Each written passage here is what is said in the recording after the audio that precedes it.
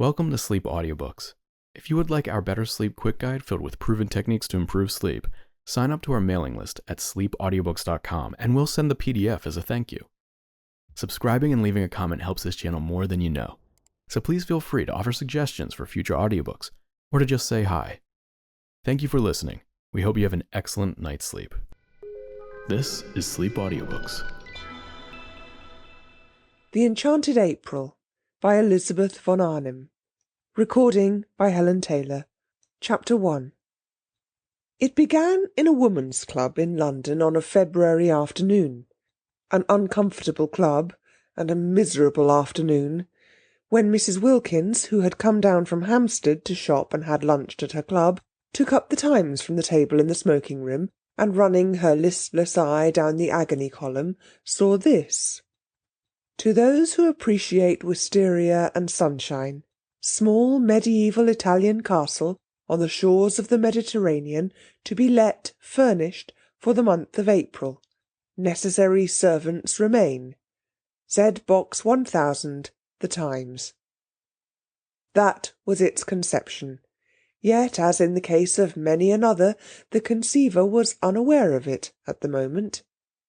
So entirely unaware was Mrs. Wilkins that her April for that year had then and there been settled for her, that she dropped the newspaper with a gesture that was both irritated and resigned, and went over to the window and stared drearily out at the dripping street. Not for her were mediaeval castles, even those that are specially described as small. Not for her the shores in April of the Mediterranean, and the wisteria and sunshine. Such delights were only for the rich. Yet the advertisement had been addressed to persons who appreciate these things, so that it had been, anyhow, addressed too to her, for she certainly appreciated them, more than any one knew, more than she had ever told. But she was poor. In the whole world she possessed of her very own only £90, saved from year to year, put by carefully pound by pound, out of her dress allowance. She had scraped this sum together at the suggestion of her husband, as a shield and refuge against a rainy day. Her dress allowance, given her by her father, was £100 a year, so that Mrs. Wilkins's clothes were what her husband, urging her to save, called modest and becoming, and her acquaintance to each other, when they spoke of her at all, which was seldom, for she was very negligible, called a perfect sight. Mr. Wilkins, a solicitor, encouraged thrift, except that branch of it which got into his food. He did not call that thrift, he called it bad housekeeping. But for the thrift which, like moth, penetrated into Mrs. Wilkins's clothes and spoilt them, he had much praise. "You never know," he said, "when there'll be a rainy day. And you may be very glad to find you have a nest egg. Indeed, we both may."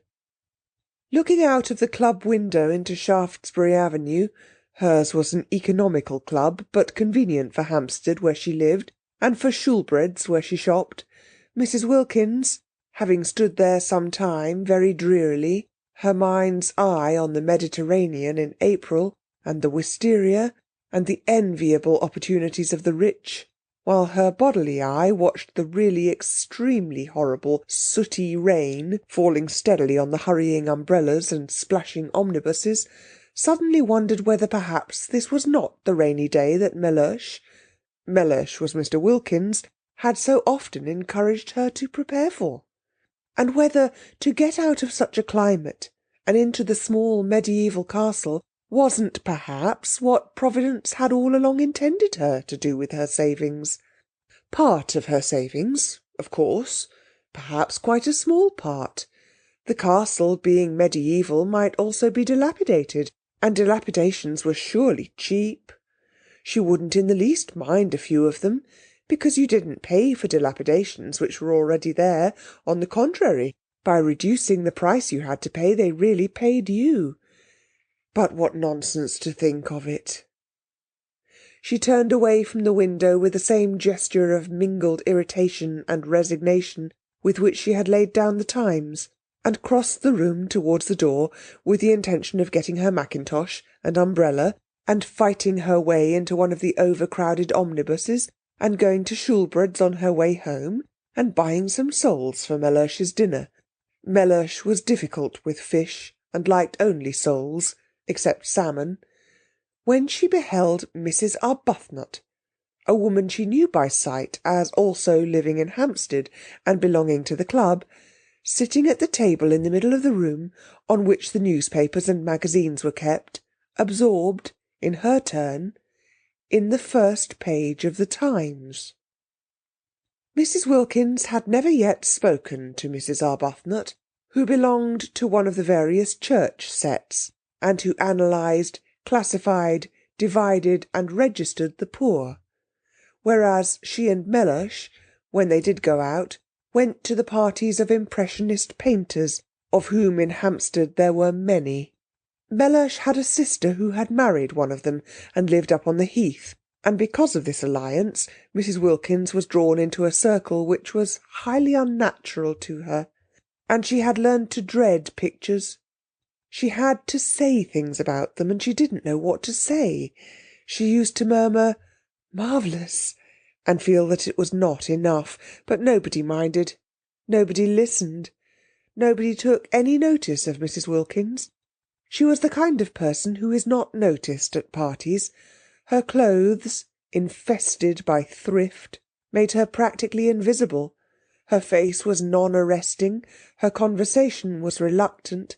She was shy. And if one's clothes and face and conversation are all negligible, thought Mrs. Wilkins, who recognised her disabilities, what, at parties, is there left of one? Also she was always with Wilkins, that clean-shaven, fine-looking man who gave a party merely by coming to it a great air. Wilkins was very respectable. He was known to be highly thought of by his senior partners. His sister's circle admired him. He pronounced adequately intelligent judgments on art and artists. He was pithy.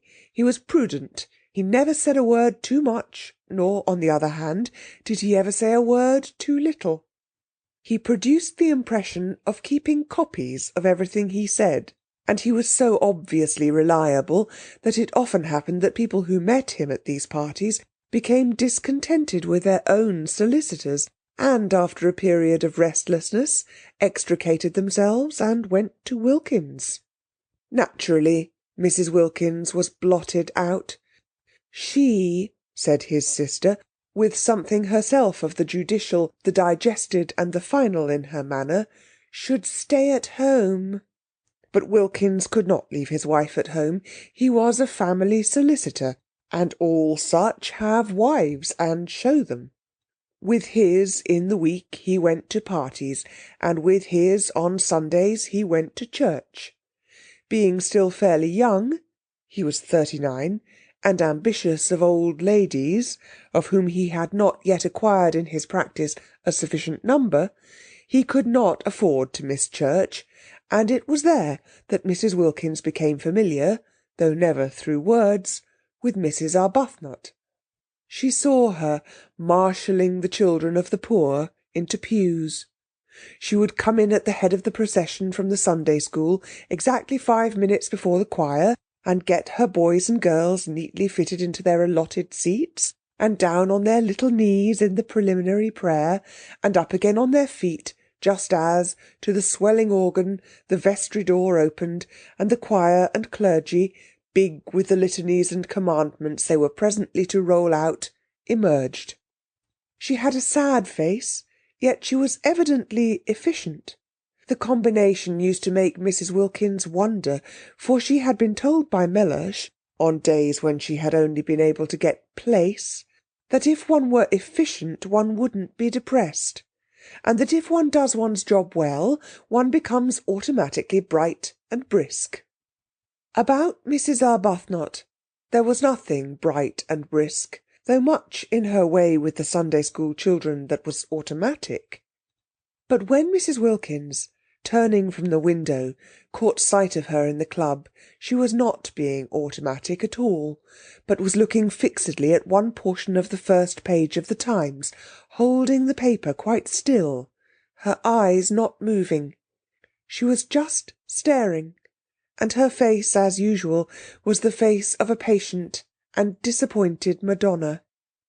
Mrs. Wilkins watched her a minute, trying to screw up courage to speak to her.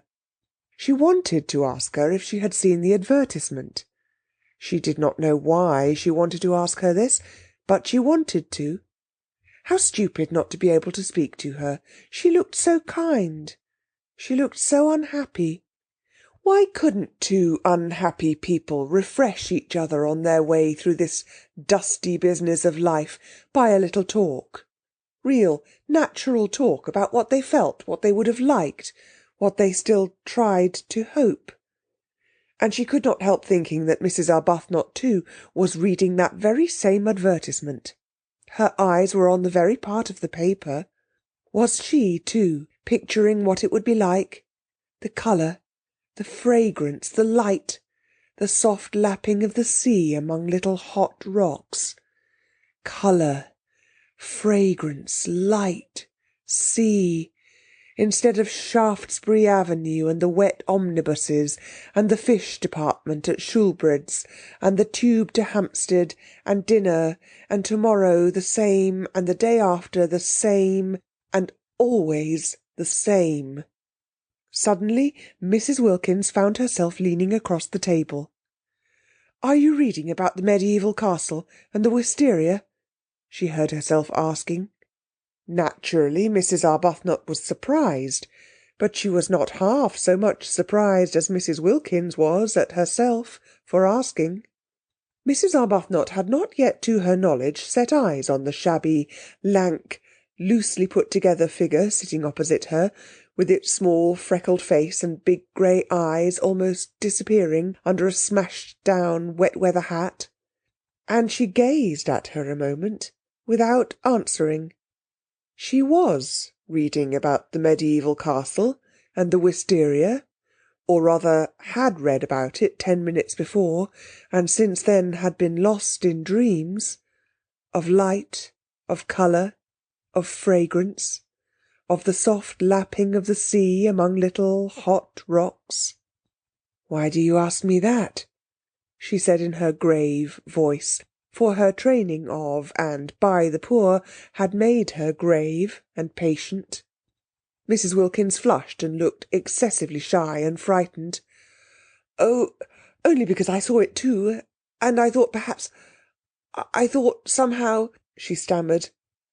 Whereupon Mrs. Arbuthnot, her mind being used to getting people into lists and divisions, from habit considered, as she gazed thoughtfully at Mrs. Wilkins, under what heading, supposing she had to classify her, she could most properly be put.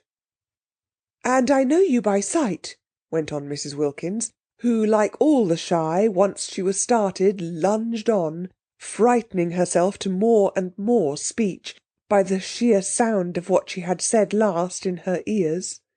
"Every Sunday. I see you every Sunday in church." "In church?" echoed Mrs. Arbuthnot. "And this seems such a wonderful thing, this advertisement about the wisteria, and..." Mrs. Wilkins, who must have been at least 30, broke off and wriggled in her chair with the movement of an awkward and embarrassed schoolgirl.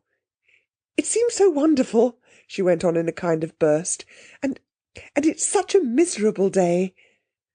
And then she sat looking at Mrs. Arbuthnot with the eyes of an imprisoned dog. The poor thing, thought Mrs. Arbuthnot, whose life was spent in helping and alleviating, needs advice. She accordingly prepared herself patiently to give it. "If you see me in church," she said, kindly and attentively, "I suppose you live in Hampstead too?" "Oh, yes," said Mrs. Wilkins, and she repeated, her head on its long thin neck drooping a little, as if the recollection of Hampstead bowed her. "Oh, yes." "Where?" asked Mrs. Arbuthnot, who, when advice was needed, naturally first proceeded to collect the facts. But Mrs. Wilkins, laying her hand softly and caressingly on the part of the Times where the advertisement was, as though the mere printed words of it were precious, only said, "Perhaps that is why this seems so wonderful." "No, I think that's wonderful anyhow," said Mrs. Arbuthnot, forgetting facts and faintly sighing. "Then you were reading it?" "Yes," said Mrs. Arbuthnot, her eyes going dreamy again. "Wouldn't it be wonderful?" murmured Mrs. Wilkins. "Wonderful," said Mrs. Arbuthnot. Her face, which had lit up, faded into patience again. "Very wonderful," she said, "but it's no use wasting one's time thinking of such things." "Oh, but it is," was Mrs. Wilkins' quick, surprising reply. Surprising because it was so much unlike the rest of her, the characterless coat and skirt, the crumpled hat, the undecided wisp of hair straggling out. And just the considering of them is worthwhile in itself. Such a change from Hampstead. And sometimes I really do believe, if one considers hard enough, one gets things. Mrs. Arbuthnot observed her patiently. In what category would she, supposing she had to, put her? "Perhaps," she said, leaning forward a little, "you will tell me your name, if we are to be friends." She smiled her grave smile. "As I hope we are, we had better begin at the beginning." "Oh, yes, how kind of you. I'm Mrs. Wilkins," said Mrs. Wilkins. "I don't expect," she added, flushing as Mrs. Arbuthnot said nothing, "that it conveys anything to you. Sometimes it doesn't seem to convey anything to me either. But," she looked round with a movement of seeking help, "I am Mrs. Wilkins." She did not like her name. It was a mean, small name, with a kind of facetious twist, she thought, about its end, like the upwards curve of a pug dog's tail. There it was, however. There was no doing anything with it. Wilkins she was, and Wilkins she would remain. And though her husband encouraged her to give it on all occasions as Mrs. Mellish Wilkins, she only did that when she was within earshot, for she thought Mellish made Wilkins worse, emphasizing it, the way Chatsworth on the gateposts of a villa emphasizes the villa. When first he suggested she should add Mellish, she had objected for the above reason, and after a pause— Mellish was much too prudent to speak except after a pause, during which presumably he was taking a careful mental copy of his coming observation, he said, much displeased, "But I am not a villa," and looked at her, as he looks who hopes, for perhaps the 100th time, that he may not have married a fool. Of course he was not a villa, Mrs. Wilkins assured him. She had never supposed he was. She had not dreamed of meaning. She was only just thinking— The more she explained, the more earnest became Mellish's hope, familiar to him by this time, for he had then been a husband for 2 years, that he might not by any chance have married a fool. And they had a prolonged quarrel, if that can be called a quarrel which is conducted with dignified silence on one side and earnest apology on the other, as to whether or no Mrs. Wilkins had intended to suggest that Mr. Wilkins was a villa. I believe, she had thought when it was at last over, it took a long while, that anybody would quarrel about anything when they've not left off being together for a single day for 2 whole years. What we both need is a holiday. My husband, went on Mrs. Wilkins to Mrs. Arbuthnot, trying to throw some light on herself, is a solicitor.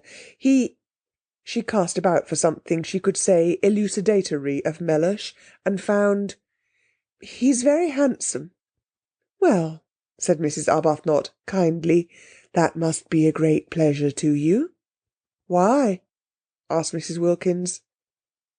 "Because said Mrs. Arbuthnot, a little taken aback, for constant intercourse with the poor had accustomed her to have her pronouncements accepted without question. "Because beauty, handsomeness, is a gift like any other, and if it is properly used—" She trailed off into silence.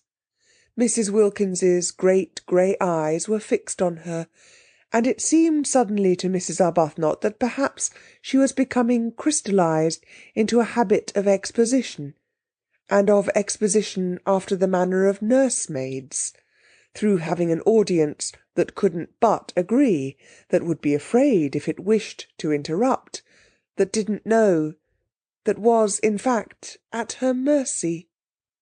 But Mrs. Wilkins was not listening, for just then, absurd as it seemed, a picture had flashed across her brain, and there were two figures in it, sitting together under a great trailing wisteria that stretched across the branches of a tree she didn't know, and it was herself and Mrs. Arbuthnot.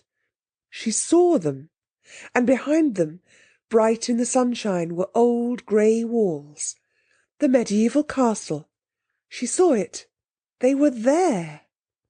She therefore stared at Mrs. Arbuthnot, and did not hear a word she said. And Mrs. Arbuthnot stared too at Mrs. Wilkins, arrested by the expression on her face, which was swept by the excitement of what she saw, and was as luminous and tremulous under it as water in sunlight when it's ruffled by a gust of wind. At this moment, if she had been at a party, Mrs. Wilkins would have been looked at with interest. They stared at each other. Mrs. Arbuthnot surprised, inquiringly. Mrs. Wilkins with the eyes of someone who has had a revelation. Of course, that was how it could be done. She by herself, couldn't afford it, and wouldn't be able, even if she could afford it, to go there all alone. But she and Mrs. Arbuthnot together— She leaned across the table. "Why don't we try and get it?" she whispered. Mrs. Arbuthnot became even more wide-eyed. "Get it?" she repeated. "Yes," said Mrs. Wilkins, still as though she were afraid of being overheard. "Not just sit here and say, 'How wonderful,' and then go home to Hampstead without having put out a finger. Go home just as usual and see about the dinner and the fish, just as we've been doing for years and years, and will go on doing for years and years. In fact," said Mrs. Wilkins, flushing to the roots of her hair, for the sound of what she was saying, of what was coming pouring out, frightened her, and yet she couldn't stop, "I see no end to it. There is no end to it. So that there ought to be a break. There ought to be intervals, in everybody's interests. Why, it would really be being unselfish to go away and be happy for a little, because we would come back so much nicer. You see, after a bit everybody needs a holiday." "But how do you mean, get it?" asked Mrs. Arbuthnot. "Take it," said Mrs. Wilkins. "Take it? Rent it? Hire it? Have it? But do you mean you and I?" "Yes, between us, share. Then it would only cost half, and you look exactly as if you wanted it just as much as I do, as if you ought to have a rest, have something happy happen to you." "Why, but we don't know each other." "But just think how well we would if we went away together for a month. And I've saved for a rainy day. Look at it." "She's unbalanced," thought Mrs. Arbuthnot, yet she felt strangely stirred. Think of getting away for a whole month, from everything, to heaven. She shouldn't say things like that, thought Mrs. Arbuthnot. The vicar. Yet she felt strangely stirred. It would indeed be wonderful to have a rest, a cessation. Habit, however, steadied her again, and years of intercourse with the poor made her say, with the slight though sympathetic superiority of the explainer, "But then, you see, heaven isn't somewhere else. It's here and now. We are told so. She became very earnest, just as she did when trying patiently to help and enlighten the poor. Heaven is within us, she said in her gentle, low voice. We are told that on the very highest authority, and you know the lines about the kindred points, don't you? Oh, yes, I know them, interrupted Mrs. Wilkins impatiently. The kindred points of heaven and home, continued Mrs. Arbuthnot, who was used to finishing her sentences. Heaven is in our home. It isn't, said Mrs. Wilkins, again, surprisingly. Mrs. Arbuthnot was taken aback. Then she said gently, Oh, but it is. It is there if we choose, if we make it. I do choose, and I do make it, and it isn't, said Mrs. Wilkins. Then Mrs. Arbuthnot was silent, for she too sometimes had doubts about homes. She sat and looked uneasily at Mrs. Wilkins, feeling more and more the urgent need to get her classified. If she could only classify Mrs. Wilkins, get her safely under her proper heading, she felt that she herself would regain her balance, which did seem very strangely to be slipping all to one side. For neither had she had a holiday for years, and the advertisement, when she saw it, had set her dreaming, and Mrs. Wilkins' excitement about it was infectious, and she had the sensation, as she listened to her impetuous odd talk and watched her lit-up face, that she was being stirred out of sleep. Clearly Mrs. Wilkins was unbalanced, but Mrs. Arbuthnot had met the unbalanced before. Indeed, she was always meeting them, and they had no effect on her own stability at all. Whereas this one was making her feel quite wobbly, quite as though to be off and away from her compass points of God, husband, home, and duty. She didn't feel as if Mrs. Wilkins intended Mr. Wilkins to come too, and just for once be happy would be both good and desirable, which of course it wasn't. Which certainly, of course, it wasn't. She also had a nest egg, invested gradually in the Post Office Savings Bank, but to suppose that she would ever forget her duty to the extent of drawing it out and spending it on herself was surely absurd. Surely she couldn't, she wouldn't ever do such a thing. Surely she couldn't ever forget her poor, forget misery and sickness as completely as that. No doubt a trip to Italy would be extraordinarily delightful, but there were many delightful things one would like to do. And what was strength given to one for, except to help one not to do them? Steadfast as the points of the compass to Mrs. Arbuthnot were the great 4 facts of life: God, husband, home, duty. She had gone to sleep on those facts years ago, after a period of much misery, her head resting on them as on a pillow, and she had a great dread of being awakened out of so simple and untroublesome a condition. Therefore it was that she searched with earnestness for a heading under which to put Mrs. Wilkins, and in this way illumine and steady her own mind. And sitting there, looking at her uneasily after her last remark, and feeling herself becoming more and more unbalanced and infected, she decided pro tem, as the vicar said at meetings, to put her under the heading Nerves. It was just possible that she ought to go straight into the category Hysteria, which was often only the antechamber to lunacy, but Mrs. Arbuthnot had learned not to hurry people into their final categories, having on more than one occasion discovered with dismay that she had made a mistake, and how difficult it had been to get them out again, and how crushed she had been with the most terrible remorse. Yes, nerves. Probably she had no regular work for others, thought Mrs. Arbuthnot, no work that would take her outside herself. Evidently she was rudderless, blown about by gusts, by impulses. Nerves was almost certainly her category, or would be quite soon if no one helped her. Poor little thing, thought Mrs. Arbuthnot, her own balance returning hand in hand with her compassion, and unable because of the table to see the length of Mrs. Wilkins's legs. All she saw was her small, eager, shy face and her thin shoulders, and the look of childish longing in her eyes for something that she was sure was going to make her happy. No, such things didn't make people happy. Such fleeting things. Mrs. Arbuthnot had learned in her long life with Frederick, he was her husband, and she had married him at 20 and was not 33, where alone true joys are to be found. They are to be found, she now knew, only in daily, in hourly, living for others. They are to be found only... Hadn't she over and over again taken her disappointments and discouragements there and come away comforted? At the feet of God. Frederick had been the kind of husband whose wife betakes herself early to the feet of God. From him to them had been a short though painful step.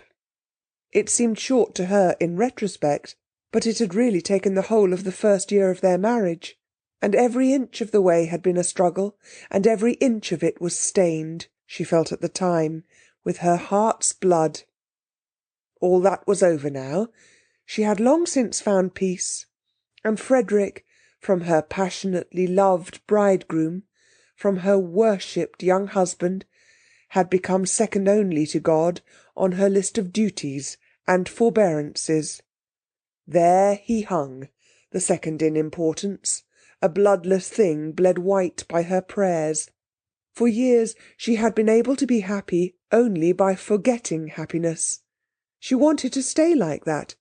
She wanted to shut out everything that would remind her of beautiful things, that might set her off again, longing, desiring. "I'd like so much to be friends," she said earnestly. "Won't you come and see me, or let me come to you sometimes, whenever you feel as if you wanted to talk? I'll give you my address." She searched in her handbag. "And then you won't forget." And she found a card and held it out. Mrs. Wilkins ignored the card. "It's so funny," said Mrs. Wilkins, just as if she had not heard her. "But I see us both, you and me, this April in the mediaeval castle." Mrs. Arbuthnot relapsed into uneasiness. "Do you?" she said, making an effort to stay balanced under the visionary gaze of the shining grey eyes. "Do you? Don't you ever see things in a kind of flash before they happen?" asked Mrs. Wilkins. "Never," said Mrs. Arbuthnot. She tried to smile. She tried to smile the sympathetic yet wise and tolerant smile with which she was accustomed to listen to the necessarily biased and incomplete view of the poor. She didn't succeed. The smile trembled out. "Of course," she said in a low voice, almost as if she were afraid the vicar and the savings bank were listening. "It would be most beautiful, most beautiful." "Even if it were wrong," said Mrs. Wilkins. "It would only be for a month." "That," began Mrs. Arbuthnot, quite clear as to the reprehensibleness of such a point of view, but Mrs. Wilkins stopped her before she could finish. "Anyhow," said Mrs. Wilkins, stopping her, "I'm sure it's wrong to go on being good for too long, till one gets miserable. And I can see you've been good for years and years, because you look so unhappy." Mrs. Arbuthnot opened her mouth to protest. "And I have done nothing but duties, things for other people, ever since I was a girl. And I don't believe anybody loves me a bit the better, and I long for something else. Something else." Was she going to cry? Mrs. Arbuthnot became acutely uncomfortable and sympathetic. She hoped she wasn't going to cry. Not there. Not in that unfriendly room, with strangers coming and going. But Mrs. Wilkins, after tugging agitatedly at a handkerchief that wouldn't come out of her pocket, did succeed at last in merely apparently blowing her nose with it, and then, blinking her eyes very quickly once or twice, looked at Mrs. Arbuthnot with a quivering air of half-humble, half-frightened apology, and smiled. "Will you believe," she whispered, trying to steady her mouth, evidently dreadfully ashamed of herself, "that I've never spoken to anyone before in my life like this? I can't think. I simply don't know what has come over me." "It's the advertisement," said Mrs. Arbuthnot, nodding gravely. "Yes," said Mrs. Wilkins, dabbing furtively at her eyes. "And us both being so—" she blew her nose again a little. "Miserable." End of chapter 1. Chapter 2. Of course Mrs. Arbuthnot was not miserable. How could she be, she asked herself, when God was taking care of her? But she let that pass, for the moment, unrepudiated, because of her conviction that here was another fellow creature in urgent need of her help. And not just boots and blankets and better sanitary arrangements this time, but the more delicate help of comprehension, of finding the exact right words. The exact right words she presently discovered, after trying various ones about living for others and prayer, and the peace to be found in placing oneself unreservedly in God's hands. To meet all these words Mrs. Wilkins had other words, incoherent, and yet, for the moment at least, till one had had more time, difficult to answer. The exact right words were a suggestion that it would do no harm to answer the advertisement. Non-committal, mere inquiry. And what disturbed Mrs. Arbuthnot about this suggestion was that she did not make it solely to comfort Mrs. Wilkins. She made it because of her own strange longing for the medieval castle. This was very disturbing. There she was, accustomed to direct, to lead, to advise, to support, except Frederick. She long since had learned to leave Frederick to God, being led herself, being influenced and thrown off her feet by just an advertisement, by just an incoherent stranger. It was indeed disturbing. She failed to understand her sudden longing for what was, after all, self-indulgence, when for years no such desire had entered her heart. "There's no harm in asking," she said in a low voice, as if the vicar and the savings bank and all her waiting and dependent poor were listening and condemning. "It isn't as if it committed us to anything," said Mrs. Wilkins, also in a low voice, but her voice shook. They got up simultaneously.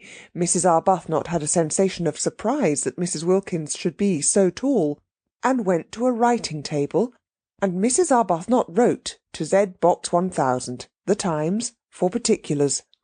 She asked for all particulars, but the only one they really wanted to see was the one about the rent.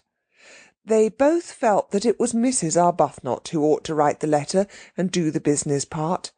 Not only was she used to organising and being practical, but she also was older, and certainly calmer, and she herself had no doubt too that she was wiser. Neither had Mrs. Wilkins any doubt of this. The very way Mrs. Arbuthnot parted her hair suggested a great calm that could only proceed from wisdom. But if she was wiser, older, and calmer, Mrs. Arbuthnot's new friend nevertheless seemed to her to be the one who impelled. Incoherent, she yet impelled. She appeared to have, apart from her need of help, an upsetting kind of character. She had a curious infectiousness. She led one on.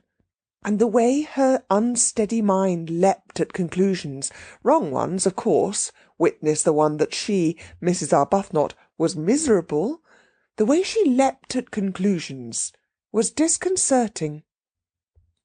Whatever she was, however, and whatever her unsteadiness, Mrs. Arbuthnot found herself sharing her excitement and her longing, and when the letter had been posted in the letter-box in the hall, and actually was beyond getting back again, Both she and Mrs. Wilkins felt the same sense of guilt. "It only shows," said Mrs. Wilkins in a whisper, as they turned away from the letter-box, "how immaculately good we've been all our lives. The very first time we do anything our husbands don't know about, we feel guilty." "I'm afraid I can't say I've been immaculately good," gently protested Mrs. Arbuthnot, a little uncomfortable at this fresh example of successful leaping at conclusions, for she had not said a word about her feeling of guilt. "Oh, but I'm sure you have. I see you being good, and that's why you're not happy." She shouldn't say things like that, thought Mrs. Arbuthnot. I must try and help her not to. Aloud she said gravely, "I don't know why you insist that I'm not happy. When you know me better, I think you'll find that I am. And I'm sure you don't mean really that goodness, if one could attain it, makes one unhappy." "Yes, I do," said Mrs. Wilkins. "Our sort of goodness does. We have attained it, and we are unhappy. There are miserable sorts of goodness, and happy sorts. The sort we'll have at the medieval castle, for instance, is the happy sort." "That is, supposing we go there," said Mrs. Arbuthnot, restrainingly. She felt that Mrs. Wilkins needed holding on to. "After all, we've only written just to ask. Anybody may do that. I think it quite likely we shall find the conditions impossible, and even if they were not, probably by tomorrow we shall not want to go." "I see us there," was Mrs. Wilkins's answer to that. All this was very unbalancing. Mrs. Arbuthnot, as she presently splashed through the dripping streets on her way to a meeting she was to speak at, was in an unusually disturbed condition of mind. She had, she hoped, shown herself very calm to Mrs. Wilkins, very practical and sober, concealing her own excitement. But she was really extraordinarily moved, and she felt happy, and she felt guilty, and she felt afraid, and she had all the feelings, though this she did not know, of a woman who was come away from a secret meeting with her lover. That indeed was what she looked like when she arrived late on her platform. She, the open-browed, looked almost furtive as her eyes fell on the staring wooden faces, waiting to hear her try and persuade them to contribute to the alleviation of the urgent needs of the Hampstead poor, each one convinced that they needed contributions themselves. She looked as though she were hiding something discreditable but delightful. Certainly her customary clear expression of candour was not there, and its place was taken by a kind of suppressed and frightened pleasedness, which would have led a more worldly-minded audience to the instant conviction of recent and probably impassioned love-making. Beauty, beauty, beauty. The words kept ringing in her ears as she stood on the platform talking of sad things to the sparsely attended meeting. She had never been to Italy. Was that really what her nest egg was to be spent on after all? Though she couldn't approve of the way Mrs. Wilkins was introducing the idea of predestination into her immediate future, just as if she had no choice, just as if to struggle or even to reflect were useless, it yet influenced her. Mrs. Wilkins's eyes had been the eyes of a seer.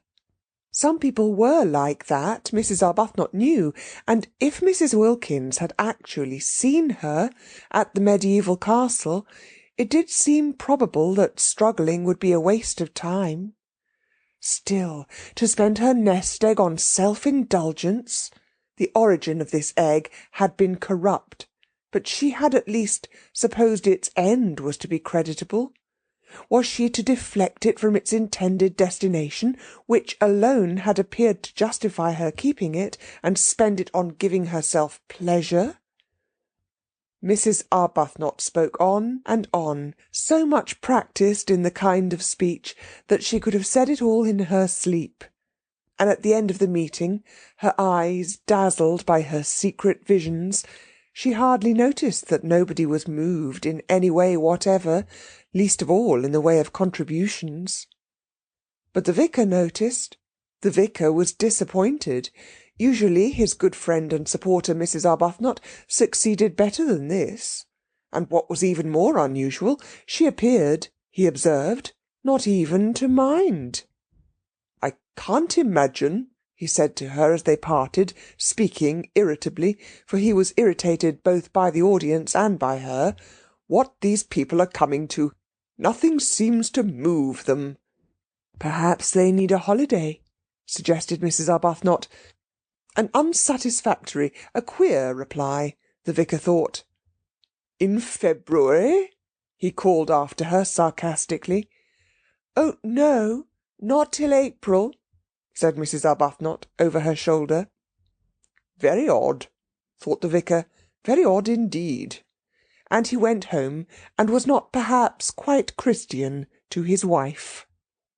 That night in her prayers, Mrs. Arbuthnot asked for guidance.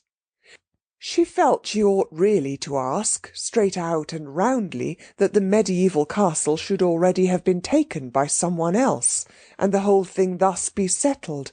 But her courage failed her. Suppose her prayer were to be answered? No, she couldn't ask it, she couldn't ask it. And after all, she almost pointed this out to God, if she spent her present nest-egg on a holiday, she could quite soon accumulate another. Frederick pressed money on her, and it would only mean, while she rolled up a second egg, that for a time her contributions to the parish charities would be less, and then it could be the next nest-egg, whose original corruption would be purged away by the use to which it was finally put. For Mrs. Arbuthnot, who had no money of her own, was obliged to live on the proceeds of Frederick's activities, and her very nest-egg was the fruit, posthumously ripened, of ancient sin.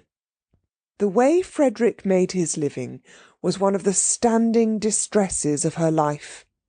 He wrote immensely popular memoirs regularly, every year, of the mistresses of kings. There were in history numerous kings who had had mistresses, and there were still more numerous mistresses who had had kings, so that he had been able to publish a book of memoirs during each year of his married life. And even so, there were greater further piles of these ladies waiting to be dealt with. Mrs. Arbuthnot was helpless. Whether she liked it or not, she was obliged to live on the proceeds. He gave her a dreadful sofa once, after the success of his Du Barry memoir, with swollen cushions and soft, receptive lap, and it seemed to her a miserable thing that there, in her very home, should flaunt this reincarnation of a dead old French sinner. Simply good. Convinced that morality is the basis of happiness, the fact that she and Frederick should draw their sustenance from guilt, however much purged by the passage of centuries, was one of the secret reasons of her sadness. The more the memoired lady had forgotten herself, the more his book about her was read, and the more free-handed he was to his wife, and all that he gave her was spent, after adding slightly to her nest-egg, for she did hope and believe that some day people would cease to want to read of wickedness, and then Frederick would need supporting, on helping the poor. The parish flourished because, to take a handful at random, of the ill behaviour of the ladies Du Barry, Montespan, Pompadour, Nignon de l'Enclos, and even of learned Maintenon. The poor were the filter through which the money was passed, to come out, Mrs. Arbuthnot hoped, purified. She could do no more. She had tried in days gone by to think the situation out, to discover the exact right course for her to take, but had found it, as she had found Frederick, too difficult, and had left it, as she had left Frederick, to God. Nothing of this money was spent on her house or dress. Those remained, except for the great soft sofa, austere. It was the poor who profited. Their very boots were stout with sins. But how difficult it had been! Mrs. Arbuthnot groping for guidance, prayed about it to exhaustion. Ought she perhaps to refuse to touch the money, to avoid it, as she would have avoided the sins which were its source? But then what about the parish's boots? She asked the vicar what he thought, and through much delicate language, evasive and cautious, it did finally appear that he was for the boots. At least she had persuaded Frederick when first he began his terrible, successful career. He only began it after their marriage. When she married him, he had been a blameless official attached to the library of the British Museum, to publish the memoirs under another name, so that she was not publicly branded. Hampstead read the books with glee, and had no idea that their writer lived in its midst. Frederick was almost unknown, even by sight, in Hampstead. He never went to any of its gatherings. Whatever it was he did in the way of recreation was done in London, but he never spoke of what he did, or whom he saw. He might have been perfectly friendless, for any mention he ever made of friends to his wife. Only the vicar knew where the money for the parish came from, and he regarded it, he told Mrs. Arbuthnot, as a matter of honour not to mention it. And at least her little house was not haunted by the loose-lived ladies, for Frederick did his work away from home. He had 2 rooms near the British Museum, which were the scene of his exhumations, and there he went every morning, and he came back long after his wife was asleep. Sometimes he did not come back at all. Sometimes she did not see him for several days together. Then he would suddenly appear at breakfast, having let himself in with his latchkey the night before, very jovial and good-natured and free-handed, and glad if she would allow him to give her something. A well-fed man, contented with the world, a jolly, full-blooded, satisfied man. And she was always gentle, and anxious that his coffee should be as he liked it. He seemed very happy. Life, she often thought, however much one tabulated, was yet a mystery. There were always some people it was impossible to place. Frederick was one of them. He didn't seem to bear the remotest resemblance to the original Frederick. He didn't seem to have the least need of any of the things he used to say were so important and beautiful. Love, home, complete communion of thoughts, complete immersion in each other's interests. After those early, painful attempts to hold him up to the point from which they had hand in hand so splendidly started, attempts in which she herself had got terribly hurt, and the Frederick she supposed she had married was mangled out of recognition, she hung him up, finally, by her bedside as the chief subject of her prayers, and left him, except for those, entirely to God. She had loved Frederick too deeply to be able now to do anything but pray for him. He had no idea that he never went out of the house without her blessing going with him too, hovering, like a little echo of finished love, round that once dear head.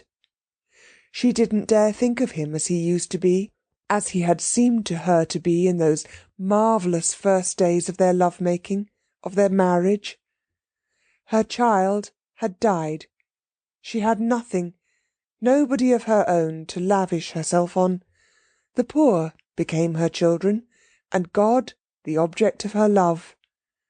What could be happier than such a life, she sometimes asked herself, but her face, and particularly her eyes, continued sad. Perhaps when we're old, perhaps when we are both quite old, she would think wistfully. End of Chapter 2. Chapter 3. The owner of the medieval castle was an Englishman, a Mr. Briggs, who was in London at the moment, and wrote that it had beds enough for 8 people, exclusive of servants, 3 sitting-rooms, battlements, dungeons, and electric light. The rent was £60 for the month. The servants' wages were extra, And he wanted references. He wanted assurances that the second half of his rent would be paid, the first half being paid in advance, and he wanted assurances of respectability from a solicitor or a doctor or a clergyman. He was very polite in his letter, explaining that his desire for references was what was usual and should be regarded as a mere formality. Mrs. Arbuthnot and Mrs. Wilkins had not thought of references, and they had not dreamed a rent could be so high.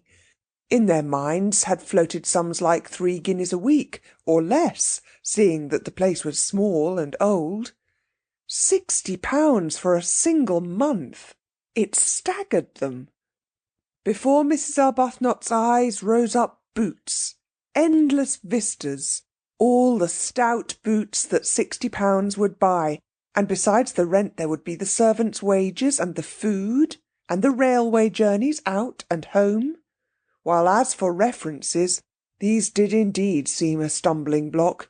It did seem impossible to give any without making their plan more public than they had intended. They had both, even Mrs. Arbuthnot, lured for once away from perfect candour by the realization of the great saving of trouble and criticism an imperfect explanation would produce, they had both thought it would be a good plan to give out, each to her own circle, their circles being luckily distinct, that each was going to stay with a friend who had a house in Italy. It would be true as far as it went. Mrs. Wilkins asserted that it would be quite true, but Mrs. Arbuthnot thought it wouldn't be quite, and it was the only way, Mrs. Wilkins said, to keep Mellersh even approximately quiet. To spend any of her money just on the mere getting to Italy would cause him indignation. What he would say if he knew she was renting part of a medieval castle on her own account, Mrs. Wilkins preferred not to think. It would take him days to say it all, and this although it was her very own money, and not a penny of it had ever been his. "But I expect," she said, "your husband is just the same. I expect all husbands are alike in the long run." Mrs. Arbuthnot said nothing, because her reason for not wanting Frederick to know was the exactly opposite one. Frederick would be only too pleased for her to go. He would not mind it in the very least.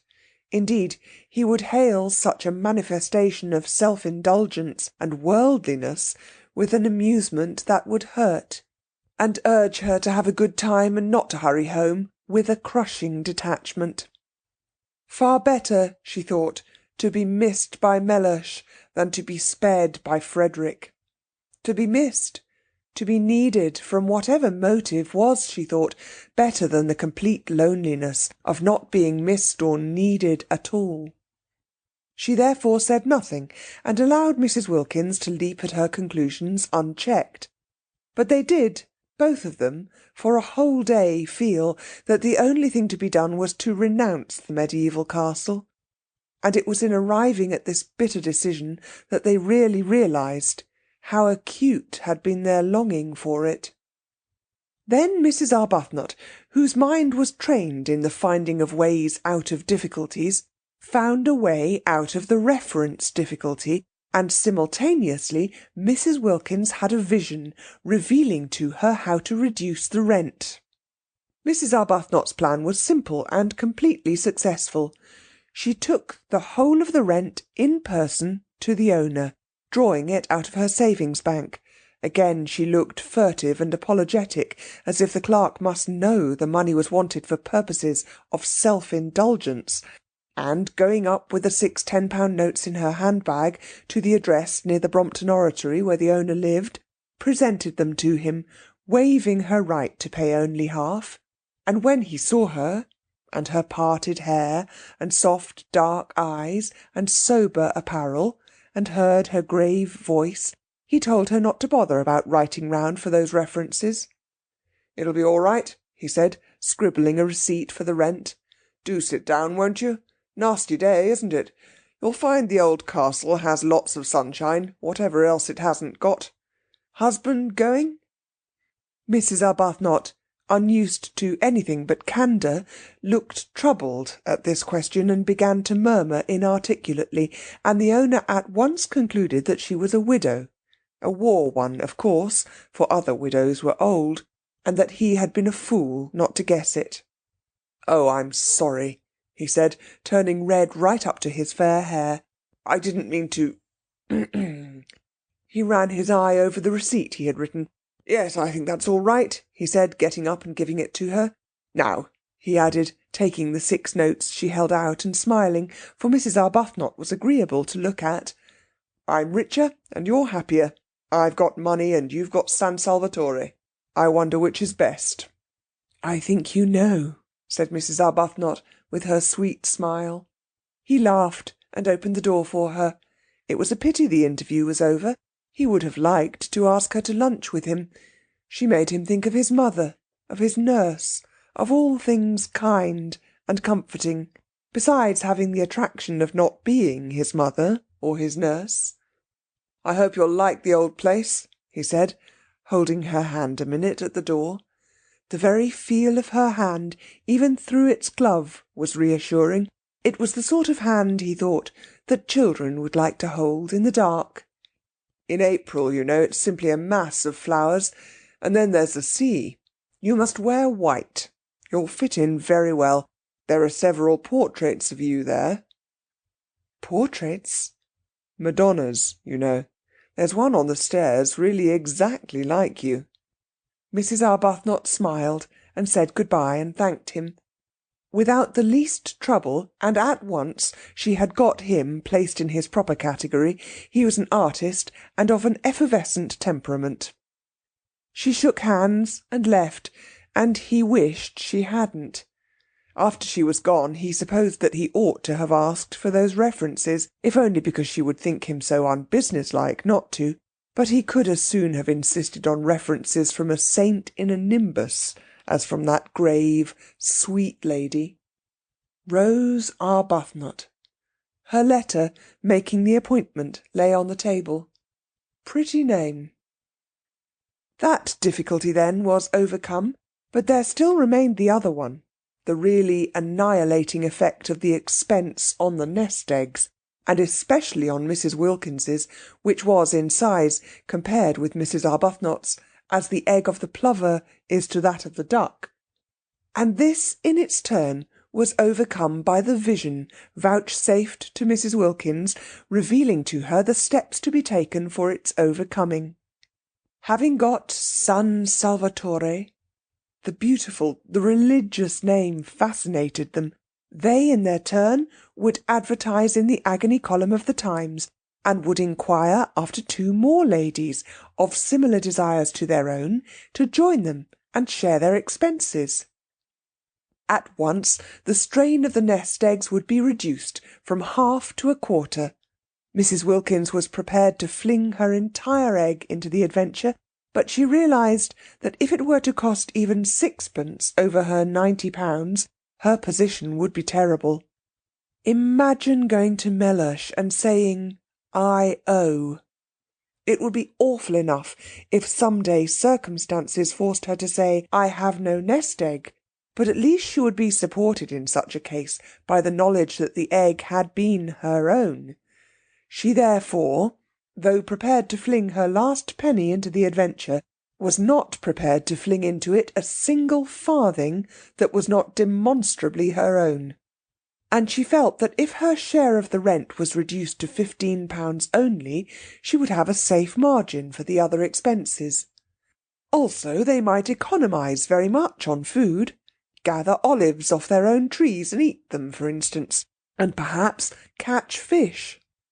Of course, as they pointed out to each other, they could reduce the rent to an almost negligible sum by increasing the number of sharers. They could have 6 more ladies instead of 2 if they wanted to, seeing that there were 8 beds. But supposing the 8 beds were distributed in couples in 4 rooms? It would not be altogether what they wanted, to find themselves shut up at night with a stranger. Besides, they thought that perhaps having so many would not be quite so peaceful. After all, they were going to San Salvatore for peace and rest and joy, and 6 more ladies, especially if they got into one's bedroom, might a little interfere with that. However, there seemed to be only 2 ladies in England at that moment who had any wish to join them, for they only had 2 answers to their advertisement. "Well, we only want 2," said Mrs. Wilkins, quickly recovering, for she had imagined a great rush. "I think a choice would be a good thing," said Mrs. Arbuthnot. "You mean because then we needn't have had Lady Caroline Dester." "I didn't say that," gently protested Mrs. Arbuthnot. "We needn't have her," said Mrs. Wilkins. "Just 1 more person would help us a great deal with the rent. We're not obliged to have 2. But why should we not have her? She seems really quite what we want." "Yes, she does from her letter," said Mrs. Wilkins doubtfully. She felt she would be terribly shy of Lady Caroline. Incredible as it may seem, seeing how they get into everything, Mrs. Wilkins had never come across any members of the aristocracy. They interviewed Lady Caroline, and they interviewed the other applicant, a Mrs. Fisher. Lady Caroline came to the club in Shaftesbury Avenue, and appeared to be wholly taken up by one great longing. A longing to get away from everybody she had ever known. When she saw the club, and Mrs. Arbuthnot and Mrs. Wilkins, she was sure that here was exactly what she wanted. She would be in Italy, a place she adored. She would not be in hotels, places she loathed, and she would not be staying with friends, persons she disliked, and she would be in the company of strangers who would never mention a single person she knew, for the simple reason that they had not, could not have, and would not come across them. She asked a few questions about the 4th woman, and was satisfied with the answers. Mrs. Fisher, of Prince of Wales Terrace, a widow. She too would be unacquainted with any of her friends. Lady Caroline did not even know where Prince of Wales Terrace was.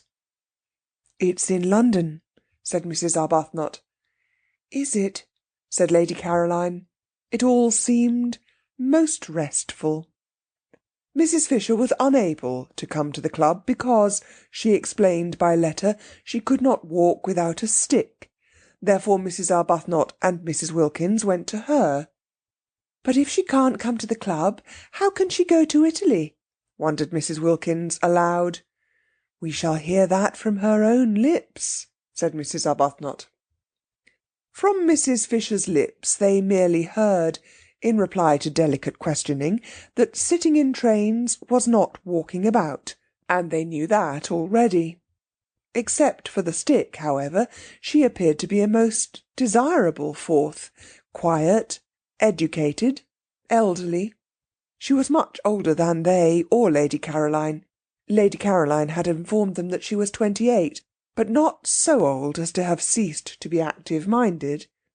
She was very respectable indeed, and still wore a complete suit of black, though her husband had died, she told them, 11 years before.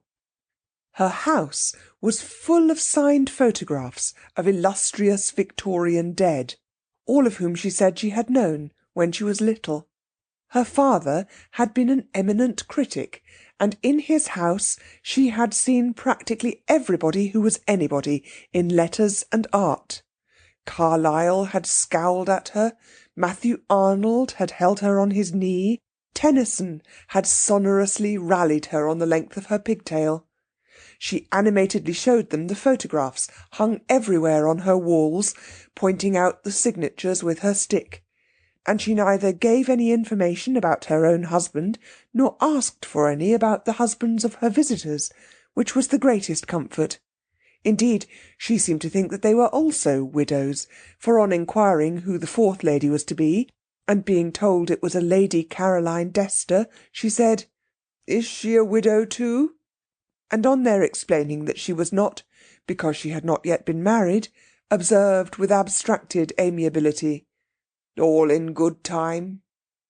But Mrs. Fisher's very abstractedness, and she seemed to be absorbed chiefly in the interesting people she used to know, and in their memorial photographs, and quite a good part of the interview was taken up by reminiscent anecdote of Carlyle, Meredith, Matthew Arnold, Tennyson, and a host of others, her very abstractedness was a recommendation.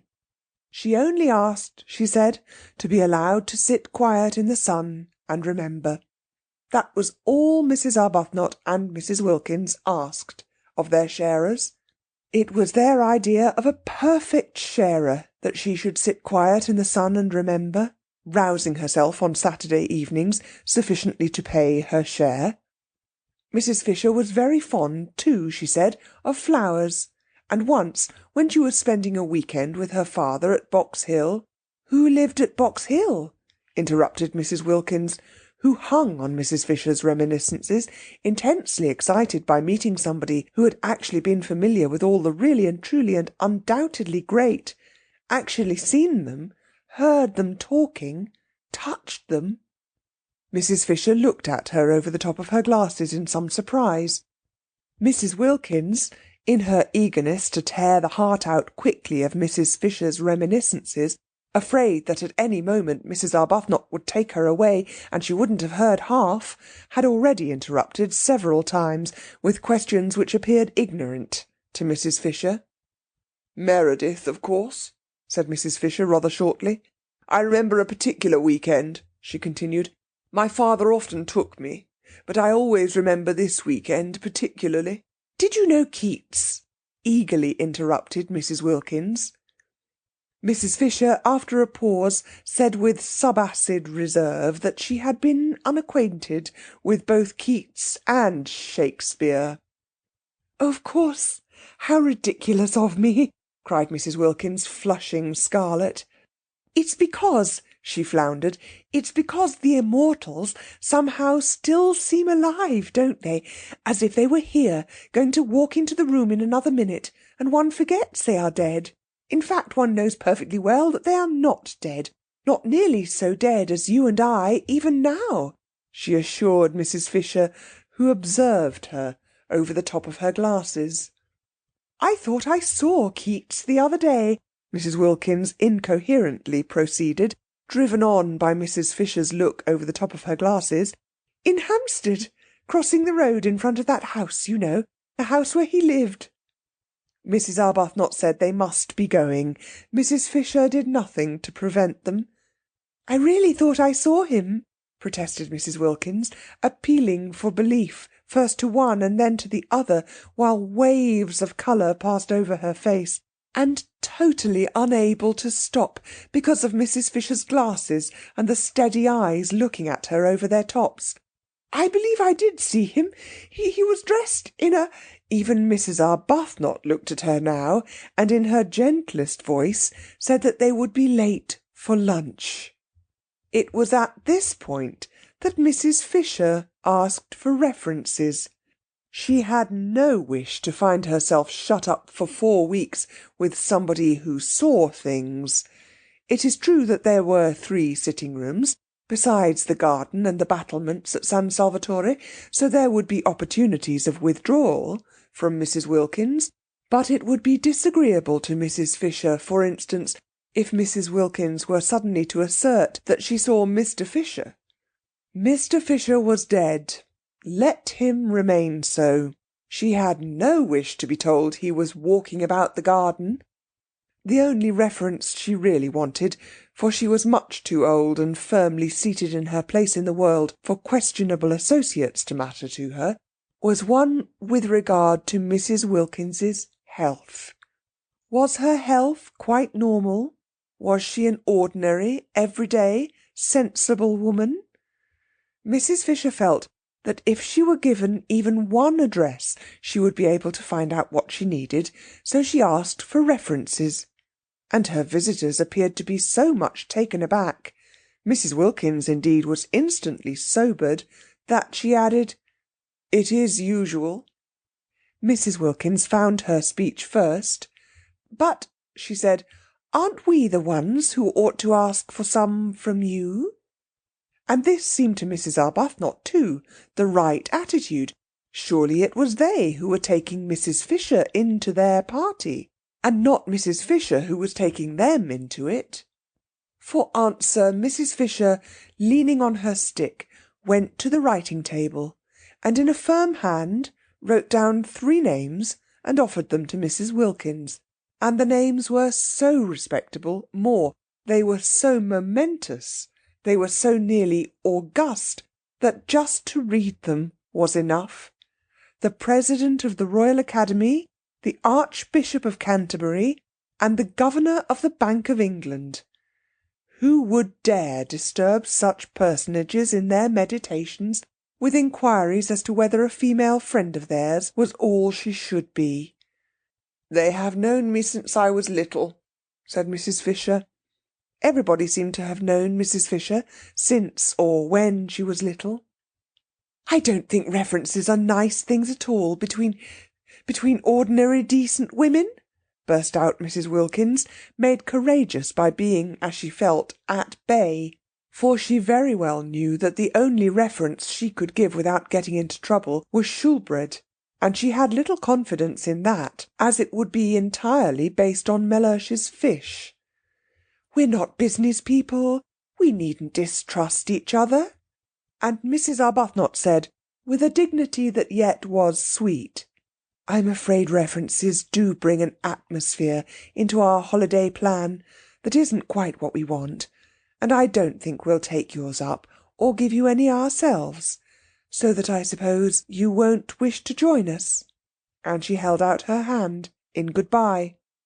Then Mrs. Fisher, her gaze diverted to Mrs. Arbuthnot, who inspired trust and liking even in tube officials, felt that she would be idiotic to lose the opportunity of being in Italy in the particular conditions offered, and that she and this calm-browed woman between them would certainly be able to curb the other one when she had her attacks. So she said, taking Mrs. Arbuthnot's offered hand, "Very well, I waive references." She waived references. The two, as they walked to the station in Kensington High Street, could not help thinking that this way of putting it was lofty. Even Mrs. Arbuthnot, spendthrift of excuses for lapses, thought Mrs. Fisher might have used other words, and Mrs. Wilkins, by the time she got to the station, and the walk and the struggle on the crowded pavement with other people's umbrellas had warmed her blood, actually suggested waving Mrs. Fisher. "If there is any waving to be done, do let us be the ones who wave," she said eagerly. But Mrs. Arbuthnot, as usual, held on to Mrs. Wilkins, and presently, having cooled down on the train, Mrs. Wilkins announced that at San Salvatore Mrs. Fisher would find her level. "I see her finding her level there," she said, her eyes very bright. Whereupon Mrs. Arbuthnot, sitting with her quiet hands folded, turned over in her mind how best she could help Mrs. Wilkins not to see quite so much, or at least, if she must see, to see in silence. End of Chapter 3. Chapter 4. It had been arranged that Mrs. Arbuthnot and Mrs. Wilkins, travelling together, should arrive at San Salvatore on the evening of March 31st. The owner, who told them how to get there, appreciated their disinclination to begin their time in it on April the 1st, and Lady Caroline and Mrs. Fisher, as yet unacquainted, and therefore under no obligations to bore each other on the journey, for only towards the end would they find out by a process of sifting who they were to arrive on the morning of April the 2nd. In this way everything would be got nicely ready for the two, who seemed, in spite of the equality of the sharing, yet to have something about them of guests.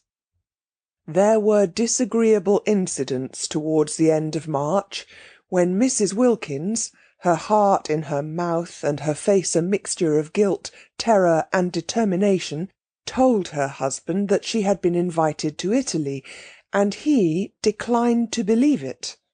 Of course he declined to believe it. Nobody had ever invited his wife to Italy before. There was no precedent.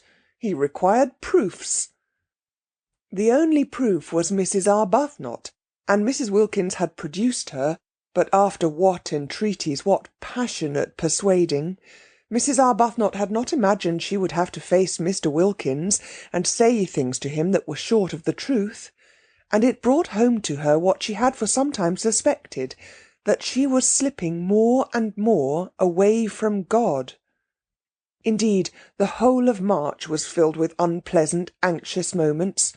It was an uneasy month. Mrs. Arbuthnot's conscience, made supersensitive by years of pampering, could not reconcile what she was doing with its own high standard of what was right. It gave her little peace. It nudged her at her prayers. It punctuated her entreaties for divine guidance with disconcerting questions, such as, "Are you not a hypocrite? Do you really mean that? Would you not frankly be disappointed if that prayer were granted?" The prolonged wet, raw weather was on the side, too, of her conscience, producing far more sickness than usual among the poor. They had bronchitis, they had fevers, there was no end to the distress, and here she was going off, spending precious money on going off simply and solely to be happy. One woman being happy, and these piteous multitudes. She was unable to look the vicar in the face. He did not know, nobody knew, what she was going to do, and from the very beginning she was unable to look anybody in the face. She excused herself from making speeches appealing for money. How could she stand up and ask people for money when she herself was spending so much on her own selfish pleasure? Nor did it help her or quiet her that, having actually told Frederick, in her desire to make up for what she was squandering, that she would be grateful if he would let her have some money, he instantly gave her a cheque for £100. He asked no questions. She was scarlet. He looked at her a moment and then looked away. It was a relief to Frederick that she should take some money. She gave it all immediately to the organisation she worked with, and found herself more tangled in doubts than ever. Mrs. Wilkins, on the contrary, had no doubts. She was quite certain that it was a most proper thing to have a holiday, and altogether right and beautiful to spend one's own hard-collected savings on being happy. "Think how much nicer we shall be when we come back," she said to Mrs. Arbuthnot, encouraging that pale lady. No, Mrs. Wilkins had no doubts, but she had fears, and March was for her too an anxious month, with the unconscious Mr. Wilkins coming back daily to his dinner and eating his fish in the silence of imagined security. Also things happened so awkwardly. It really is astonishing how awkwardly they happen. Mrs. Wilkins, who was very careful all this month to give Mellersh only the food he liked, buying it and hovering over its cooking with a zeal more than common, succeeded so well that Mellersh was pleased, definitely pleased, so much pleased that he began to think that he might, after all, have married the right wife instead of, as he had frequently suspected, the wrong one. The result was that on the third Sunday in the month, Mrs. Wilkins had made up her trembling mind that on the fourth Sunday, there being 5 in that March, and it being on the 5th of them that she and Mrs. Arbuthnot were to start, she would tell Mellersh of her invitation. On the third Sunday, then, after a very well-cooked lunch in which the Yorkshire pudding had melted in his mouth, and the apricot tart had been so perfect that he ate it all, Mellersh, smoking his cigar by the brightly burning fire, while hail gusts banged on the window, said, "I'm thinking of taking you to Italy for Easter," and paused for her astounded and grateful ecstasy. None came. The silence in the room, except for the hail hitting the windows and the gay roar of the fire, was complete. Mrs. Wilkins could not speak. She was dumbfounded. The next Sunday was the day she had meant to break her news to him, and she had not yet even prepared the form of words in which she would break it. Mr. Wilkins, who had not been abroad since before the war, and was noticing with increasing disgust, as week followed week of wind and rain, the peculiar persistent vileness of the weather, had slowly conceived a desire to get away from England for Easter. He was doing very well in his business. He could afford a trip. Switzerland was useless in April. There was a familiar sound about Easter in Italy. To Italy he would go, and as it would cause comment if he did not take his wife, take her he must. Besides, she would be useful. A second person was always useful, in a country whose language one did not speak, for holding things, for waiting with the luggage. He had expected an explosion of gratitude and excitement. The absence of it was incredible. She could not, he concluded, have heard. Probably she was absorbed in some foolish daydream. It was regrettable how childish she remained. He turned his head. Their chairs were in front of the fire, and looked at her. She was staring straight into the fire, and it was no doubt the fire that made her face so red. "I am thinking," he repeated, raising his clear, cultivated voice and speaking with acerbity, for inattention at such a moment was deplorable, "of taking you to Italy for Easter. Did you not hear me?" Yes, she had heard him, and she had been wondering at the extraordinary coincidence, really most extraordinary. She was just going to tell him how she had been invited. A friend had invited her. Easter, too. Easter was in April, wasn't it? Her friend had a house there. In fact, Mrs. Wilkins, driven by terror, guilt, and surprise, had been more incoherent, if possible, than usual.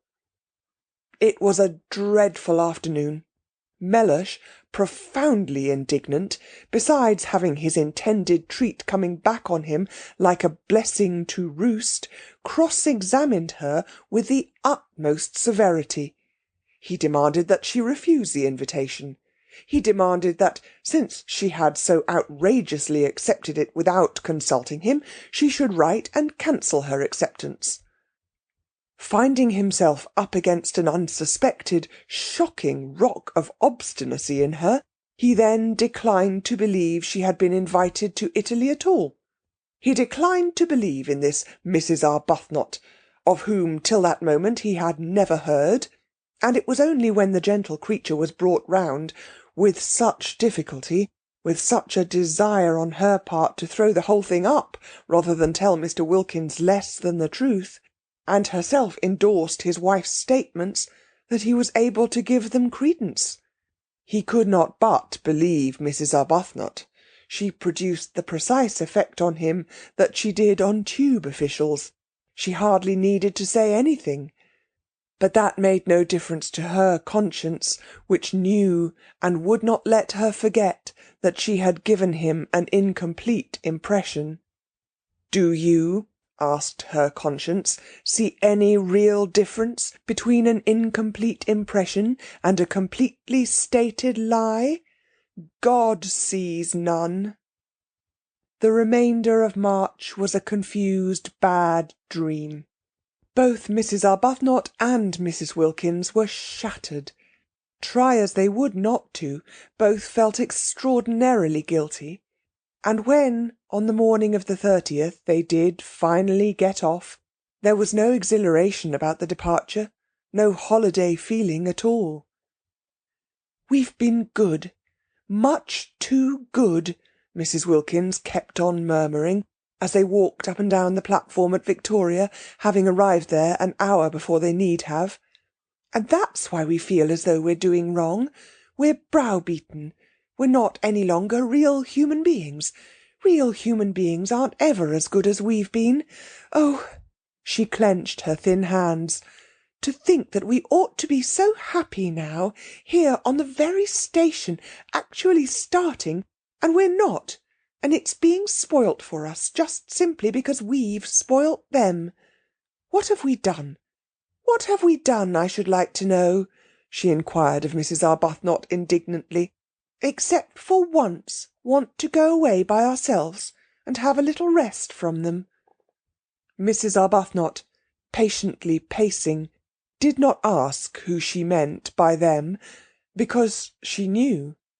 Mrs. Wilkins meant their husbands, persisting in her assumption that Frederick was as indignant as Mellersh over the departure of his wife, whereas Frederick did not even know his wife had gone. Mrs. Arbuthnot, always silent about him, had said nothing of this to Mrs. Wilkins. Frederick went too deep into her heart for her to talk about him. He was having an extra bout of work, finishing another of those dreadful books, and had been away practically continually the last few weeks, and was away when she left. Why should she tell him beforehand? Sure as she so miserably was that he would have no objection to anything she did, she merely wrote him a note and put it on the hall table, ready for him if and when he should come home. She said she was going for a month's holiday, as she needed a rest, and she had not had one for so long, and that Gladys, the efficient parlour-maid, had orders to see to his comforts. She did not say where she was going. There was no reason why she should. He would not be interested. He would not care. The day was wretched, blustering and wet. The crossing was atrocious, and they were very sick. But after having been very sick, just to arrive at Calais and not be sick was happiness, and it was there that the real splendour of what they were doing first began to warm their benumbed spirits. It got hold of Mrs. Wilkins first, and spread from her like a rose-coloured flame over her pale companion. Mellersh at Calais, where they restored themselves with soles, because of Mrs. Wilkins's desire to eat a sole Mellersh wasn't having, Mellersh at Calais had already begun to dwindle and seem less important. None of the French porters knew him. Not a single official at Calais cared a fig for Mellersh. In Paris there was no time to think of him, because their train was late, and they only just caught the Turin train at the Gare de Lyon. And by the afternoon of the next day, when they got into Italy, England, Frederick, Mellersh, the vicar, the poor, Hampstead, the club, Shoolbred, everybody and everything, the whole inflamed, sore dreariness had faded to the dimness of a dream. End of chapter 4. Chapter 5. It was cloudy in Italy, which surprised them. They had expected brilliant sunshine. But never mind. It was Italy, and the very clouds looked fat. Neither of them had ever been there before. Both gazed out of the windows with rapt faces. The hours flew as long as it was daylight, and after that there was the excitement of getting nearer, getting quite near, getting there. At Genoa it had begun to rain. Genoa! Imagine actually being at Genoa, seeing its name written up in the station just like any other name. At Nervi it was pouring, and when at last towards midnight, for again the train was late, they got to Mezzago, the rain was coming down in what seemed solid sheets. But it was Italy. Nothing it did could be bad. The very rain was different. Straight rain, falling properly onto one's umbrella, not that violently blowing English stuff that got in everywhere. And it did leave off, and when it did, behold, the earth would be strewn with roses. Mr. Briggs, San Salvatore's owner, had said, "You get out at Mezzago, and then you drive." But he had forgotten what he amply knew, that trains in Italy are sometimes late, and he had imagined his tenants arriving at Mezzago at 8 o'clock, and finding a string of flies to choose from. The train was 4 hours late, and when Mrs. Arbuthnot and Mrs. Wilkins scrambled down the ladder-like high steps of their carriage into the black downpour, their skirts sweeping off great pools of sooty wet because their hands were full of suitcases, if it had not been for the vigilance of Domenico, the gardener at San Salvatore, they would have found nothing for them to drive in. all ordinary flies had long since gone home. Domenico, foreseeing this, had sent his aunt's fly, driven by her son, his cousin, and his aunt and her fly lived at Castagneto, the village crouching at the feet of San Salvatore, and therefore, however late the train was, the fly would not dare come home without containing that which it had been sent to fetch. Domenico's cousin's name was Beppo, and he presently emerged out of the dark, where Mrs. Arbuthnot and Mrs. Wilkins stood, uncertain what to do next after the train had gone on, for they could see no porter, and they thought, from the feel of it, that they were standing not so much on a platform as in the middle of the permanent way. Beppo, who had been searching for them, emerged from the dark with a kind of pounce, and talked Italian to them vociferously. Beppo was a most respectable young man, but he did not look as if he were, especially not in the dark, and he had a dripping hat slouched over one eye. They did not like the way he seized their suitcases. He could not be, they thought, a porter. However, they presently, from out of his streaming talk, discerned the words San Salvatore, and after that they kept on saying them to him, for it was the only Italian they knew, as they hurried after him, unwilling to lose sight of their suitcases, stumbling across rails and through puddles, out to where, in the road, a small high fly stood. Its hood was up, and its horse was in an attitude of thought. They climbed in, and the minute they were in, Mrs. Wilkins, indeed, could hardly be called in, the horse awoke with a start from its reverie, and immediately began going home rapidly, without Beppo, without the suitcases. Beppo darted after him, making the night ring with his shouts, and caught the hanging reins just in time. He explained proudly, and as it seemed to him with perfect clearness, that the horse always did that, being a fine animal, full of corn and blood, and cared for by him, Beppo, as if he were his own son, and the ladies mustn't be alarmed. He had noticed they were clutching each other. But clear and loud and profuse of words though he was, they only looked at him blankly. He went on talking, however, while he piled the suitcases up around them, sure that sooner or later they must understand him, especially as he was careful to talk very loud and illustrate everything he said with the simplest elucidatory gestures. But they both continued only to look at him. They both, he noticed sympathetically, had white faces, fatigued faces, and they both had big eyes, fatigued eyes. They were beautiful ladies, he thought, and their eyes, looking at him over the tops of their suitcases, watching his every movement — there were no trunks, only numbers of suitcases — were like the eyes of the Mother of God. The only thing the ladies said, and they repeated it at regular intervals, even after they had started, gently prodding him as he sat on his box to call his attention to it, was "San Salvatore?" And each time he answered vociferously, encouragingly, "Si, si, San Salvatore."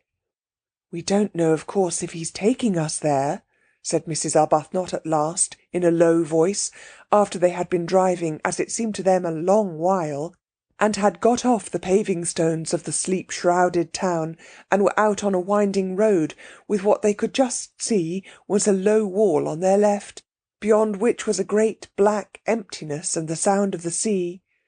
On their right was something close and steep and high and black. Rocks, they whispered to each other. Huge rocks. They felt very uncomfortable. It was so late. It was so dark. The road was so lonely. Suppose a wheel came off? Suppose they met fascisti, or the opposite of fascisti? How sorry they were now that they had not slept at Genoa and come on the next morning in daylight. "But that would have been the 1st of April, said Mrs. Wilkins in a low voice. "It is that now," said Mrs. Arbuthnot beneath her breath. "So it is," murmured Mrs. Wilkins. They were silent. Beppo turned round on his box, a disquieting habit already noticed, for surely his horse ought to be carefully watched, and again addressed them with what he was convinced was lucidity, no patois, and the clearest explanatory movements. How much they wished their mothers had made them learn Italian when they were little! If only now they could have said, "Please sit round the right way and look after the horse." They did not even know what horse was in Italian. It was contemptible to be so ignorant.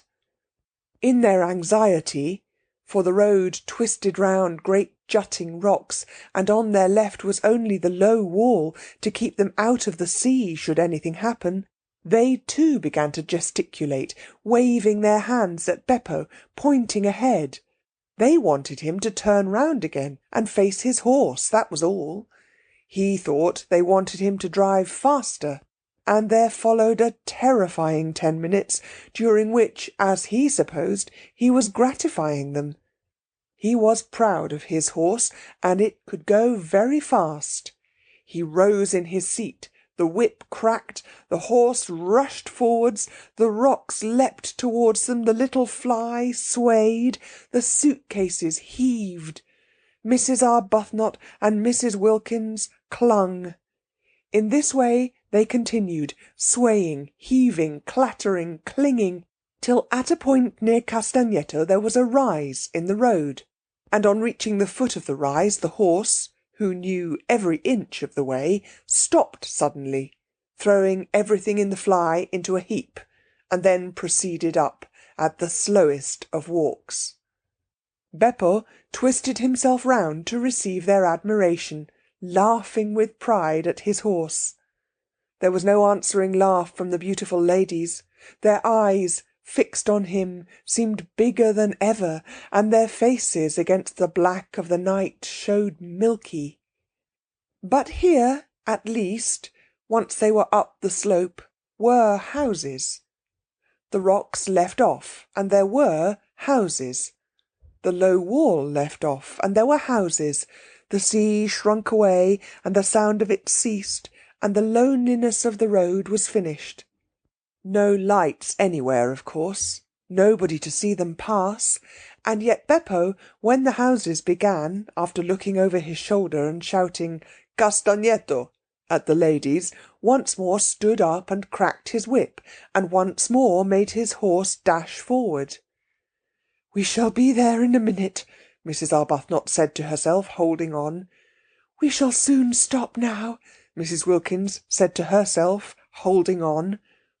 They said nothing aloud, because nothing would have been heard above the whip cracking and the wheel clattering and the boisterous inciting noises Beppo was making to his horse. Anxiously they strained their eyes for any sight of the beginning of San Salvatore. They had supposed and hoped that after a reasonable amount of village a mediaeval archway would loom upon them, and through it they would drive into a garden and draw up at an open, welcoming door, with light streaming from it, and those servants standing in it who, according to the advertisement, remained. Instead, the fly suddenly stopped. Peering out, they could see that they were still in the village street, with small dark houses each side, and Beppo, throwing the reins over the horse's back as if completely confident this time that he would not go any farther, got down off his box. At the same moment, springing, as it seemed, out of nothing, a man and several half-grown boys appeared on each side of the fly and began dragging out the suitcases. "No, no, San Salvatore! San Salvatore!" exclaimed Mrs. Wilkins, trying to hold on to what suitcases she could. "Si, si, San Salvatore!" they all shouted, pulling. "This can't be San Salvatore," said Mrs. Wilkins, turning to Mrs. Arbuthnot, who sat quite still, watching her suitcases being taken from her with the same patience she applied to lesser evils. She knew she could do nothing if these men were wicked men, determined to have her suitcases. "I don't think it can be," she admitted. and could not refrain from a moment's wonder at the ways of God.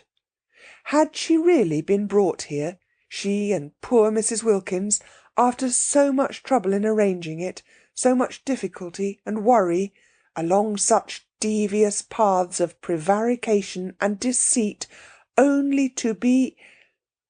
She checked her thoughts, and gently said to Mrs. Wilkins, while the ragged youths disappeared with the suitcases into the night, and the man with the lantern helped Beppo pull the rug off her, that they were both in God's hands.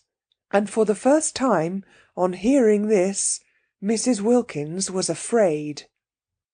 There was nothing for it but to get out. Useless to try to go on sitting in the fly, repeating San Salvatore. Every time they said it, and their voices each time were fainter, Beppo and the other man merely echoed it in a series of loud shouts. If only they had learned Italian when they were little! If only they could have said, "We wish to be driven to the door!" But they did not even know what door was in Italian. Such ignorance was not only contemptible, it was, they now saw, definitely dangerous. Useless, however, to lament it now. Useless to put off whatever it was that was going to happen to them by trying to go on sitting in the fly. They therefore got out. The two men opened their umbrellas for them and handed them to them. From this they received a faint encouragement, because they could not believe that if these men were wicked they would pause to open umbrellas. The man with the lantern then made signs to them to follow him, talking loudly and quickly, and Beppo, they noticed, remained behind. Ought they to pay him? Not, they thought, if they were going to be robbed and perhaps murdered. Surely on such an occasion one did not pay. Besides, he had not, after all, brought them to San Salvatore. Where they had got to was evidently somewhere else. Also, he did not show the least wish to be paid. He let them go away into the night with no clamour at all. This, they could not help thinking, was a bad sign. He asked for nothing, because presently he was to get so much. They came to some steps. The road ended abruptly in a church and some descending steps. The man held the lantern low for them to see the steps. "San Salvatore?" said Mrs. Wilkins once again, very faintly, before committing herself to the steps. It was useless to mention it now, of course, but she could not go down steps in complete silence. No mediaeval castle, she was sure, was ever built at the bottom of steps. Again, however, came the echoing shout, "Si, si, San Salvatore." They descended gingerly, holding up their skirts, just as if they would be wanting them another time, and had not in all probability finished with skirts for ever. The steps ended in a steeply sloping path, with flat stone slabs down the middle. They slipped a good deal on these wet slabs, and the man with the lantern, talking loudly and quickly, held them up. His way of holding them up was polite. "Perhaps," said Mrs. Wilkins, in a low voice to Mrs. Arbuthnot, "it is all right after all." "We're in God's hands," said Mrs. Arbuthnot again, and again Mrs. Wilkins was afraid. They reached the bottom of the sloping path, and the light of the lantern flickered over an open space, with houses round three sides.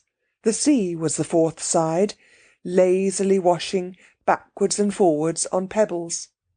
"San Salvatore," said the man, pointing with his lantern to a black mass curved around the water like an arm flung about it. They strained their eyes. They saw the black mass, and on the top of it a light. "San Salvatore?" they both repeated incredulously, for where were the suitcases, and why had they been forced to get out of the fly? "Si, si, San Salvatore." They went along what seemed to be a quay right on the edge of the water. There was not even a low wall here, nothing to prevent the man with the lantern tipping them in if he wanted to. He did not, however, tipped them in. Perhaps it was all right, after all, Mrs. Wilkins again suggested to Mrs. Arbuthnot on noticing this, who this time was herself beginning to think that it might be, and said no more about God's hands. The flicker of the lantern danced along, reflected in the wet pavement of the quay. Out to the left, in the darkness and evidently at the end of a jetty, was a red light. They came to an archway with a heavy iron gate. The man with the lantern pushed the gate open. This time they went up steps instead of down, and at the top of them was a little path that wound upwards among flowers. They could not see the flowers, but the whole place was evidently full of them. It here dawned on Mrs. Wilkins that perhaps the reason why the fly had not driven them up to the door was that there was no road, only a footpath. That also would explain the disappearance of the suitcases. She began to feel confident that they would find their suitcases waiting for them when they got up to the top. San Salvatore was, it seemed, on the top of a hill, as a medieval castle should be. At a turn of the path they saw above them, much nearer now and shining more brightly, the light they had seen from the quay. She told Mrs. Arbuthnot of her dawning belief, and Mrs. Arbuthnot agreed that it was very likely a true one. Once more, but this time in a tone of real hopefulness, Mrs. Wilkins said, pointing upwards at the black outline against the only slightly less black sky, "San Salvatore?" And once more, but this time comfortingly, encouragingly, came back the assurance, "Si, si, San Salvatore." They crossed a little bridge, over what was apparently a ravine, and then came a flat bit with long grass at the sides and more flowers. They felt the grass flicking wet against their stockings, and the invisible flowers were everywhere. Then up again through trees, along a zigzag path, with the smell all the way of the flowers they could not see. The warm rain was bringing out all the sweetness. Higher and higher they went in this sweet darkness, and the red light on the jetty dropped farther and farther below them. The path wound round to the other side of what appeared to be a little peninsula. The jetty and the red light disappeared. Across the emptiness on their left were distant lights. "Mezzago," said the man, waving his lantern at the lights. "Si, si," they answered, for they had by now learned si, si, upon which the man congratulated them with a great flow of polite words, not one of which they understood, on their magnificent Italian. For this was Domenico, the vigilant and accomplished gardener of San Salvatore, the prop and stay of the establishment, the resourceful, the gifted, the eloquent, the courteous, the intelligent Domenico. Only they did not know that yet.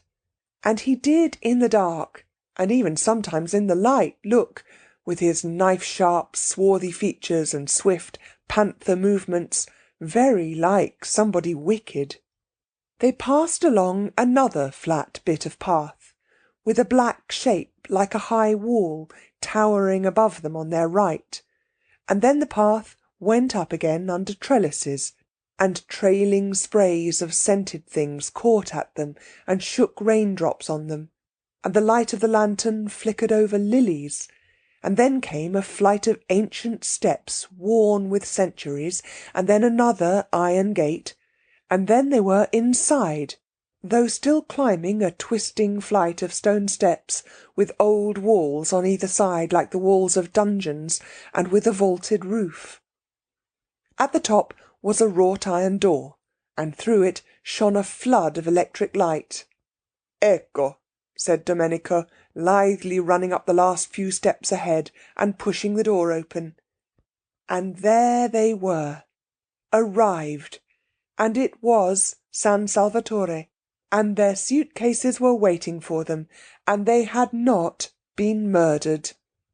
They looked at each other's white faces and blinking eyes, very solemnly. It was a wonderful moment. Here they were, in their mediaeval castle at last. Their feet touched its stones. Mrs. Wilkins put her arm round Mrs. Arbuthnot's neck and kissed her. "The first thing to happen in this house," she said softly, solemnly, "shall be a kiss." "Dear Lottie," said Mrs. Arbuthnot. "Dear Rose," said Mrs. Wilkins, her eyes brimming with gladness. Domenico was delighted. He liked to see beautiful ladies kiss. He made them a most appreciative speech of welcome, and they stood arm in arm, holding each other up, for they were very tired, blinking smilingly at him, and not understanding a word. End of chapter 5. Chapter 6. When Mrs. Wilkins woke next morning, she lay in bed a few minutes before getting up and opening the shutters. What would she see out of her window? A shining world or a world of rain? But it would be beautiful. Whatever it was would be beautiful. She was in a little bedroom with bare white walls and a stone floor and sparse old furniture. The beds, there were two, were made of iron, enamelled black and painted with bunches of gay flowers. She lay, putting off the great moment of going to the window, as one puts off opening a precious letter, gloating over it. She had no idea what time it was. She had forgotten to wind up her watch ever since, centuries ago, she last went to bed in Hampstead. No sounds were to be heard in the house, so she supposed it was very early, yet she felt as if she had slept a long while, so completely rested, so perfectly content. She lay with her arms clasped round her head, thinking how happy she was, her lips curved upwards in a delighted smile. In bed by herself. Adorable condition. She had not been in a bed without Mellersh once now for 5 whole years. And the cool roominess of it, the freedom of one's movements, the sense of recklessness, of audacity in giving the blankets a pull if one wanted to, or twitching the pillows more comfortably. It was like the discovery of an entirely new joy. Mrs. Wilkins longed to get up and open the shutters, but where she was really so very delicious. She gave a sigh of contentment and went on lying there looking round her, taking in everything in her room, her own little room, her very own, to arrange just as she pleased for this one blessed month, her room, bought with her own savings, the fruit of her careful denials, whose door she could bolt if she wanted to, and nobody had the right to come in. It was such a strange little room, so different from any she had known, and so sweet. It was like a cell. Except for the 2 beds, it suggested a happy austerity. And the name of the chamber, she thought, quoting and smiling round at it, was Peace. Well, this was delicious, to lie there thinking how happy she was, but outside those shutters it was more delicious still. She jumped up, pulled on her slippers, for there was nothing on the stone floor but one small rug, ran to the window and threw open the shutters. "Oh!" cried Mrs. Wilkins. All the radiance of April in Italy lay gathered together at her feet. The sun poured in on her. The sea lay asleep in it, hardly stirring. Across the bay, the lovely mountains, exquisitely different in colour, were asleep too in the light, and underneath her window, at the bottom of the flower-starred grass slope from which the wall of the castle rose up, was a great cypress, cutting through the delicate blues and violets and rose colours of the mountains and the sea, like a great black sword. She stared. Such beauty, and she there to see it. Such beauty, and she alive to feel it. Her face was bathed in light.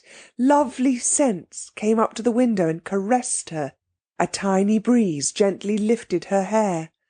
Far out into the bay a cluster of almost motionless fishing boats hovered like a flock of white birds on the tranquil sea.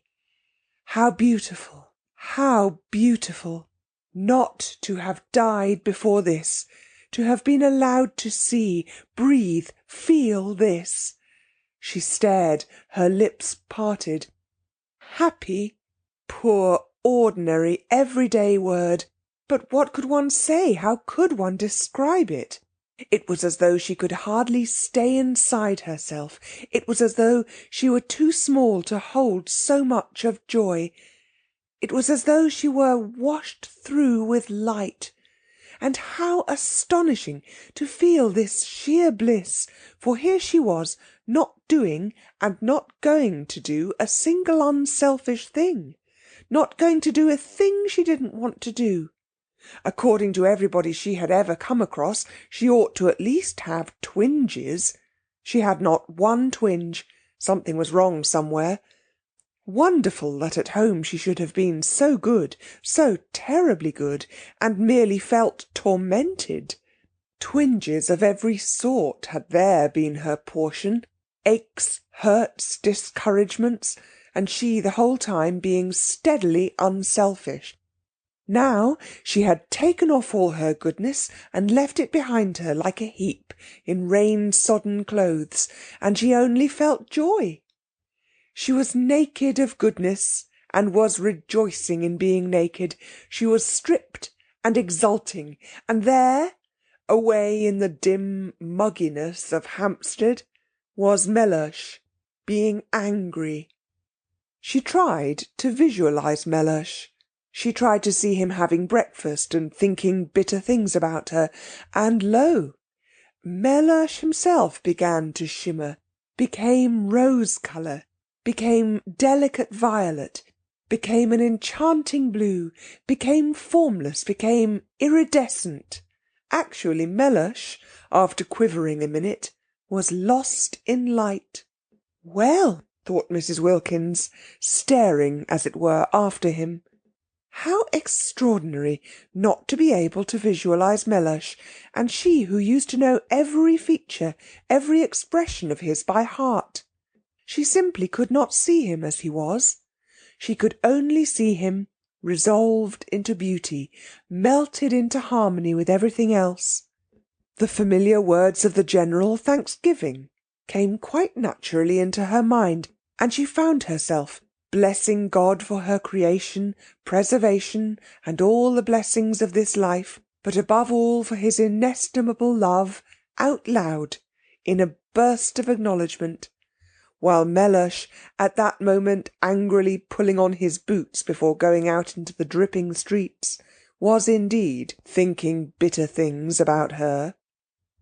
She began to dress, choosing clean white clothes in honour of the summer's day, unpacking her suitcases, tidying her adorable little room. She moved about with quick, purposeful steps, her long, thin body held up straight, her small face, so much puckered at home with effort and fear, smoothed out.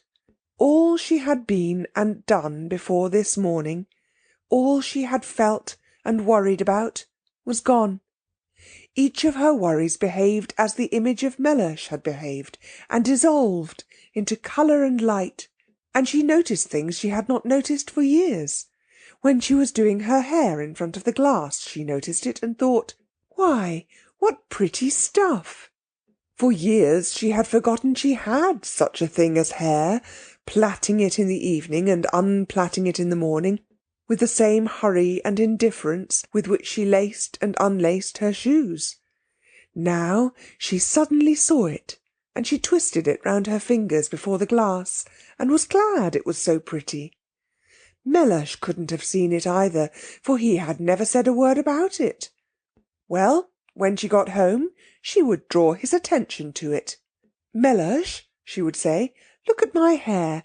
Aren't you pleased you've got a wife with hair like curly honey?" She laughed.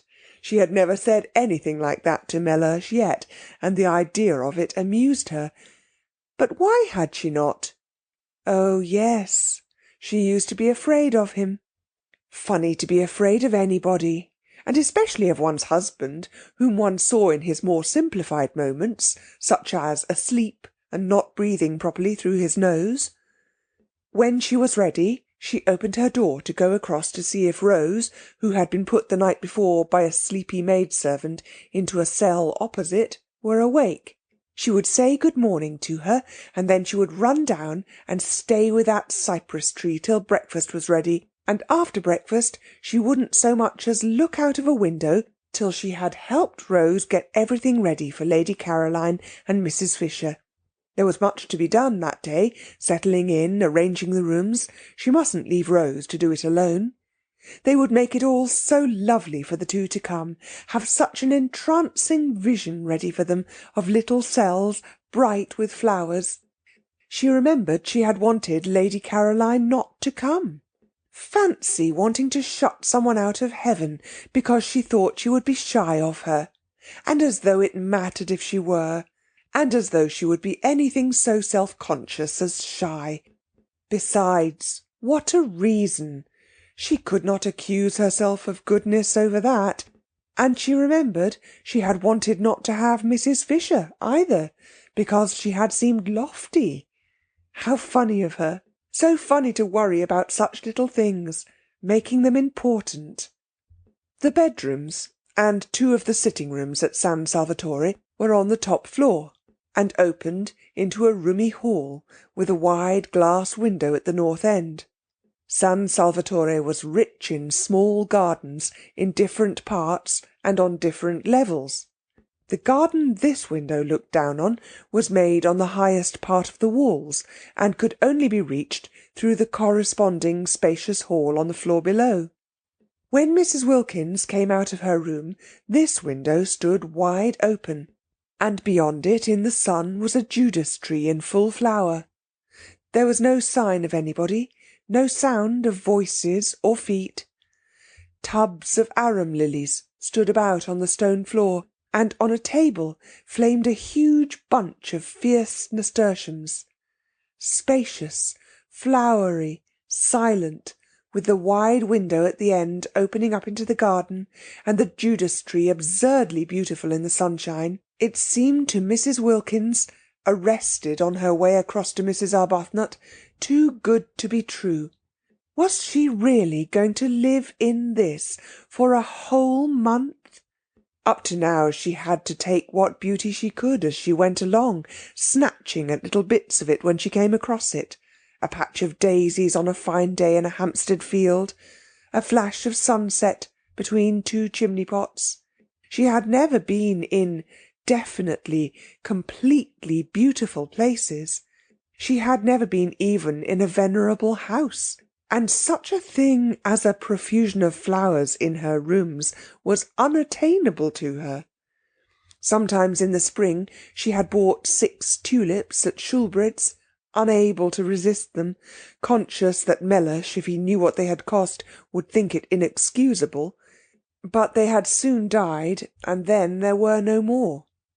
As for the Judas tree, she hadn't an idea what it was, and gazed at it out there against the sky with the rapt expression of one who sees a heavenly vision.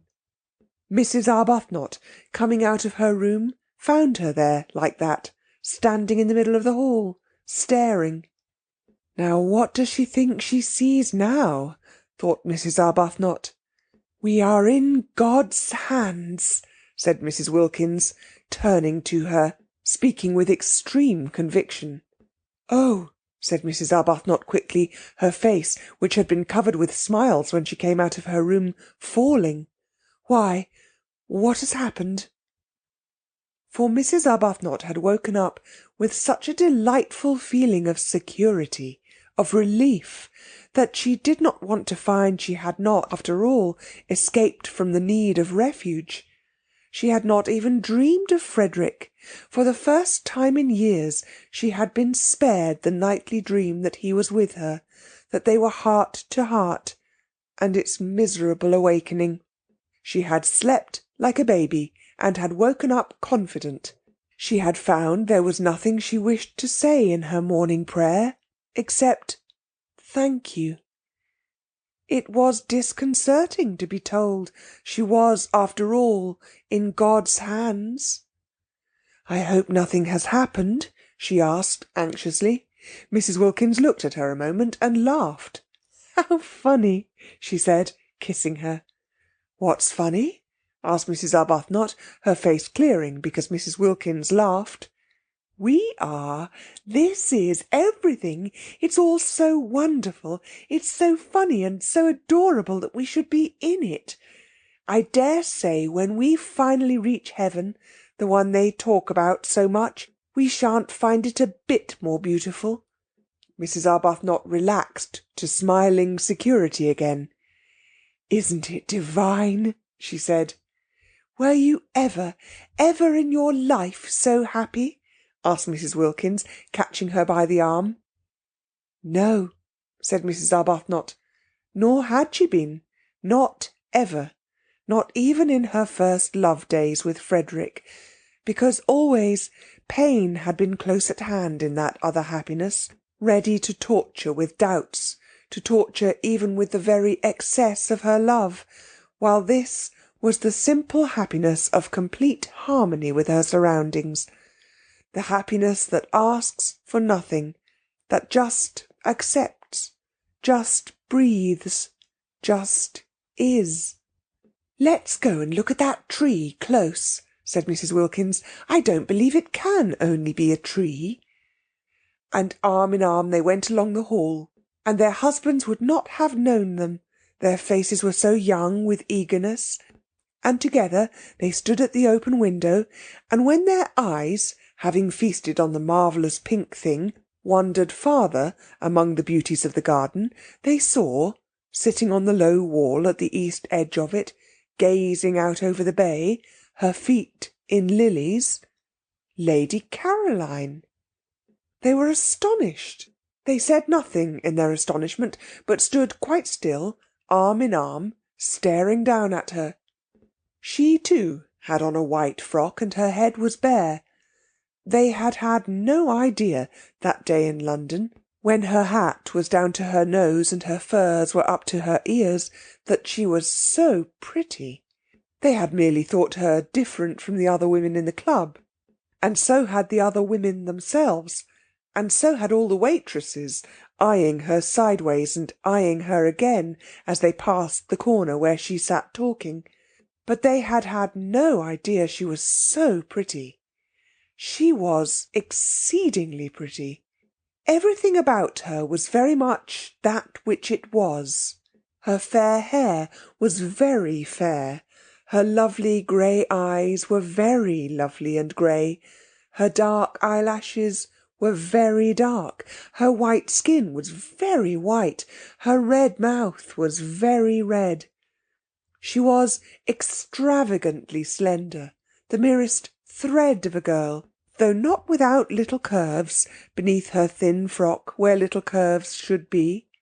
She was looking out across the bay, and was sharply defined against the background of empty blue. She was full in the sun. Her feet dangled among the leaves and flowers of the lilies, just as if it did not matter that they should be bent or bruised. "She ought to have a headache," whispered Mrs. Arbuthnot at last, "sitting there in the sun like that." "She ought to have a hat," whispered Mrs. Wilkins. "She's treading on lilies." "But they're hers as much as ours." "Only 1/4 of them." Lady Caroline turned her head. She looked up at them a moment, surprised to see them so much younger than they had seemed that day at the club, and so much less unattractive. Indeed, they were really almost quite attractive, if anyone could ever be really quite attractive in the wrong clothes. Her eyes, swiftly glancing over them, took in every inch of each of them in the half-second before she smiled and waved her hand and called out good morning. There was nothing, she saw at once, to be hoped for in the way of interest from their clothes. She did not consciously think this, for she was having a violent reaction against beautiful clothes and the slavery they impose on one, her experience being that the instant one had got them, they took one in hand and gave one no peace till they had been everywhere and been seen by everybody. You didn't take your clothes to parties, they took you. It was quite a mistake to think that a woman, a really well-dressed woman, wore out her clothes. It was the clothes that wore out the woman, dragging her about at all hours of the day and night. No wonder men stayed younger longer. Just new trousers couldn't excite them. She couldn't suppose that even the newest trousers ever behaved like that, taking the bit between their teeth. Her images were disorderly, but she thought as she chose. She used what images she liked.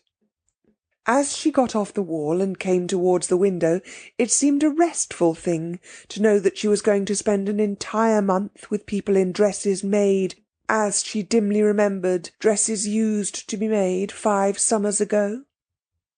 "I got here yesterday morning," she said, looking up at them and smiling. She really was bewitching. She had everything, even a dimple. "It's a great pity," said Mrs. Arbuthnot, smiling back, "because we were going to choose the nicest room for you." "Oh, but I've done that," said Lady Caroline. "At least, I think it's the nicest. It looks 2 ways. I adore a room that looks 2 ways, don't you? Over the sea to the west, and over this Judas tree to the north." "And we had meant to make it pretty for you with flowers," said Mrs. Wilkins. "Oh, Domenico did that. I told him directly I got here. He's the gardener. He's wonderful." "It's a good thing, of course," said Mrs. Arbuthnot a little hesitatingly, "to be independent and to know exactly what one wants." "Yes, it saves trouble," agreed Lady Caroline. "But one shouldn't be so independent," said Mrs. Wilkins, "as to leave no opportunity for other people to exercise their benevolences on one." Lady Caroline, who had been looking at Mrs. Arbuthnot, now looked at Mrs. Wilkins. That day at the Queer Club she had had merely a blurred impression of Mrs. Wilkins, for it was the other one who did all the talking, and her impression had been of somebody so shy, so awkward, that it was best to take no notice of her. She had not even been able to say good-bye properly, doing it in an agony, turning red, turning damp.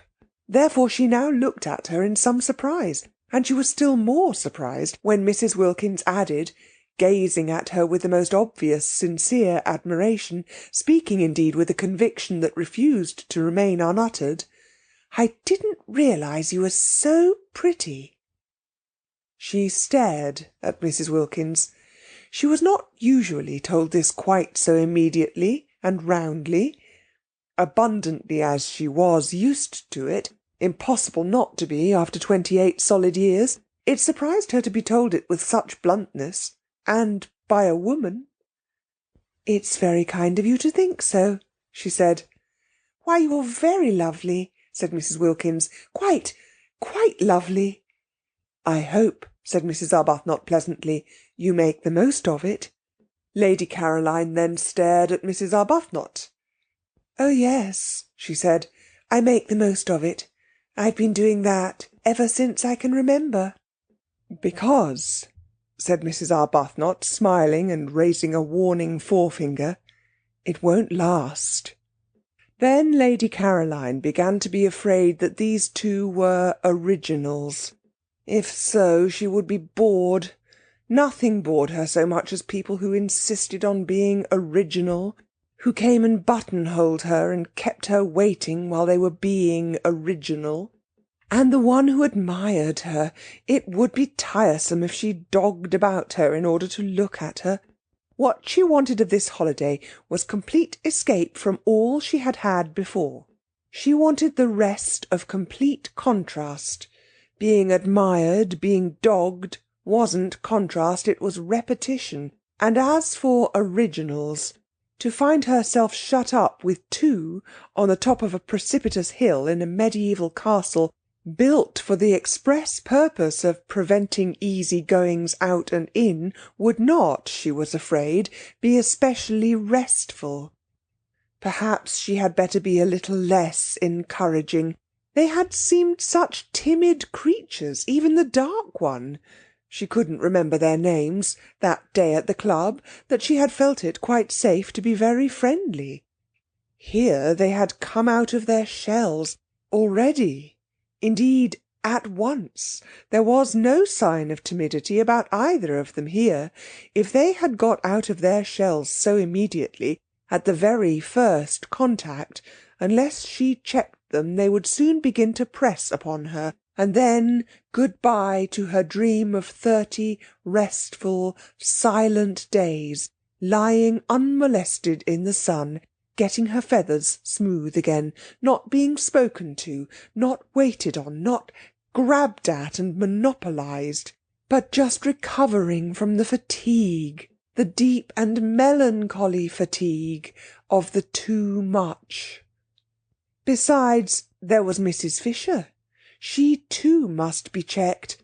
Lady Caroline had started 2 days earlier than had been arranged, for 2 reasons. First, because she wished to arrive before the others, in order to pick out the room or rooms she preferred, and second, because she judged it likely that otherwise she would have to travel with Mrs. Fisher. She did not want to travel with Mrs. Fisher. She did not want to arrive with Mrs. Fisher. She saw no reason whatever why for a single moment she should have to have anything at all to do with Mrs. Fisher. But unfortunately, Mrs. Fisher also was filled with a desire to get to San Salvatore first, and pick out the room or rooms she preferred, and she and Lady Caroline had, after all, travelled together. As early as Calais they began to suspect it. In Paris they feared it. At Modane they knew it. At Mezzago they concealed it, driving out to Castagneto in 2 separate flies, the nose of the one almost touching the back of the other the whole way. But when the road suddenly left off, at the church and the steps, further evasion was impossible, and faced by this abrupt and difficult finish to their journey, there was nothing for it but to amalgamate. Because of Mrs. Fisher's stick, Lady Caroline had to see about everything.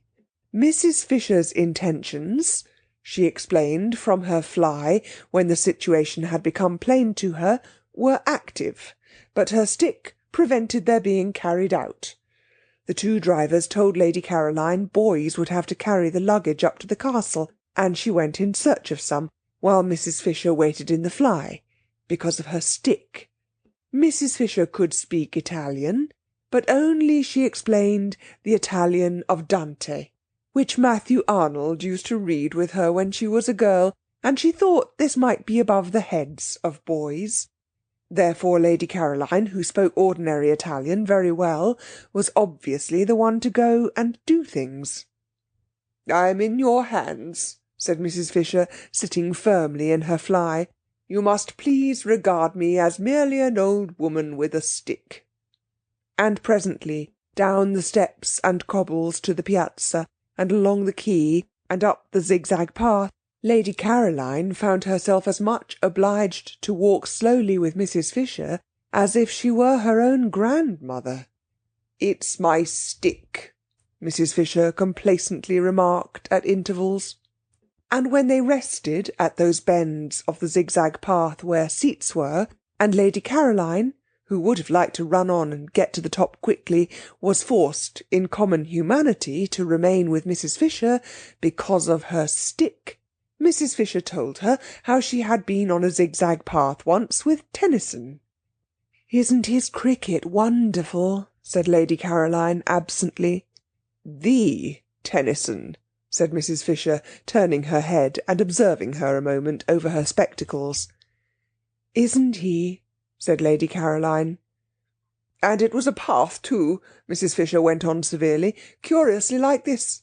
No eucalyptus tree, of course, but otherwise curiously like this. And at one of the bends he turned and said to me, I see him now, turning and saying to me—" Yes, Mrs. Fisher would have to be checked, and so would these two up at the window. She had better begin at once. She was sorry she had got off the wall. All she need have done was to have waved her hand and waited till they came down and out into the garden to her. So she ignored Mrs. Arbuthnot's remark and raised forefinger, and said with marked coldness, at least she tried to make it sound marked, that she supposed they would be going to breakfast, and that she had had hers. But it was her fate that however coldly she sent forth her words, they came out sounding quite warm and agreeable. That was because she had a sympathetic and delightful voice, due entirely to some special formation of her throat and the roof of her mouth, and having nothing whatever to do with what she was feeling. Nobody, in consequence, ever believed that they were being snubbed. It was most tiresome. And if she stared icily, it did not look icy at all, because her eyes, lovely to begin with, had the added loveliness of very long, soft, dark eyelashes. No icy stare could come out of eyes like that. It got caught and lost in the soft eyelashes, and the person stared at merely thought they were being regarded with a flattering and exquisite attentiveness. And if ever she was out of humour, or definitely cross, and who would not be sometimes in such a world, she only looked so pathetic that people all rushed to comfort her, if possible, by means of kissing. It was more than tiresome. It was maddening. Nature was determined that she should look and sound angelic. She could never be disagreeable or rude without being completely misunderstood. "I had my breakfast in my room," she said, trying her utmost to sound curt. "Perhaps I'll see you later." And she nodded, and went back to where she had been sitting on the wall, with the lilies being nice and cool around her feet. End of chapter 6. Chapter 7. Their eyes followed her admiringly. They had no idea they had been snubbed. It was a disappointment, of course, to find that she had forestalled them, and that they were not to have the happiness of preparing for her, of watching her face when she arrived and first saw everything. But there was still Mrs. Fisher.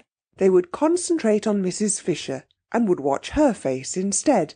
Only, like everybody else, they would have preferred to watch Lady Caroline's. Perhaps, then, as Lady Caroline had talked of breakfast, they had better begin by going and having it, for there was too much to be done that day to spend any more time gazing at the scenery. Servants to be interviewed, the house to be gone through and examined, and finally Mrs. Fisher's room to be got ready and adorned.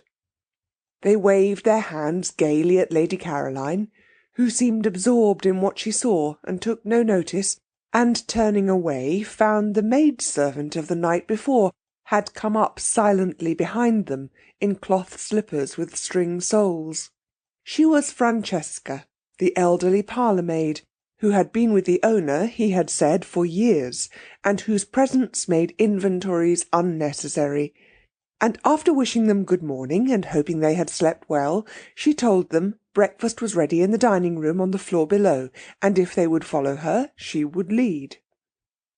They did not understand a single word of the very many in which Francesca succeeded in clothing this simple information, but they followed her, for it at least was clear that they were to follow, and going down the stairs and along the broad hall, like the one above, except for glass doors at the end, instead of a window opening into the garden, they were shown into the dining-room, where, sitting at the head of the table, having her breakfast, was Mrs. Fisher. This time they exclaimed. Even Mrs. Arbuthnot exclaimed, though her exclamation was only, "Oh!" Mrs. Wilkins exclaimed at greater length. "Why, but it's like having the bread taken out of one's mouth!" exclaimed Mrs. Wilkins. "How do you do?" said Mrs. Fisher. "I can't get up because of my stick." And she stretched out her hand across the table. They advanced and shook it. "We had no idea you were here," said Mrs. Arbuthnot. "Yes," said Mrs. Fisher, resuming her breakfast. "Yes, I am here." And with composure she removed the top of her egg. "It's a great disappointment," said Mrs. Wilkins. "We had meant to give you such a welcome." This was the one, Mrs. Fisher remembered, briefly glancing at her, who, when she came to Prince of Wales Terrace, said she had seen Keats. She must be careful with this one, curb her from the beginning. She therefore ignored Mrs. Wilkins and said gravely, with a downward face of impenetrable calm, bent on her egg, "Yes, I arrived yesterday, with Lady Caroline." "It's really dreadful," said Mrs. Wilkins, exactly as if she had not been ignored. "There's nobody left to get anything ready for now. I feel thwarted. I feel as if the bread had been taken out of my mouth just when I was going to be happy swallowing it." "Where will you sit?" asked Mrs. Fisher of Mrs. Arbuthnot, markedly of Mrs. Arbuthnot. The comparison with the bread seemed to her most unpleasant. "Oh, thank you," said Mrs. Arbuthnot, sitting down rather suddenly next to her. There were only two places she could sit down, the places laid on either side of Mrs. Fisher. She therefore sat down in one, and Mrs. Wilkins sat down opposite her in the other. Mrs. Fisher was at the head of the table. Round her was grouped the coffee and the tea. Of course they were all sharing San Salvatore equally, but it was she herself and Lottie, Mrs. Arbuthnot mildly reflected, who had found it, who had had the work of getting it, who had chosen to admit Mrs. Fisher into it. Without them, she could not help thinking, Mrs. Fisher would not have been there. Morally, Mrs. Fisher was a guest. There was no hostess in this party, but supposing there had been a hostess, it would not have been Mrs. Fisher, nor Lady Caroline. It would have been either herself or Lottie. Mrs. Arbuthnot could not help feeling this as she sat down, and Mrs. Fisher, the hand which Ruskin had wrung suspended over the pots before her, inquired, "Tea or coffee?" She could not help feeling it even more definitely when Mrs. Fisher touched a small gong on the table beside her, as though she had been used to that gong and that table ever since she was little, and on Francesca's appearing bade her in the language of Dante bring more milk. There was a curious air about Mrs. Fisher, thought Mrs. Arbuthnot, of being in possession, and if she herself had not been so happy, she would have perhaps minded. Mrs. Wilkins noticed it too, but it only made her discursive brain think of cuckoos.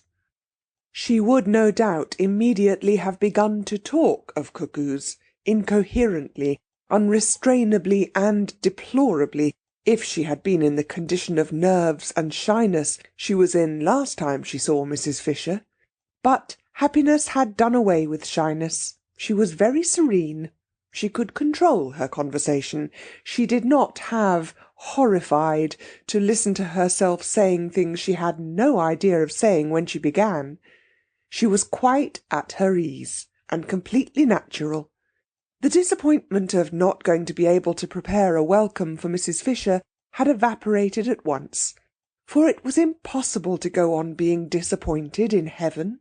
Nor did she mind her behaving as hostess. What did it matter? You did not mind things in heaven? She and Mrs. Arbuthnot, therefore, sat down more willingly than they otherwise would have done, one on either side of Miss Fisher, and the sun, pouring through the two windows facing east across the bay, flooded the room, and there was an open door leading into the garden, and the garden was full of many lovely things, especially freesias. The delicate and delicious fragrance of the freesias came in through the door and floated round Mrs. Wilkins's enraptured nostrils. Freesias in London were quite beyond her. Occasionally she went into a shop and asked what they cost, so as just to have an excuse for lifting up a bunch and smelling them, well knowing that it was something awful like a shilling for about 3 flowers. Here they were everywhere, bursting out of every corner and carpeting the rose beds. Imagine it, having freesias to pick in armfuls if you wanted to, and with glorious sunshine flooding the room, and in your summer frock, and its being only the 1st of April. I suppose you realise, don't you, that we've got to heaven, she said, beaming at Mrs. Fisher with all the familiarity of a fellow angel. They are considerably younger than I had supposed, thought Mrs. Fisher, and not nearly so plain. And she mused a moment, while she took no notice of Mrs. Wilkins's exuberance, on their instant and agitated refusal that day at Prince of Wales Terrace to have anything to do with the giving or taking of references. Nothing could affect her, of course, nothing that anybody did.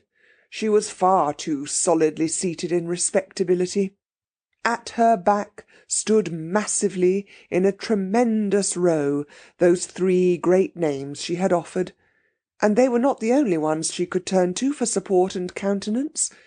Even if these young women, she had no grounds for believing the one out in the garden to be really Lady Caroline Dester, she had merely been told she was, even if these young women should all turn out to be what Browning used to call, how well she remembered his amusing and delightful way of putting things, fly-by-nights, what could it possibly, or in any way, matter to her? Let them fly by night if they wished. One was not 65 for nothing. In any case, there would only be 4 weeks of it, at the end of which she would see no more of them. And in the meanwhile, there were plenty of places where she could sit quietly away from them and remember. Also, there was her own sitting-room, a charming room, all honey-coloured furniture and pictures, with windows to the sea towards Genoa, and a door opening on to the battlements. The house possessed 2 sitting-rooms, and she explained to that pretty creature, Lady Caroline, certainly a pretty creature, whatever else she was, Tennyson would have enjoyed taking her for blows on the Downs, who had seemed inclined to appropriate the honey-coloured one, that she needed some little refuge entirely to herself, because of her stick. "Nobody wants to see an old woman hobbling about everywhere," she had said. "I shall be quite content to spend much of my time by myself in here, or sitting out on these convenient battlements." And she had a very nice bedroom, too. It looked 2 ways, across the bay in the morning sun. She liked the morning sun, and on to the garden. There were only 2 of these bedrooms with cross views in the house, she and Lady Caroline had discovered, and they were by far the airiest. They each had 2 beds in them, and she and Lady Caroline had had the extra beds taken out at once and put into 2 of the other rooms. In this way there was much more space and comfort. Lady Caroline, indeed, had turned hers into a bed-sitting-room, with the sofa out of the bigger drawing-room, and the writing-table, and the most comfortable chair. But she herself had not had to do that, because she had her own sitting-room, equipped with what was necessary.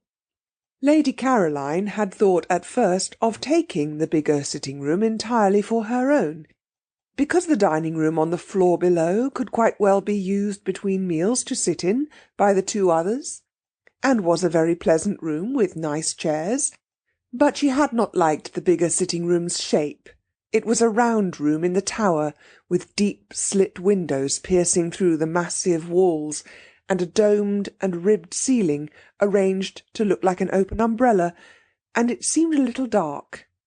Undoubtedly Lady Caroline had cast covetous glances at the honey-coloured room, and if she, Mrs. Fisher, had been less firm, would have installed herself in it, which would have been absurd. "I hope," said Mrs. Arbuthnot, smilingly making an attempt to convey to Mrs. Fisher that though she, Mrs. Fisher, might not be exactly a guest, she certainly was not in the very least a hostess, "your room is comfortable?" "Quite," said Mrs. Fisher. "Will you have some more coffee?" "No, thank you. Will you?" "No, thank you." There were 2 beds in my bedroom, filling it up unnecessarily, and I had one taken out. It has made it much more convenient." "Oh, that's why I've got 2 beds in my room," exclaimed Mrs. Wilkins, illuminated. The second bed in her little cell had seemed an unnatural and inappropriate object from the moment she saw it. "I gave no directions," said Mrs. Fisher, addressing Mrs. Arbuthnot. "I merely asked Francesca to move it." "I have 2 in my room as well," said Mrs. Arbuthnot. "Your second one must be Lady Caroline's. She had hers removed too," said Mrs. Fisher. "It seems foolish to have more beds in a room than there are occupiers." "But we haven't got husbands here either," said Mrs. Wilkins, "and I don't see any use in extra beds in one's room if one hasn't got husbands to put in them. Can't we have them taken away too?" "Beds," said Mrs. Fisher coldly, "cannot be removed from one room after another. They must remain somewhere." Mrs. Wilkins's remarks seemed to Mrs. Fisher persistently unfortunate. Every time she opened her mouth she said something best left unsaid. Loose talk about husbands had never, in Mrs. Fisher's circle, been encouraged. In the 80s, when she chiefly flourished, husbands were taken seriously as the only real obstacles to sin.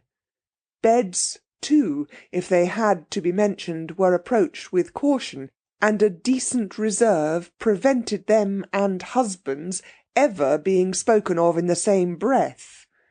She turned more markedly than ever to Mrs. Arbuthnot. "Do let me give you a little more coffee," she said. "No, thank you, but won't you have some more?" "No, indeed, I never have more than 2 cups at breakfast. Would you like an orange?" "No, thank you. Would you?" "No, I don't eat fruit at breakfast. It's an American fashion which I am too old now to adopt. Have you had all you want?" "Quite. Have you?" Mrs. Fisher paused before replying. Was this a habit, this trick of answering a simple question with the same question? If so, it must be curbed, for no one could live for 4 weeks in any real comfort with somebody who had a habit. She glanced at Mrs. Arbuthnot, and her parted hair and gentle brow reassured her. No, it was accident, not habit, that had produced those echoes. She could as soon imagine a dove having tiresome habits as Mrs. Arbuthnot. Considering her, she thought what a splendid wife she would have been for poor Carlyle. So much better than that horrid, clever Jane. She would have soothed him. "Then shall we go?" she suggested. "Let me help you up," said Mrs. Arbuthnot, all consideration. "Oh, thank you. I can manage perfectly. It's only sometimes that my stick prevents me." Mrs. Fisher got up quite easily. Mrs. Arbuthnot had hovered over her for nothing. "I'm going to have one of these gorgeous oranges," said Mrs. Wilkins, staying where she was and reaching across to a black bowl piled with them. "Rose, how can you resist them? Look, have this one. Do have this beauty." And she held out a big one. "No, I'm going to see to my duties," said Mrs. Arbuthnot, moving towards the door. "You'll forgive me for leaving you, won't you?" she added politely to Mrs. Fisher. Mrs. Fisher moved towards the door too, quite easily, almost quickly. Her stick did not hinder her at all. She had no intention of being left with Mrs. Wilkins. "What time would you like to have lunch?" Mrs. Arbuthnot asked her, trying to keep her head as at least a non-guest, if not precisely a hostess, above water. "Lunch," said Mrs. Fisher, "is at 12:30. "You shall have it at 12:30 then," said Mrs. Arbuthnot. "I'll tell the cook. It will be a great struggle," she continued, smiling, "but I've brought a little dictionary." "The cook," said Mrs. Fisher, "knows." "Oh," said Mrs. Arbuthnot. "Lady Caroline has already told her," said Mrs. Fisher. "Oh," said Mrs. Arbuthnot. "Yes, Lady Caroline speaks the kind of Italian cooks understand. I am prevented going into the kitchen because of my stick. and even if I were able to go, I fear I shouldn't be understood." "But," began Mrs. Arbuthnot. "But it's too wonderful," Mrs. Wilkins finished for her from the table, delighted with these unexpected simplifications in hers and Rose's lives. "Why, we've got positively nothing to do here, either of us, except just be happy. You wouldn't believe," she said, turning her head and speaking straight to Mrs. Fisher, portions of orange in either hand, "how terribly good Rose and I have been for years without stopping, and how much now we need a perfect rest." And Mrs. Fisher, going without answering her out of the room, said to herself, "She must, she shall be curbed." End of chapter 7. Chapter 8. Presently, when Mrs. Wilkins and Mrs. Arbuthnot, unhampered by any duties, wandered out and down the worn stone steps and under the pergola into the lower garden, Mrs. Wilkins said to Mrs. Arbuthnot, who seemed pensive, "Don't you see that if somebody else does the ordering, it frees us?" Mrs. Arbuthnot said she did see, but nevertheless she thought it rather silly to have everything taken out of their hands. "I love things to be taken out of my hands," said Mrs. Wilkins. "But we found San Salvatore," said Mrs. Arbuthnot, "and it is rather silly that Mrs. Fisher should behave as if it belonged only to her." "What is rather silly," said Mrs. Wilkins with much serenity, "is to mind. I can't see the least point in being an authority at the price of one's liberty." Mrs. Arbuthnot said nothing to that for two reasons. First, because she was struck by the remarkable and growing calm of the hitherto incoherent and excited Lottie, and secondly, because what she was looking at was so very beautiful. All down the stone steps on either side were periwinkles in full flower, and she could now see what it was that had caught at her the night before and brushed, wet and scented, across her face. It was wisteria. Wisteria and sunshine. She remembered the advertisement. Here indeed were both in profusion.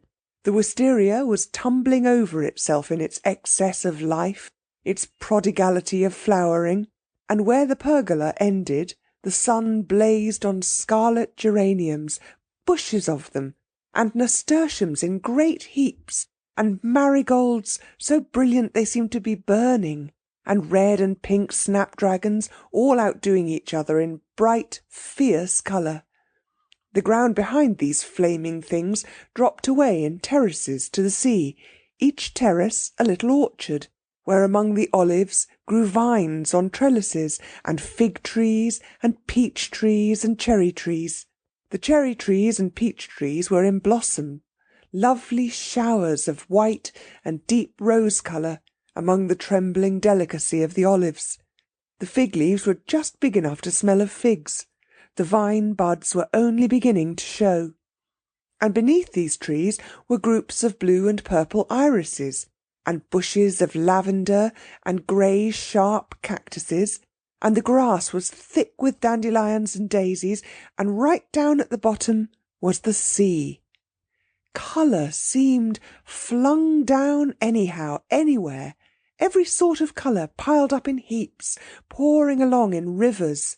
The periwinkles looked exactly as if they were being poured down each side of the steps, and flowers that grew only in borders in England, proud flowers keeping themselves to themselves over there, such as the great blue irises and the lavender, were being jostled by small, shining, common things like dandelions and daisies, and the white bells of the wild onion, and only seemed the better and the more exuberant for it.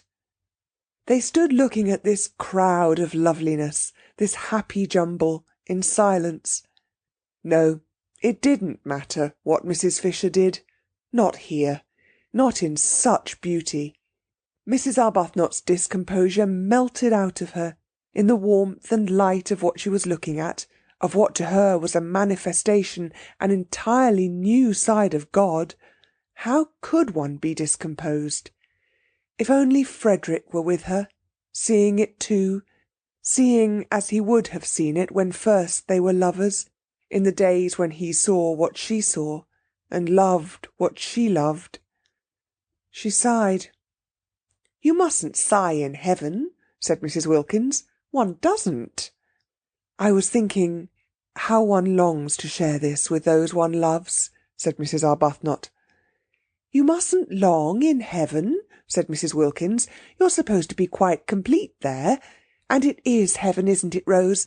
See how everything has been let in together, the dandelions and the irises, the vulgar and the superior, me and Mrs. Fisher. All welcome, all mixed up anyhow, and all so visibly happy and enjoying ourselves." "Mrs. Fisher doesn't seem happy, not visibly anyhow," said Mrs. Arbuthnot, smiling. "She'll begin soon, you'll see." Mrs. Arbuthnot said she didn't believe that after a certain age people began anything. Mrs. Wilkins said she was sure no one, however old and tough, could resist the effects of perfect beauty. Before many days, perhaps only hours, they would see Mrs. Fisher bursting out into every kind of exuberance. "I'm quite sure," said Mrs. Wilkins, "that we've got to heaven. And once Mrs. Fisher realises that that's where she is, she's bound to be different. You'll see. She'll leave off being ossified and go all soft and able to stretch. And we shall get quite... Why, I shouldn't be surprised if we get quite fond of her." The idea of Mrs. Fisher bursting out into anything, she who seemed so particularly firmly fixed inside her buttons, made Mrs. Arbuthnot laugh. She condoned Lottie's loose way of talking of heaven, because in such a place, on such a morning, condonation was in the very air. Besides, what an excuse there was! And Lady Caroline, sitting where they had left her before breakfast, on the wall, peeped over when she heard laughter, and saw them standing on the path below, and thought what a mercy it was they were laughing down there, and had not come up and done it round her. She disliked jokes at all times, but in the mornings she hated them, especially close up, especially crowding in her ears. She hoped the originals were on their way out for a walk, and not on their way back from one. They were laughing more and more. What could they possibly find to laugh at? She looked down on the tops of their heads with a very serious face, for the thought of spending a month with laughers was a grave one, and they, as though they felt her eyes, turned suddenly and looked up. The dreadful geniality of those women! She shrank away from their smiles and wavings, but she could not shrink out of sight without falling into the lilies. She neither smiled nor waved back, and turning her eyes to the more distant mountains, surveyed them carefully till the two, tired of waving, moved away along the path and turned the corner and disappeared. This time they both did notice that they had been met with, at least, unresponsiveness. "If we weren't in heaven," said Mrs. Wilkins serenely, "I should say we had been snubbed. But as nobody snubs anybody there, of course we can't have been." "Perhaps she is unhappy," said Mrs. Arbuthnot. "Whatever it is she is, she'll get over it here," said Mrs. Wilkins with conviction. "We must try and help her," said Mrs. Arbuthnot. "Oh, but nobody helps anybody in heaven. That's finished with. You don't try to be or do. You simply are." Well, Mrs. Arbuthnot wouldn't go into that, not here, not to-day. The vicar, she knew, would have called Lottie's talk levity, if not profanity. How old he seemed from here. An old, old vicar. They left the path and clambered down the olive terraces, down and down, to where at the bottom the warm, sleepy sea heaved gently among the rocks. There a pine tree grew close to the water, and they sat under it, and a few yards away was a fishing boat lying motionless and green-bellied on the water. The ripples of the sea made little gurgling noises at their feet. They screwed up their eyes to be able to look into the blaze of light beyond the shade of their tree. the hot smell from the pine needles and from the cushions of wild thyme that padded the spaces between the rocks, and sometimes a smell of pure honey from a clump of warm irises up behind them in the sun, puffed across their faces. Very soon Mrs. Wilkins took her shoes and stockings off and let her feet hang in the water. After watching her a minute, Mrs. Arbuthnot did the same. Their happiness was then complete. Their husbands would not have known them. They left off talking. They ceased to mention heaven. They were just cups of acceptance. Meanwhile, Lady Caroline, on her wall, was considering her position. The garden on the top of the wall was a delicious garden, but its situation made it insecure and exposed to interruptions. At any moment the others might come and want to use it, because both the hall and the dining room had doors opening straight into it. Perhaps, thought Lady Caroline, she could arrange that it should be solely hers. Mrs. Fisher had the battlements, delightful with flowers, and a watch-tower all to herself, besides having snatched the one really nice room in the house. There were plenty of places the originals could go to. She had herself seen at least 2 other little gardens, while the hill the castle stood on was itself a garden, with walks and seats. Why should not this one spot be kept exclusively for her? She liked it. She liked it best of all. It had the Judas tree and an umbrella pine. It had the freesias and the lilies. It had a tamarisk beginning to flush pink. It had the convenient low wall to sit on. It had from each of its 3 sides the most amazing views. To the east the bay and mountains, to the north the village across the tranquil clear green water of the little harbour, and the hills dotted with white houses and orange groves, and to the west was the thin thread of land by which San Salvatore was tied to the mainland, and then the open sea and the coastline beyond Genoa, reaching away into the blue dimness of France. Yes, she would say she wanted to have this entirely to herself. How obviously sensible if each of them had their own special place to sit in apart.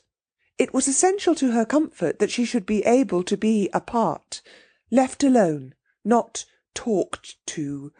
The others ought to like it best too. Why heard? One had enough of that in England, with one's relations and friends, oh, the numbers of them, pressing on one continually. Having successfully escaped them for 4 weeks, why continue? And with persons having no earthly claim on one, to herd. She lit a cigarette. She began to feel secure. Those 2 had gone for a walk. There was no sign of Mrs. Fisher. How very pleasant this was. Somebody came out through the glass doors just as she was drawing a deep breath of security. Surely it couldn't be Mrs. Fisher wanting to sit with her. Mrs. Fisher had her battlements. She ought to stay on them, having snatched them. It would be too tiresome if she wouldn't, and wanted not only to have them and her sitting-room, but to establish herself in this garden as well. No, it wasn't Mrs. Fisher. It was the cook. She frowned. Was she going to have to go on ordering the food? Surely one or other of those 2 waving women would do that now.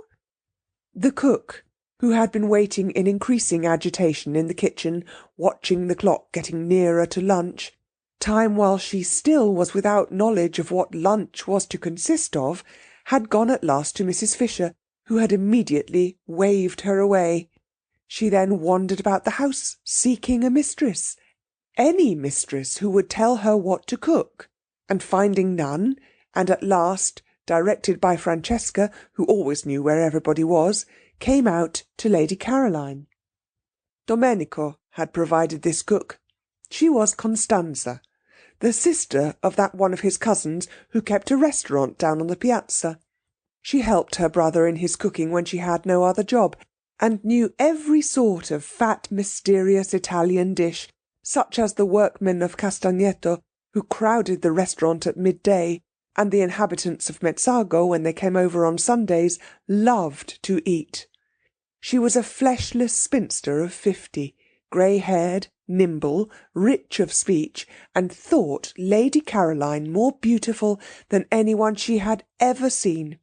And so did Domenico, and so did the boy Giuseppe, who helped Domenico and was, beside, his nephew, and so did the girl Angela, who helped Francesca and was, besides, Domenico's niece, and so did Francesca herself. Domenico and Francesca, the only two who had seen them, thought the two ladies who arrived last very beautiful, but compared to the fair young lady who arrived first, they were as candles to the electric light that had lately been installed, and as the tin tubs in the bedrooms to the wonderful new bathroom their master had had arranged on his last visit. Lady Caroline scowled at the cook. The scowl, as usual, was transformed on the way into what appeared to be an intent and beautiful gravity, and Constanza threw up her hands and took the saints aloud to witness that here was the very picture of the Mother of God. Lady Caroline asked her crossly what she wanted, and Constanza's head went on one side with delight at the sheer music of her voice. She said, after waiting a moment in case the music was going to continue, for she didn't wish to miss any of it, that she wanted orders. She had been to the signorina's mother, but in vain. "She is not my mother," repudiated Lady Caroline angrily, and her anger sounded like the regretful wail of a melodious orphan. Constanza poured forth pity. She too, she explained, had no mother. Lady Caroline interrupted with the curt information that her mother was alive and in London. Constanza praised God and the saints that the young lady did not yet know what it was like to be without a mother. Quickly enough did misfortunes overtake one. No doubt the young lady already had a husband. "No," said Lady Caroline icily. Worse than jokes in the morning did she hate the idea of husbands. And everybody was always trying to press them on her. All her relations, all her friends, all the evening papers. After all, she could only marry one anyhow, but you would think from the way everybody talked, and especially those persons who wanted to be husbands, that she could marry at least a dozen. Her soft, pathetic no made Constanza, who was standing close to her, well with sympathy. "Poor little one," said Constanza, moved actually to pat her encouragingly on the shoulder. "Take hope, there is still time." "For lunch," said Lady Caroline freezingly, marvelling as she spoke that she should be patted, she who had taken so much trouble to come to a place remote and hidden, where she could be sure that among other things of a like oppressive nature, pattings also were not. "We will have—" Constanza became businesslike. She interrupted with suggestions, and her suggestions were all admirable and all expensive. Lady Caroline did not know they were expensive, and fell in with them at once. They sounded very nice. Every sort of young vegetables and fruits came into them, and much butter, and a great deal of cream, and incredible numbers of eggs. Constanza said enthusiastically at the end, as a tribute to this acquiescence, that of the many ladies and gentlemen she had worked for on temporary jobs such as this, she preferred the English ladies and gentlemen. She more than preferred them. They roused devotion in her, for they knew what to order. They did not skimp. They refrained from grinding down the faces of the poor. From this, Lady Caroline concluded that she had been extravagant, and promptly countermanded the cream. Constanza's face fell, for she had a cousin who had a cow, and the cream was to have come from them both. "And perhaps we had better not have chickens," said Lady Caroline. Constanza's face fell more, for her brother at the restaurant kept chickens in his backyard, and many of them were ready for killing. "Also, do not order strawberries till I have consulted with the other ladies," said Lady Caroline, remembering that it was only the 1st of April, and that perhaps people who lived in Hampstead might be poor. Indeed, must be poor, or why live in Hampstead? It is not I who am mistress here." "Is it the old one?" asked Constanza, her face very long. "No," said Lady Caroline. "Which of the other two ladies is it?" "Neither," said Lady Caroline. Then Constanza's smiles returned, for the young lady was having fun with her and making jokes. She told her so in her friendly Italian way, and was genuinely delighted. "I never make jokes," said Lady Caroline briefly. "You had better go, or lunch will certainly not be ready by 12:30. And these curt words came out sounding so sweet that Constanza felt as if kind compliments were being paid her, and forgot her disappointment about the cream and the chickens, and went away all gratitude and smiles. "This," thought Lady Caroline, "will never do. I haven't come here to housekeep, and I won't." She called Constanza back. Constanza came running. The sound of her name in that voice enchanted her. "I have ordered the lunch for today," said Lady Caroline, with the serious angel face that was hers when she was annoyed, "and I have also ordered the dinner. But from now on you will go to one of the other ladies for orders. I give no more." The idea that she would go on giving orders was too absurd. She never gave orders at home. Nobody there dreamed of asking her to do anything. That such a very tiresome activity should be thrust upon her here, simply because she happened to be able to talk Italian, was ridiculous. Let the originals give orders if Mrs. Fisher refused to. Mrs. Fisher, of course, was the one nature intended for such a purpose. She had the very air of a competent housekeeper. Her clothes were the clothes of a housekeeper, and so was the way she did her hair. Having delivered herself of her ultimatum with an acerbity that turned sweet on the way, and accompanied it by a peremptory gesture of dismissal that had the grace and loving kindness of a benediction, it was annoying that Constanza should only stand still, with her head on one side, gazing at her in obvious delight. "Oh, go away!" exclaimed Lady Caroline in English, suddenly exasperated. There had been a fly in her bedroom that morning, which had stuck just as Constanza was sticking. Only one, but it might have been a myriad, it was so tiresome from daylight on. It was determined to settle on her face, and she was determined it should not. Its persistence was uncanny. It woke her, and would not let her go to sleep again. She hit at it, and it eluded her without fuss or effort, and with an almost visible blandness, and she had only hit herself. It came back again instantly, and with a loud buzz alighted on her cheek. She hit at it again and hurt herself, while it skimmed gracefully away. She lost her temper, and sat up in bed and waited, watching to hit at it and kill it. She kept on hitting at it at last with fury and with all her strength, as if it were a real enemy deliberately trying to madden her, and it elegantly skimmed in and out of her blows, not even angry, to be back again the next instant. It succeeded every time in getting onto her face, and was quite indifferent how often it was driven away.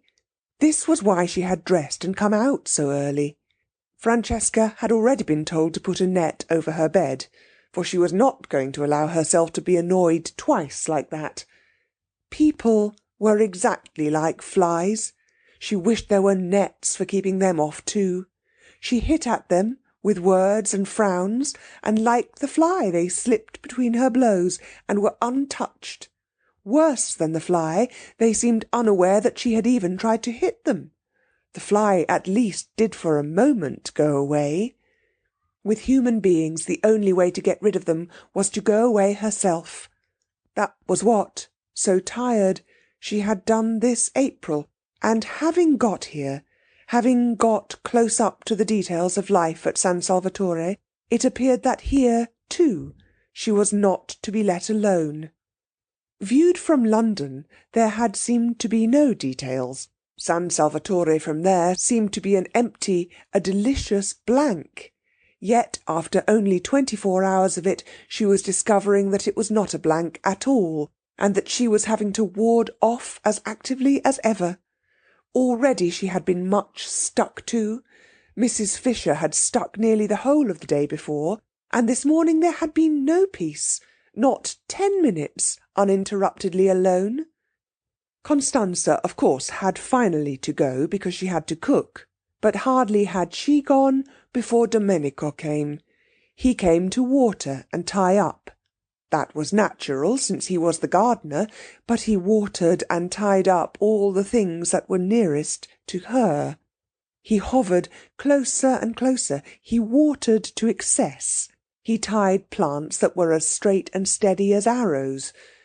Well, at least he was a man, and therefore not quite so annoying, and his smiling good morning was received with an answering smile, upon which Domenico forgot his family, his wife, his mother, his grown-up children, and all his duties, and only wanted to kiss the young lady's feet.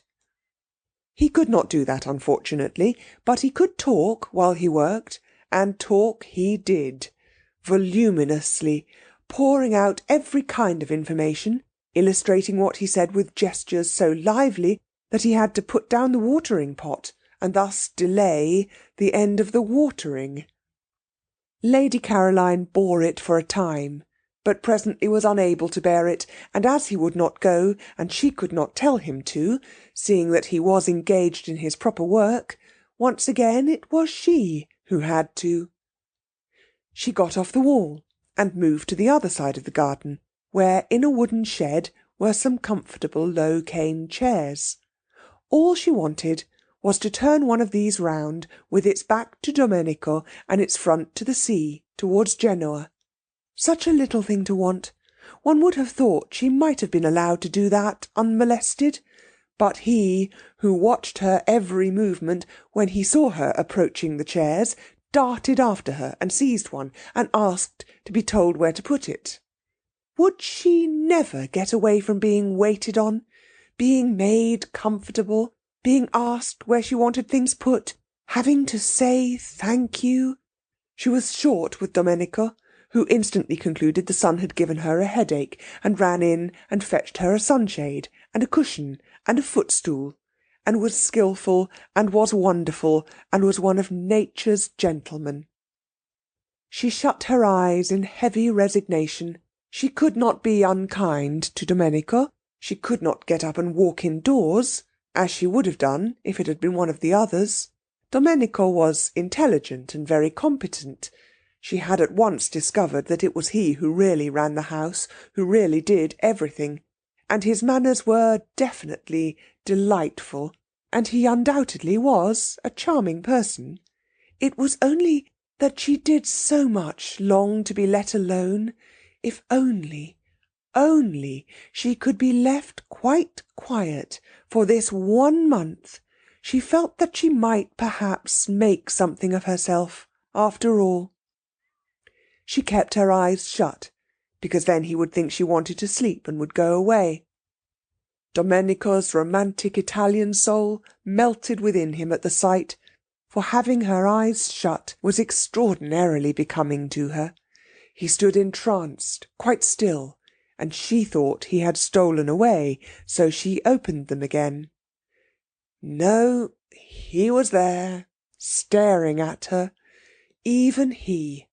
There was no getting away from being stared at. "I have a headache," she said, shutting them again. "It is the sun," said Domenico, "and sitting on the wall without a hat." "I wish to sleep." "Si, signorina," he said sympathetically, and went softly away. She opened her eyes with a sigh of relief.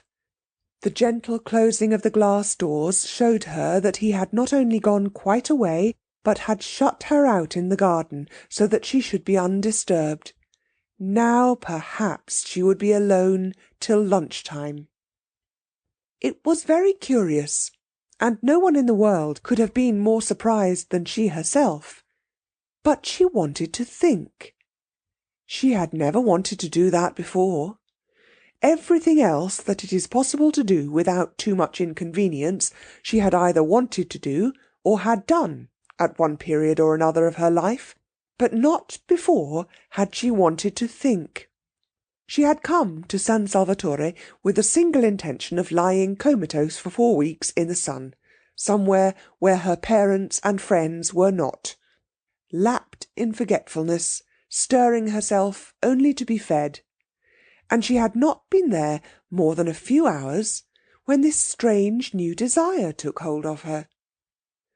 There had been wonderful stars the evening before, and she had gone out into the top garden after dinner, leaving Mrs. Fisher alone over her nuts and wine, and sitting on the wall at the place where the lilies crowded their ghost heads, she had looked out into the gulf of the night, and it had suddenly seemed as if her life had been a noise, all about nothing.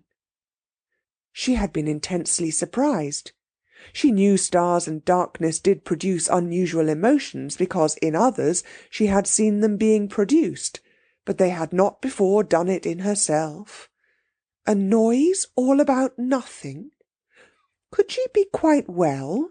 She had wondered. For a long while past she had been aware that her life was a noise, but it had seemed to be very much about something, a noise indeed about so much that she felt she must get out of earshot for a little, or she would be completely and perhaps permanently deafened. But suppose it was only a noise about nothing? She had not had a question like that in her mind before. It had made her feel lonely. She wanted to be alone, but not lonely. That was very different. There was something that ached and hurt dreadfully, right inside one. It was what one dreaded most. It was what made one go to so many parties, and lately even the parties had seemed once or twice not to be a perfectly certain protection. Was it possible that loneliness had nothing to do with circumstances, but only with the way one met them? Perhaps, she had thought, she had better go to bed. She couldn't be very well.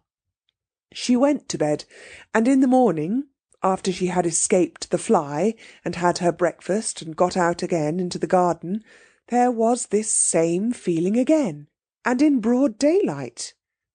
Once more she had that really rather disgusting suspicion that her life till now had not only been loud, but empty. Well, if that were so, and if her first 28 years, the best ones, had gone just in meaningless noise, she had better stop a moment and look round her. Pause, as they said in tiresome novels, and consider. She hadn't got many sets of 28 years. One more would see her growing very like Mrs. Fisher. 2 more. She averted her eyes. Her mother would have been concerned if she had known. Her mother doted. Her father would have been concerned too, for he also doted. Everybody doted.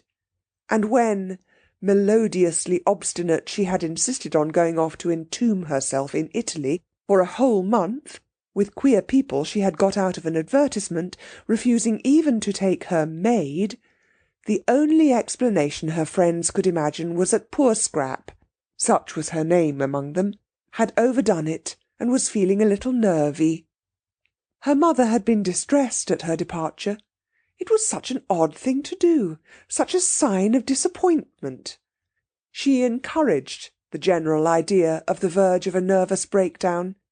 If she could have seen her adored Scrap, more delightful to look upon than any other mother's daughter had ever yet been, the object of her utmost pride, the source of all her fondest hopes, sitting staring at the empty noonday Mediterranean, considering her 3 possible sets of 28 years, she would have been miserable.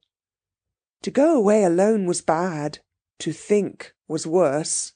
No good could come out of the thinking of a beautiful young woman.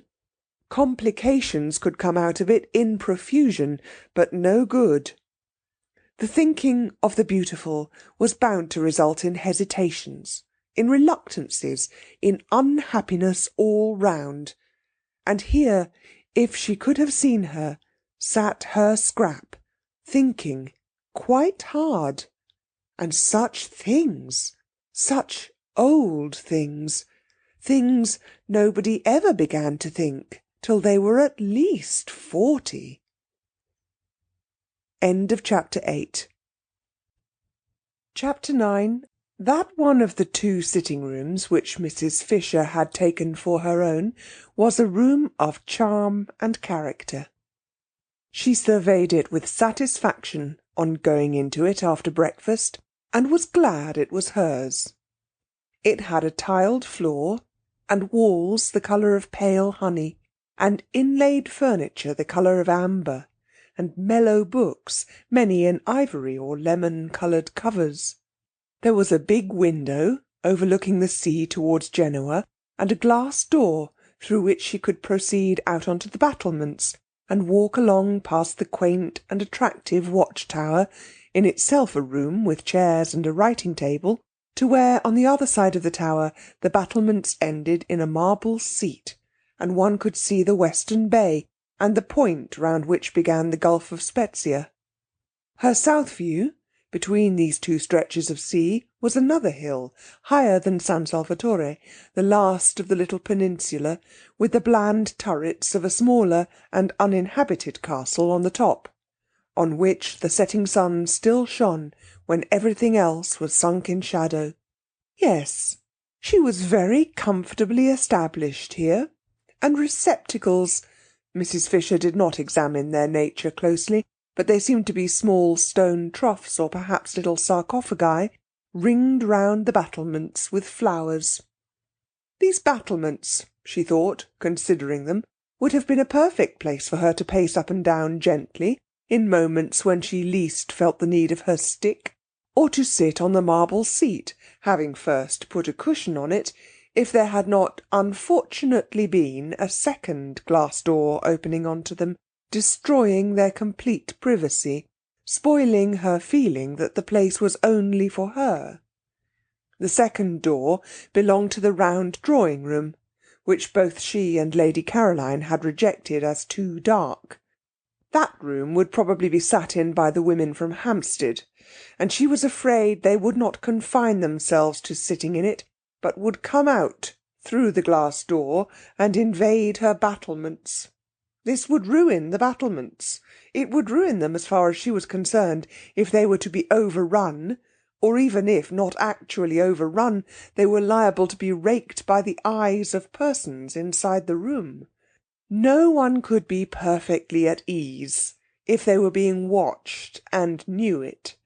What she wanted, what she surely had a right to, was privacy. She had no wish to intrude on the others. Why then should they intrude on her? And she could always relax her privacy if, when she became better acquainted with her companions, she should think it worth while. But she doubted whether any of the 3 would so develop as to make her think it worth while. Hardly anything was really worth while, reflected Mrs. Fisher, except the past. It was astonishing. It was simply amazing, the superiority of the past to the present.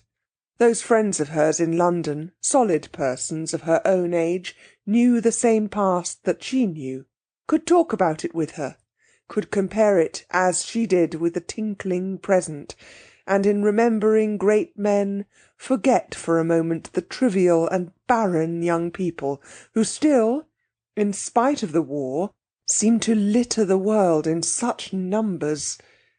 She had not come away from these friends, these conversable, ripe friends, in order to spend her time in Italy, chatting with 3 persons of another generation and defective experience. She had come away merely to avoid the treacheries of a London April. It was true, what she had told the 2 who came to Prince of Wales Terrace, that all she wished to do at San Salvatore was to sit by herself in the sun and remember. They knew this, for she had told them. It had been plainly expressed and clearly understood. Therefore she had a right to expect them to stay inside the round drawing-room and not to emerge interruptingly onto her battlements. But would they? The doubt spoiled her morning. It was only towards lunch-time that she saw a way to be quite safe, and ringing for Francesca, bade her, in slow and majestic Italian, shut the shutters of the glass door of the round drawing-room, and then, going with her into the room, which had become darker than ever in consequence, but also, Mrs. Fisher observed to Francesca, who was being voluble, would, because of this very darkness, remain agreeably cool, and after all there were the numerous slit windows in the walls to let in light, and it was nothing to do with her if they did not let it in. She directed the placing of a cabinet of curios across the door on its inside. This would discourage egress. Then she rang for Domenico, and caused him to move one of the flower-filled sarcophagi across the door on its outside. This would discourage ingress. "No one," said Domenico, hesitating, "will be able to use the door." "No one," said Mrs. Fisher firmly, "will wish to." She then retired to her sitting-room, and from a chair placed where she could look straight on to them, gazed at her battlements, secured to her now completely, with calm pleasure. Being here, she reflected placidly, was much cheaper than being in an hotel, and if she could keep off the others, immeasurably more agreeable. She was paying for her rooms, extremely pleasant rooms, now that she was arranged in them, £3 a week, which came to about 8 shillings a day, battlements, watch-tower, and all. Where else abroad could she live as well for so little, and have as many baths as she liked for 8 shillings a day? Of course she did not yet know what her food would cost, but she would insist on carefulness over that, though she would also insist on its being carefulness combined with excellence. The two were perfectly compatible if the caterer took pains. The servants' wages, she had ascertained, were negligible, owing to the advantageous exchange, so that there was only the food that caused her anxiety. If she saw signs of extravagance, she would propose that they each hand over a reasonable sum every week to Lady Caroline, which should cover the bills, any of it that was not used to be returned, and if it were exceeded, the loss to be borne by the caterer. Mrs. Fisher was well off, and had the desire for comforts proper to her age, but she disliked expenses. So well off was she that had she so chosen, she could have lived in an opulent part of London, and driven from it and to it in a Rolls-Royce. She had no such wish. It needed more vitality than went with true comfort to deal with a house in an opulent spot and a Rolls-Royce. Worries attended such possessions, worries of every kind, crowned by bills. In the sober gloom of Prince of Wales Terrace, she could obscurely enjoy inexpensive yet real comfort, without being snatched at by predatory manservants or collectors for charities, and a taxi-stand was at the end of the road. Her annual outlay was small. The house was inherited. Death had furnished it for her. She trod in the dining-room on the Turkey carpet of her father's. She regulated her day by the excellent black marble clock on the mantelpiece, which she remembered from her childhood. Her walls were entirely covered by the photographs her illustrious deceased friends had given either herself or her father, with their own handwriting across the lower parts of their bodies. And the windows, shrouded by the maroon curtains of all her life, were decorated besides with the self-same aquariums to which she owed her first lessons in sea-law, and in which still swam slowly the goldfishes of her youth. Were they the same goldfish? She did not know. Perhaps, like carp, they outlived everybody. Perhaps, on the other hand, behind the deep-sea vegetation provided for them at the bottom, they had from time to time, as the years went by, withdrawn and replaced themselves. Were they or were they not, she sometimes wondered, contemplating them between the courses of her solitary meals, the same goldfish that had that day been there when Carlyle, How well she remembered it! Angrily strode up to them in the middle of some argument with her father that had grown heated, and striking the glass smartly with his fist had put them to flight, shouting as they fled, "Och, you deaf devils! Och, you lucky deaf devils! You can't hear anything of the blasted, blethering, dodering, glesket fool stuff your master talks, can ye?" Or words to that effect. Dear, great-souled Carlyle! Such natural gushings forth, such true freshness, such real grandeur. Rugged, if you will, yes, undoubtedly sometimes rugged and startling in a drawing-room, but magnificent. Who was there now to put beside him? Who was there to mention in the same breath? Her father, than whom no one had had more flair, said, "Thomas is immortal." And here was this generation of puniness, raising its little voice in doubts, or still worse, not giving itself the trouble to raise it at all. Not, it was incredible, but it had thus been reported to her, even reading him. Mrs. Fisher did not read him either, but that was different. She had read him. She had certainly read him. Of course she had read him. There was Teufelsdrock. She quite well remembered a tailor called Teufelsdrock. So like Carlyle to call him that. Yes, she must have read him, though naturally details escaped her. The gong sounded. Lost in reminiscence, Mrs. Fisher had forgotten time, and hastened to her bedroom to wash her hands and smooth her hair. She did not wish to be late and set a bad example, and perhaps find her seat at the head of the table taken. One could put no trust in the manners of the younger generation, especially not in those of that Mrs. Wilkins. She was, however, the first to arrive in the dining-room. Francesca, in a white apron, stood ready with an enormous dish of smoking hot, glistening macaroni. But nobody was there to eat it. Mrs. Fisher sat down, looking stern. Lax. "Serve me," she said to Francesca, who showed a disposition to wait for the others. Francesca served her. Of the party, she liked Mrs. Fisher least. In fact, she did not like her at all. She was the only one of the four ladies who had not yet smiled. True, she was old. True, she was unbeautiful. True, she therefore had no reason to smile, but kind ladies smiled, reason or no. They smiled not because they were happy, but because they wished to make happy.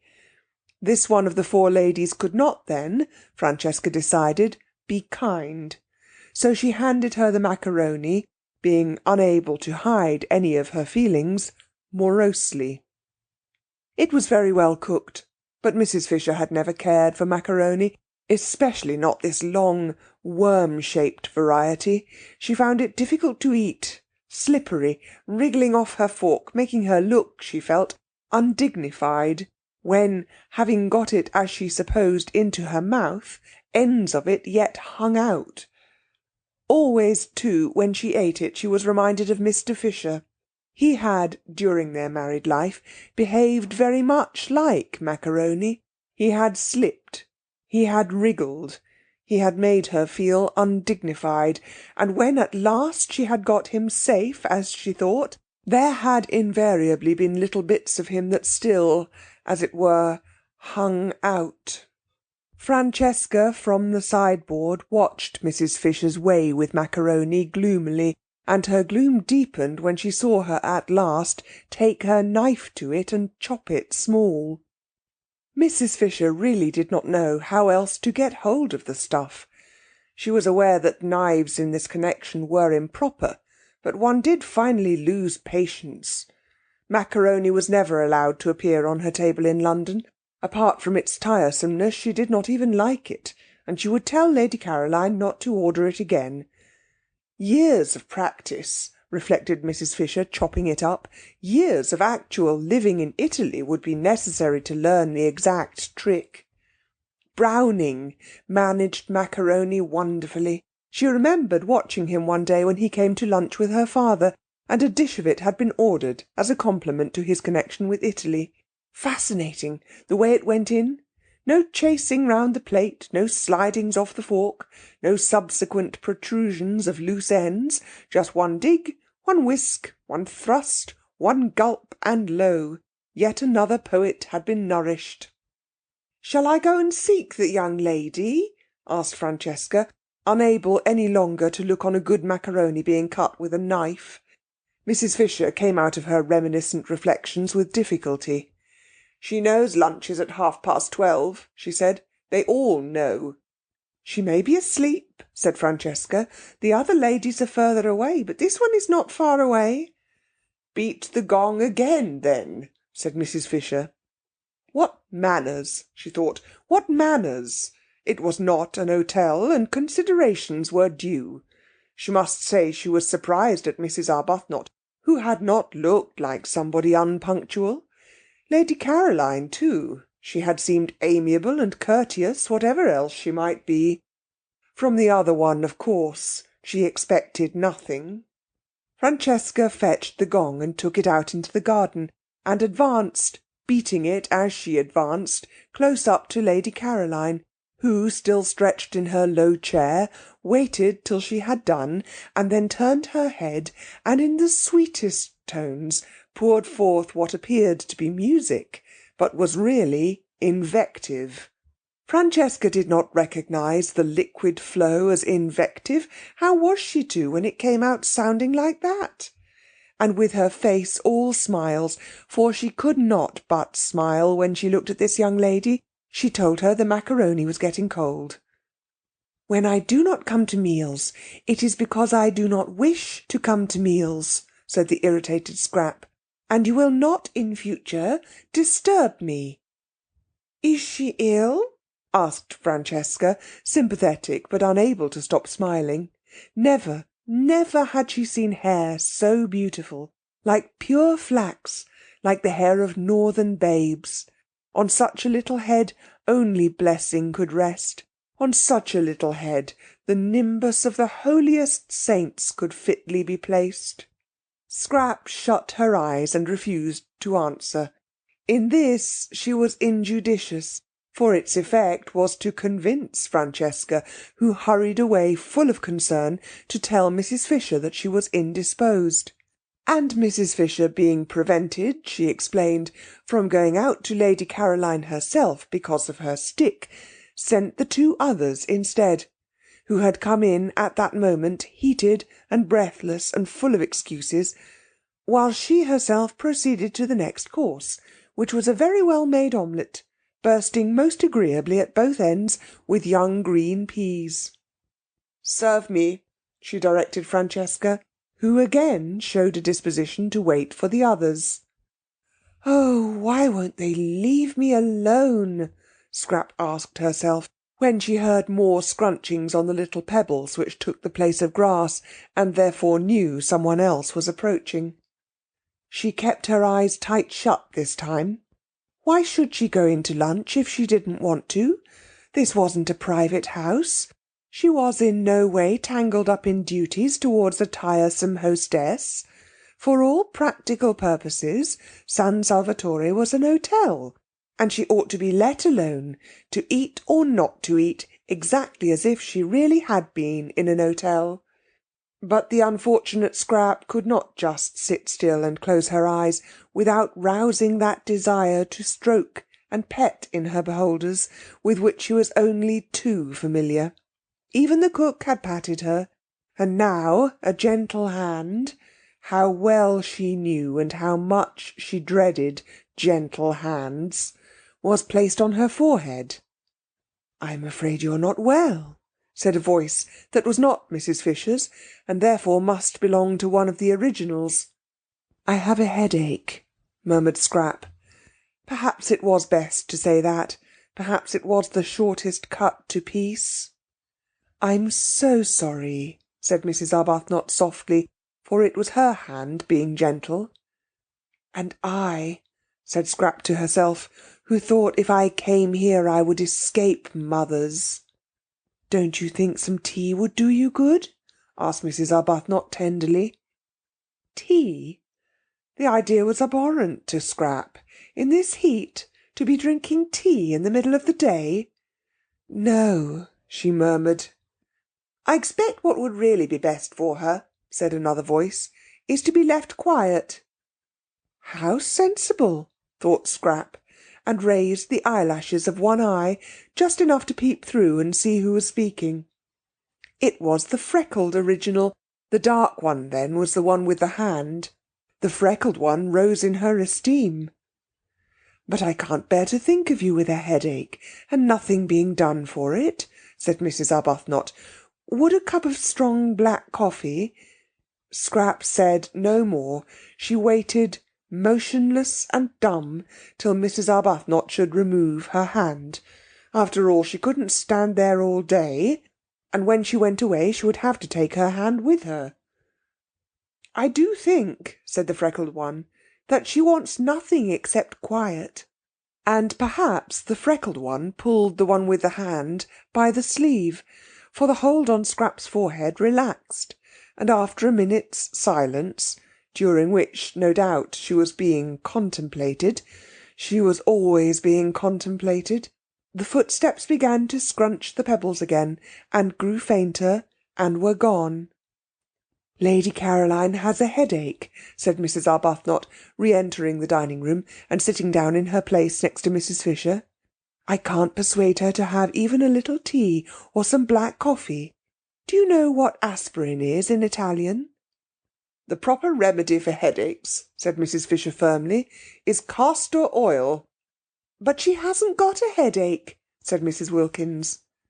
Carlyle, said Mrs. Fisher, who had finished her omelette and had leisure, while she waited for the next course, to talk, suffered at one period terribly from headaches, and he constantly took castor oil as a remedy. He took it, I should say, almost to excess, and called it, I remember, in his interesting way, the oil of sorrow. My father said it coloured for a time his whole attitude to life, his whole philosophy, but that was because he took too much. What Lady Caroline wants is one dose and one only. It is a mistake to keep on taking castor oil. Do you know the Italian for it? Asked Mrs. Arbuthnot. Ah, that I'm afraid I don't. However, she would know. You can ask her. But she hasn't got a headache, repeated Mrs. Wilkins, who was struggling with the macaroni. She only wants to be let alone. They both looked at her. The word shovel crossed Mrs. Fisher's mind in connection with Mrs. Wilkins's actions at that moment. Then why should she say she has? Asked Mrs. Arbuthnot. Because she is still trying to be polite. Soon she won't try. When this place has got more into her, she'll really be it, without trying, naturally. Lottie, you see, explained Mrs. Arbuthnot, smiling to Mrs. Fisher, who sat waiting with a stony patience for her next course, delayed because Mrs. Wilkins would go on trying to eat the macaroni, which must be less worth eating than ever now that it was cold. Lottie, you see, has a theory about this place. But Mrs. Fisher had no wish to hear any theory of Mrs. Wilkins's. I'm sure I don't know, she interrupted, looking severely at Mrs. Wilkins, why you should assume Lady Caroline is not telling the truth. I don't assume, I know, said Mrs. Wilkins. And pray, how do you know? Asked Mrs. Fisher icily, for Mrs. Wilkins was actually helping herself to more macaroni, offered her officiously and unnecessarily a second time by Francesca. When I was out there just now, I saw inside her. Well, Mrs. Fisher wasn't going to say anything to that. She wasn't going to trouble to reply to downright idiocy. Instead, she sharply rapped the little table gong by her side, though there was Francesca standing at the sideboard, and said, for she would wait no longer for her next course, "Serve me." And Francesca, it must have been wilful, offered her the macaroni again. End of chapter 9. Chapter 10. There was no way of getting into or out of the top garden at San Salvatore except through the two glass doors, unfortunately side by side, of the dining-room and the hall. A person in the garden who wished to escape unseen could not, for the person to be escaped from could be met on the way. It was a small oblong garden, and concealment was impossible. What trees there were, the Judas tree, the tamarisk, the umbrella pine, grew close to the low parapets. Rose bushes gave no real cover. One step to the right or left of them, and the person wishing to be private was discovered. Only the north-west corner was a little place jutting out from the great wall, a kind of excrescence or loop, no doubt used in the old distrustful days for observation, where it was possible to sit really unseen, because between it and the house was a thick clump of daphne. Scrap, after glancing round to see that no one was looking, got up and carried her chair into this place, stealing away as carefully on tiptoe as those who steal whose purpose is sin. There was another excrescence on the walls just like it at the north-east corner, but this, though the view from it was almost more beautiful, for from it you could see the bay and the lovely mountains behind Mezzago, was exposed. No bushes grew near it, nor had it any shade. The north-west loop, then, was where she would sit, and she settled into it, and nestling her head in her cushion, and putting her feet comfortably on the parapet, from whence they appeared to the villagers on the piazza below as two white doves, thought that now indeed she would be safe. Mrs. Fisher found her there, guided by the smell of her cigarette. The incautious Scrap had not thought of that. Mrs. Fisher did not smoke herself, and all the more distinctly could she smell the smoke of others. The virile smell met her directly as she went out into the garden from the dining-room after lunch in order to have her coffee. She had bidden Francesca set the coffee in the shade of the house just outside the glass door, and when Mrs. Wilkins, seeing a table being carried there, reminded her, very officiously and tactlessly Mrs. Fisher considered, that Lady Caroline wanted to be alone, she retorted, and with what propriety, that the garden was for everybody. Into it, accordingly, she went, and was immediately aware that Lady Caroline was smoking. She said to herself, "These modern young women," and proceeded to find her. Her stick, now that lunch was over, being no longer the hindrance to action that it was before her meal had been securely, as Browning once said, surely it was Browning? Yes, she remembered how much diverted she had been, roped in. Nobody diverted her now, reflected Mrs. Fisher, making straight for the clump of daphne. The world had grown very dull, and had entirely lost its sense of humour. Perhaps they still had their jokes, these people. In fact, she knew they did, for Punch still went on. But how differently it went on, and what jokes! Thackeray, in his inimitable way, would have made mincemeat of this generation. Of how much it needed the tonic properties of that astringent pen it was, of course, unaware. It no longer even held him, at least so she had been informed, in any particular esteem.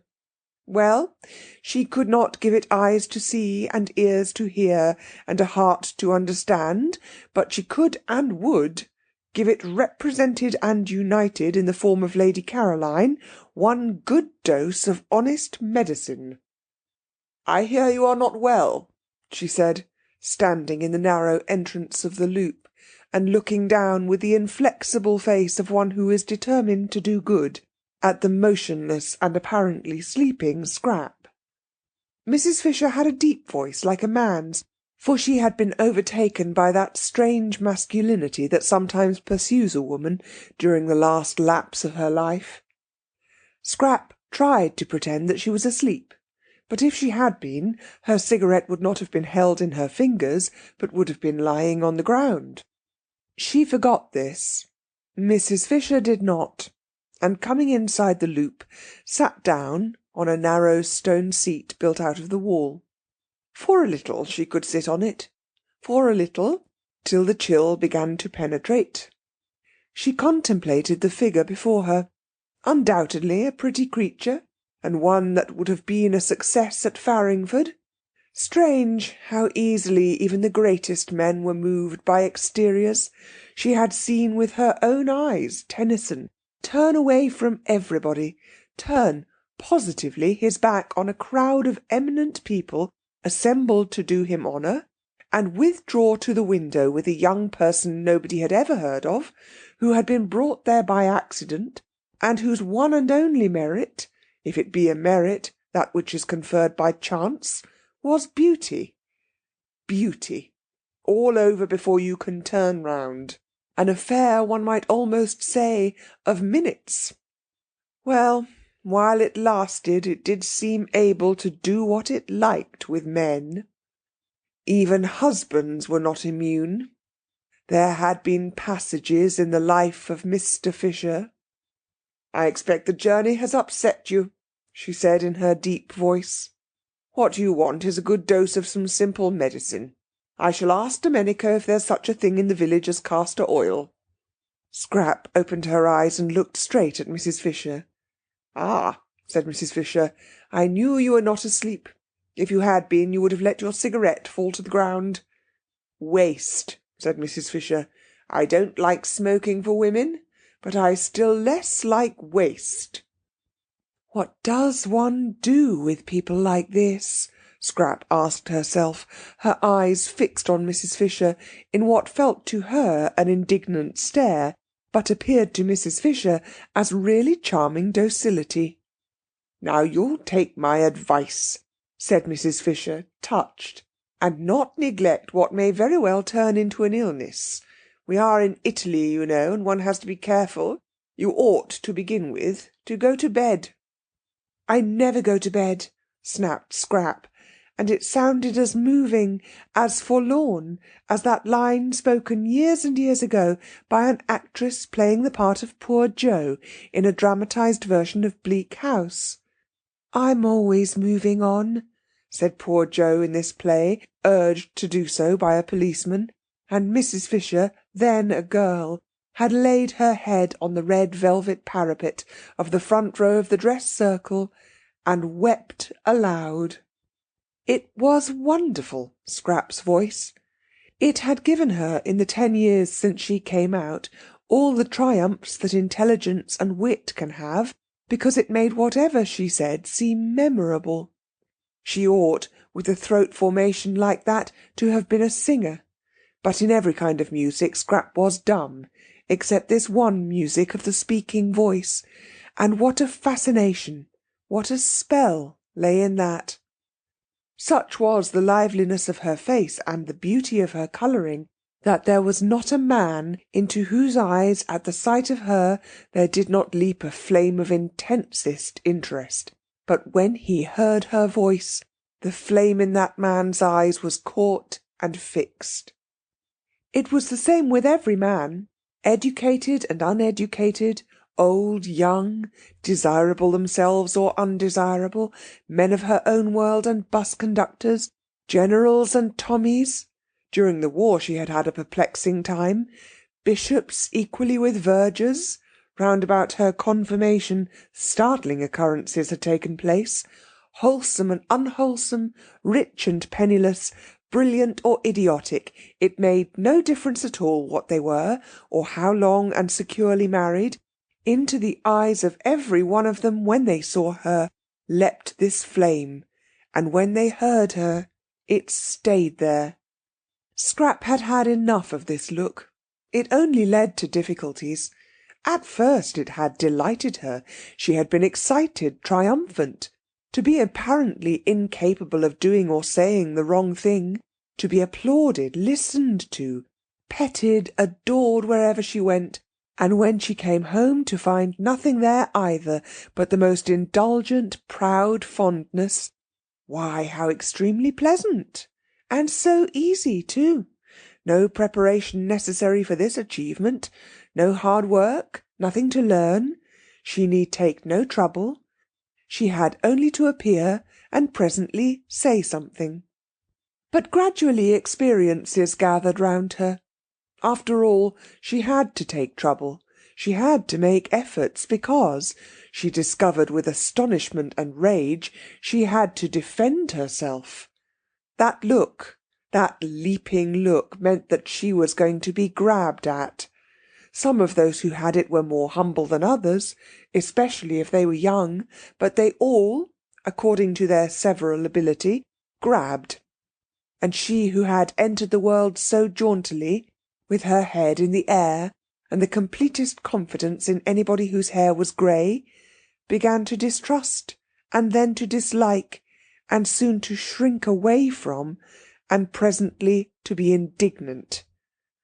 Sometimes it was just as if she didn't belong to herself, wasn't her own at all, but was regarded as a universal thing, a sort of beauty of all work.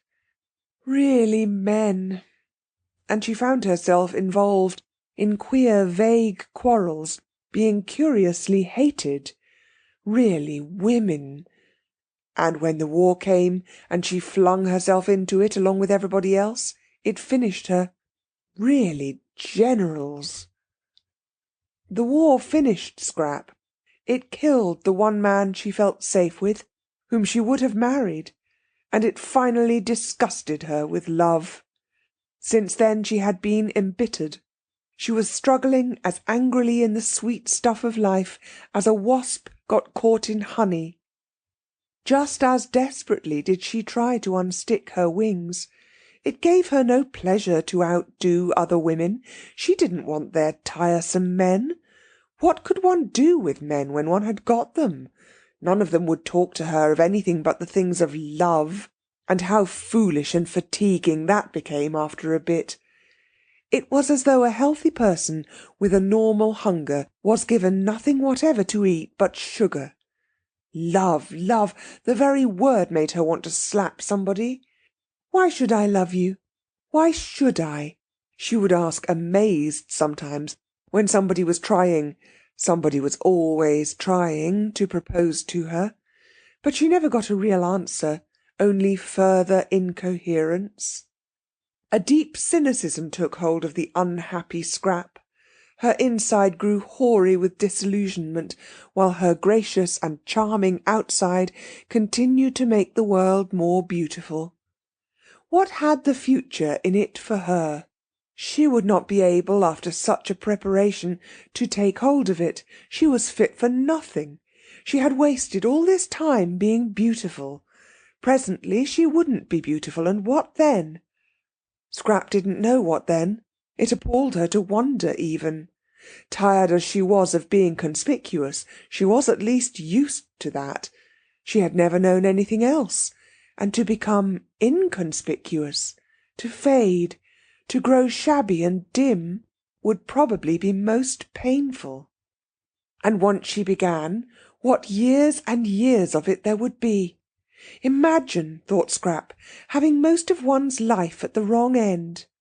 Imagine being old for 2 or 3 times as long as being young. Stupid. Stupid. Everything was stupid. There wasn't a thing she wanted to do. There were thousands of things she didn't want to do. Avoidance, silence, invisibility, if possible, unconsciousness. These negations were all she asked for a moment. And here, even here, she was not allowed a minute's peace, and this absurd woman must come pretending, merely because she wanted to exercise power and make her go to bed and make her, hideous, drink castor oil, that she thought she was ill. "I'm sure," said Mrs. Fisher, who felt the cold of the stone beginning to come through, and knew she could not sit much longer, "you'll do what is reasonable. Your mother would wish... Have you a mother?" A faint wonder came into Scrap's eyes. Have you a mother? If ever anybody had a mother, it was Scrap. It had not occurred to her that there could be people who had never heard of her mother. She was one of the major marchionesses. There being, as no one knew better than Scrap, marchionesses and marchionesses, and had held high positions at court. Her father, too, in his day had been most prominent. His day was a little over, poor dear, because in the war he had made some important mistakes, and besides he was now grown old. Still there he was, an excessively well-known person. How restful, how extraordinarily restful, to have found someone who had never heard of any of her lot, or at least had not yet connected her with them. She began to like Mrs. Fisher. Perhaps the originals didn't know anything about her either. When she first wrote to them and signed her name, the great name of Dester, which twisted in and out of English history like a bloody thread, for its bearers constantly killed, she had taken it for granted that they would know who she was, and at the interview of Shaftesbury Avenue she was sure they did know, because they hadn't asked, as they otherwise would have, for references. Scrap began to cheer up. If nobody at San Salvatore had ever heard of her, if for a whole month she could shed herself, get right away from everything connected with herself, be allowed really to forget the clinging and the clogging and all the noise, why perhaps she might make something of herself after all. She might really think, really clear up her mind, really come to some conclusion.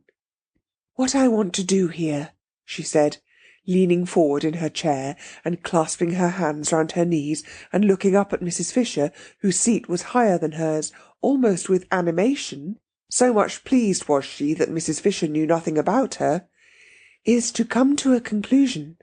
That's all. It isn't much to want, is it? Just that."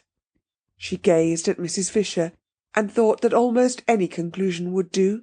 The great thing was to get hold of something, catch something tight, cease to drift. Mrs. Fisher's little eyes surveyed her. "I should say," she said, "that what a young woman like you wants is a husband and children." "Well, that's one of the things I'm going to consider," said Scrap amiably, "but I don't think it would be a conclusion." "And meanwhile," said Mrs. Fisher, getting up, for the cold of the stone was now through, "I shouldn't trouble my head if I were you with considerings and conclusions. Women's heads weren't made for thinking, I assure you. I should go to bed and get well." "I am well," said Scrap. "Then why did you send a message that you were ill?" "I didn't." "Then I have had all the trouble of coming out here for nothing." "But wouldn't you prefer coming out and finding me well than coming out and finding me ill?" said Scrap, smiling. Even Mrs. Fisher was caught by the smile. "Well, you're a pretty creature," she said forgivingly. "It's a pity you weren't born 50 years ago. My friends would have liked looking at you." "I'm very glad I wasn't," said Scrap. "I dislike being looked at." "Absurd," said Mrs. Fisher, growing stern again. "That's what you're made for, young women like you. For what else, pray? And I assure you that if my friends had looked at you, you would have been looked at by some very great people." "I dislike very great people," said Scrap, frowning. There had been an incident quite recently. Really potentates. "What I dislike," said Mrs. Fisher, now as cold as the stone she had got up from, "is the pose of the modern young woman. It seems to me pitiful, positively pitiful in its silliness." And, her stick crunching the pebbles, she walked away. "That's all right," Scrap said to herself, dropping back into her comfortable position with her head in the cushion and her feet on the parapet. If only people would go away, she didn't in the least mind why they went. "Don't you think darling Scrap is growing a little, just a little peculiar?" her mother had asked her father a short time before that latest peculiarity of the flight to San Salvatore, uncomfortably struck by the very odd things Scrap said, and the way she had taken to slinking out of reach whenever she could, and avoiding everybody except, such a sign of age, quite young men, almost boys. "Eh? What? Peculiar? Well, let her be peculiar if she likes. A woman with her looks can be any damned thing she pleases. was the infatuated answer. "I do let her," said her mother meekly, and indeed if she did not, what difference would it make? Mrs. Fisher was sorry she had bothered about Lady Caroline. She went along the hall towards her private sitting-room, and her stick, as she went, struck the stone floor with a vigour in harmony with her feelings. Sheer silliness, these poses. She had no patience with them. Unable to be or do anything of themselves, the young of the present generation tried to achieve a reputation for cleverness by decrying all that was obviously great and obviously good, and by praising everything, however obviously bad, that was different. Apes, thought Mrs. Fisher, roused. Apes! Apes! And in her sitting-room she found more apes, or what seemed to her in her present mood more, for there was Mrs. Arbuthnot, placidly drinking coffee, while at the writing table she already looked upon as sacred, using her own pen, brought for her hand alone from Prince of Wales Terrace, sat Mrs. Wilkins, writing at the table in her room with her pen. "Isn't this a delightful place?" said Mrs. Arbuthnot cordially. "We have just discovered it." "I'm writing to Mellersh," said Mrs. Wilkins, turning her head, and also cordially, as though Mrs. Fisher thought she cared a straw who she was writing to, and anyhow knew who the person she called Mellersh was. "He'll want to know," said Mrs. Wilkins, optimism induced by her surroundings, "that I've got here safely." End of chapter 10. Chapter 11. The sweet smells that were everywhere in San Salvatore were alone enough to produce concord. They came into the sitting-room from the flowers on the battlements, and met the ones from the flowers inside the room, and almost, thought Mrs. Wilkins, could be seen greeting each other with a holy kiss. Who could be angry in the middle of such gentlenesses? Who could be acquisitive, selfish, in the old rasped London way, in the presence of this bounteous beauty? Yet Mrs. Fisher seemed to be all three of these things. There was so much beauty, so much more than enough for everyone, that it did appear to be a vain activity to try and make a corner in it. Yet Mrs. Fisher was trying to make a corner in it, and had railed off a portion for her exclusive use. Well, she would get over that presently. She would get over it inevitably, Mrs. Wilkins was sure, after a day or two in the extraordinary atmosphere of peace in that place. Meanwhile, she obviously hadn't even begun to get over it. She stood, looking at her and Rose with an expression that appeared to be one of anger. Anger. Fancy. Silly old nerve-racked London feelings, thought Mrs. Wilkins, whose eyes saw the room full of kisses, and everybody in it being kissed, Mrs. Fisher as copiously as she herself and Rose. "You don't like us being in here," said Mrs. Wilkins, getting up and at once, after her manner, fixing on the truth. "Why?" "I should have thought," said Mrs. Fisher, leaning on her stick, "you could have seen that this is my room." "You mean because of the photographs?" said Mrs. Wilkins. Mrs. Arbuthnot, who was a little red and surprised, got up too. "And the note-paper?" said Mrs. Fisher. "Note-paper with my London address on it? That pen?" She pointed. It was still in Mrs. Wilkins's hand. "Is yours? I'm very sorry," said Mrs. Wilkins, laying it on the table. And she added, smiling, that it had just been writing some very amiable things. "But why?" asked Mrs. Arbuthnot, who found herself unable to acquiesce in Mrs. Fisher's arrangement without at least a gentle struggle. "Ought we not to be here? It is a sitting-room." "There is another one," said Mrs. Fisher. "You and your friend cannot sit in 2 rooms at once, and if I have no wish to disturb you in yours, I am unable to see why you should wish to disturb me in mine." "But why—" began Mrs. Arbuthnot again.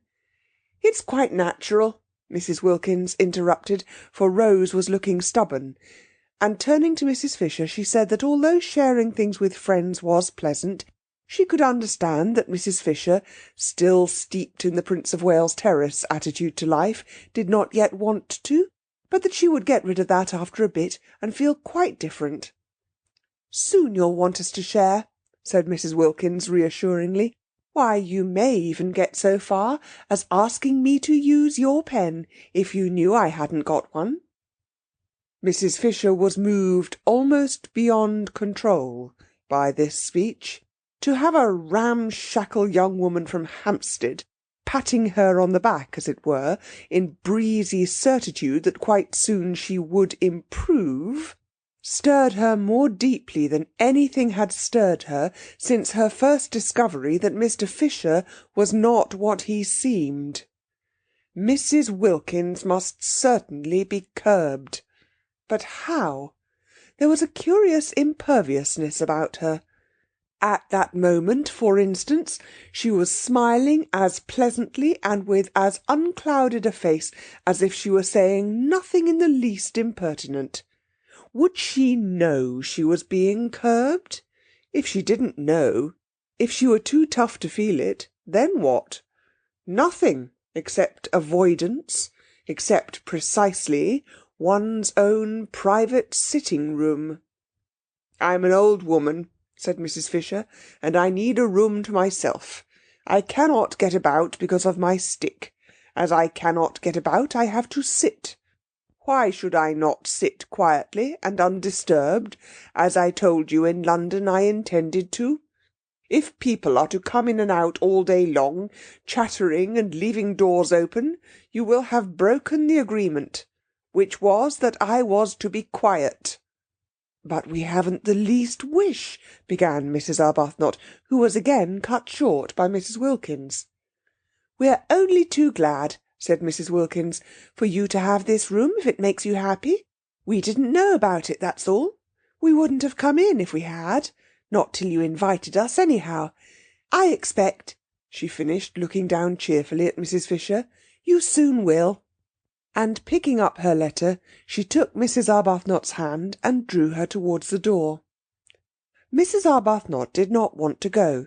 She, the mildest of women, was filled with a curious and surely unchristian desire to stay and fight. Not, of course, really, not even with any definitely aggressive words. No, she only wanted to reason with Mrs. Fisher, and to reason patiently. But she did feel that something ought to be said, and that she ought not to allow herself to be rated and turned out as if she were a schoolgirl caught in ill behaviour by authority. Mrs. Wilkins, however, drew her firmly to and through the door, and once again Rose wondered at Lottie, at her balance, her sweet and equable temper, she who in England had been such a thing of gusts. From the moment they got into Italy, it was Lottie who seemed the elder. She certainly was very happy, blissful, in fact. Did happiness so completely protect one? Did it make one so untouchable, so wise? Rose was happy herself, but not anything like so happy. Evidently not, for not only did she want to fight Mrs. Fisher, but she wanted something else. Something more than this lovely place, something to complete it. She wanted Frederick. For the first time in her life she was surrounded by perfect beauty, and her one thought was to show it to him, to share it with him. She wanted Frederick. She yearned for Frederick. Ah, if only Frederick. Poor old thing, said Mrs. Wilkins, shutting the door gently on Mrs. Fisher and her triumph. Fancy, on a day like this. She's a very rude old thing, said Mrs. Arbuthnot. She'll get over that. I'm sorry we chose just her room to go and sit in. It's much the nicest, said Mrs. Arbuthnot, and it isn't hers. Oh, but there are lots of other places, and she's such a poor old thing. Let her have the room. Whatever does it matter? And Mrs. Wilkins said she was going down to the village to find out where the post office was and post her letter to Mellersh, and would Rose go too? "I've been thinking about Mellersh," said Mrs. Wilkins, as they walked, one behind the other, down the narrow zigzag path, up which they had climbed in the rain the night before. She went first. Mrs. Arbuthnot, quite naturally now, followed. In England it had been the other way about. Lottie, timid, hesitating, except when she burst out so awkwardly, getting behind the calm and reasonable Rose whenever she could. "I've been thinking about Mellersh," repeated Mrs. Wilkins over her shoulder, as Rose seemed not to have heard. "Have you?" said Rose, a faint distaste in her voice, for her experiences with Mellersh had not been of a kind to make her enjoy remembering him. She had deceived Mellersh, therefore she didn't like him. She was unconscious that this was the reason of her dislike, and thought it was that there didn't seem to be much, if any, of the grace of God about him. And yet how wrong to feel that, she rebuked herself, and how presumptuous. No doubt Lottie's husband was far, far nearer to God than she herself was ever likely to be. Still, she didn't like him. "I've been a mean dog," said Mrs. Wilkins. "A what?" asked Mrs. Arbuthnot, incredulous of her hearing. "All this coming away, and leaving him in that dreary place while I rollick in heaven. He had planned to take me to Italy for Easter himself. Did I tell you?" "No," said Mrs. Arbuthnot, and indeed she had discouraged talk about husbands. Whenever Lottie had begun to blurt out things, she had swiftly changed the conversation. One husband led to another, in conversation as well as in life, she felt, and she could not, she would not, talk of Frederick. Beyond the bare fact that he was there, he had not been mentioned. Mellersh had to be mentioned because of his obstructiveness, but she had carefully kept him from overflowing outside the limits of necessity. "Well, he did," said Mrs. Wilkins. "He had never done such a thing in his life before, and I was horrified. Fancy, just as I'd planned to come to it myself." She paused on the path and looked up at Rose. "Yes," said Rose, trying to think of something else to talk about. "Now you see why I say I've been a mean dog. He had planned a holiday in Italy with me, and I had planned a holiday in Italy, leaving him at home. I think," she went on, her eyes fixed on Rose's face, "Mellersh has every reason to be both angry and hurt." Mrs. Arbuthnot was astonished. The extraordinary quickness with which, hour by hour, under her very eyes, Lottie became more selfless, disconcerted her. She was turning into something surprisingly like a saint. Here she was now being affectionate about Mellersh, Mellersh who only that morning, while they hung their feet into the sea, had seemed a mere iridescence, Lottie had told her, a thing of gauze. That was only that morning, and by the time they had had lunch, Lottie had developed so far as to have got him solid enough again to write to, and to write to at length. And now, a few minutes later, she was announcing that he had every reason to be angry with her and hurt, and that she herself had been, the language was unusual, but it did express real penitence, a mean dog. Rose stared at her, astonished. If she went on like this, soon a nimbus might be expected round her head. Was there already, if one didn't know it was the sun through the tree trunks catching her sandy hair. A great desire to love and be friends, to love everybody and to be friends with everybody, seemed to be invading Lottie, a desire for sheer goodness. Rose's own experience was that goodness, the state of being good, was only reached with difficulty and pain. It took a long time to get to it. In fact, one never did get to it, or, if for a flashing instant one did, it was only for a flashing instant. desperate perseverance was needed to struggle along its path, and all the way was dotted with doubts. Lottie simply flew along. She had certainly, thought Rose, not got rid of her impetuousness. It had merely taken another direction. She was now impetuously becoming a saint. Could one really attain goodness so violently? Wouldn't there be an equally violent reaction? "I shouldn't," said Rose with caution, looking down into Lottie's bright eyes. The path was steep, so that Lottie was well below her. "I shouldn't be sure of that too quickly." "But I am sure of it, and I've written and told him so." Rose stared. "Why, but only this morning," she began. "It's all in this," interrupted Lottie, tapping the envelope and looking pleased. "What, everything?"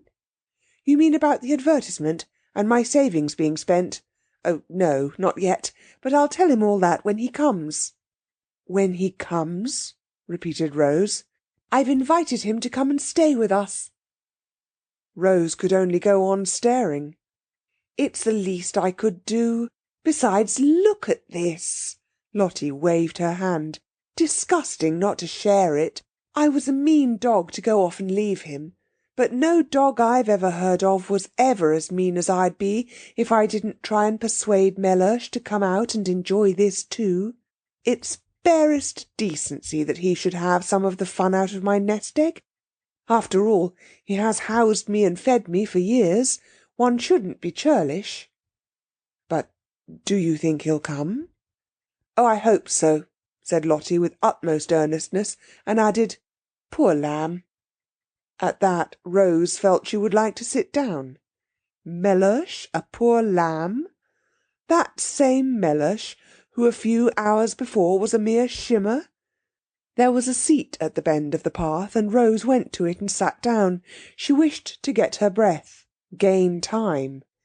If she had time, she might perhaps be able to catch up the leaping Lottie, and perhaps be able to stop her before she committed herself to what she probably presently would be sorry for. Mellersh at San Salvatore? Mellersh, from whom Lottie had taken such pains so recently to escape? "I see him here," said Lottie, as if in answer to her thoughts. Rose looked at her with real concern, for every time Lottie said in that convinced voice, "I see," what she saw came true. Then it was to be supposed that Mr. Wilkins too would presently come true. "I wish," said Rose anxiously, "I understood you." "Don't try," said Lottie, smiling. "But I must, because I love you." "Dear Rose," said Lottie, swiftly bending down and kissing her. "You're so quick," said Rose. "I can't follow your developments. I can't keep touch. It was what happened with Frederick." She broke off and looked frightened.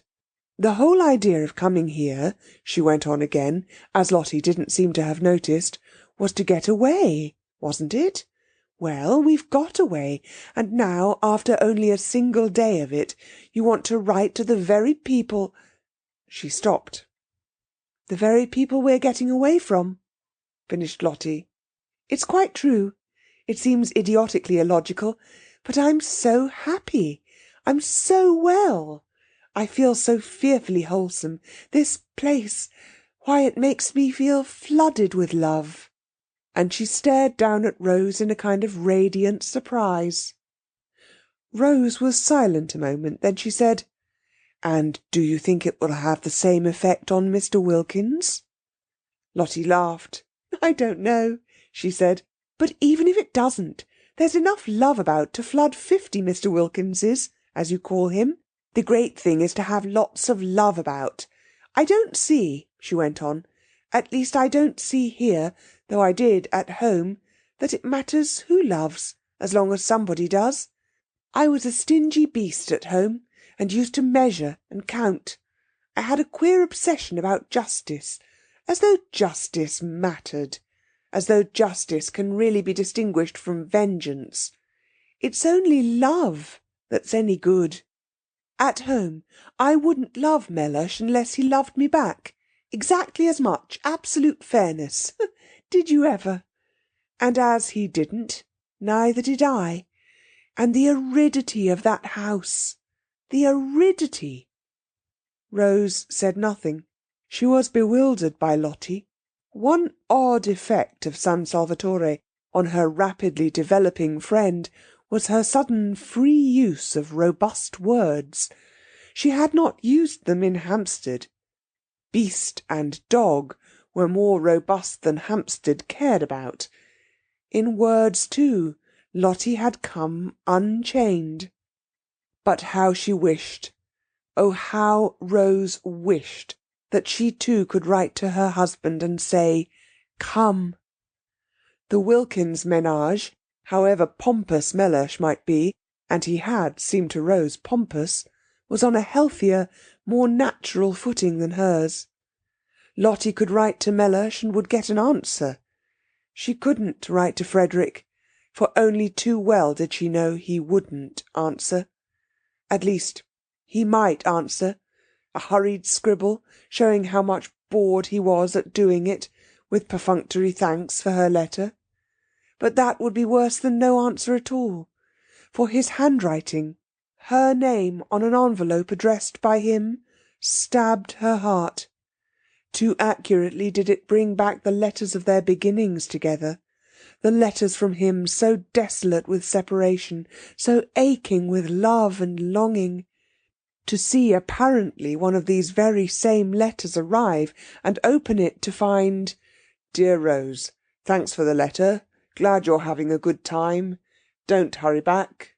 Say if you want any money. Everything going splendidly here. Yours, Frederick." No, it couldn't be borne. "I don't think I'll come down to the village with you today," she said, looking up at Lottie with eyes suddenly gone dim. "I think I want to think." "All right," said Lottie, at once starting off briskly down the path. "But don't think too long," she called back over her shoulder.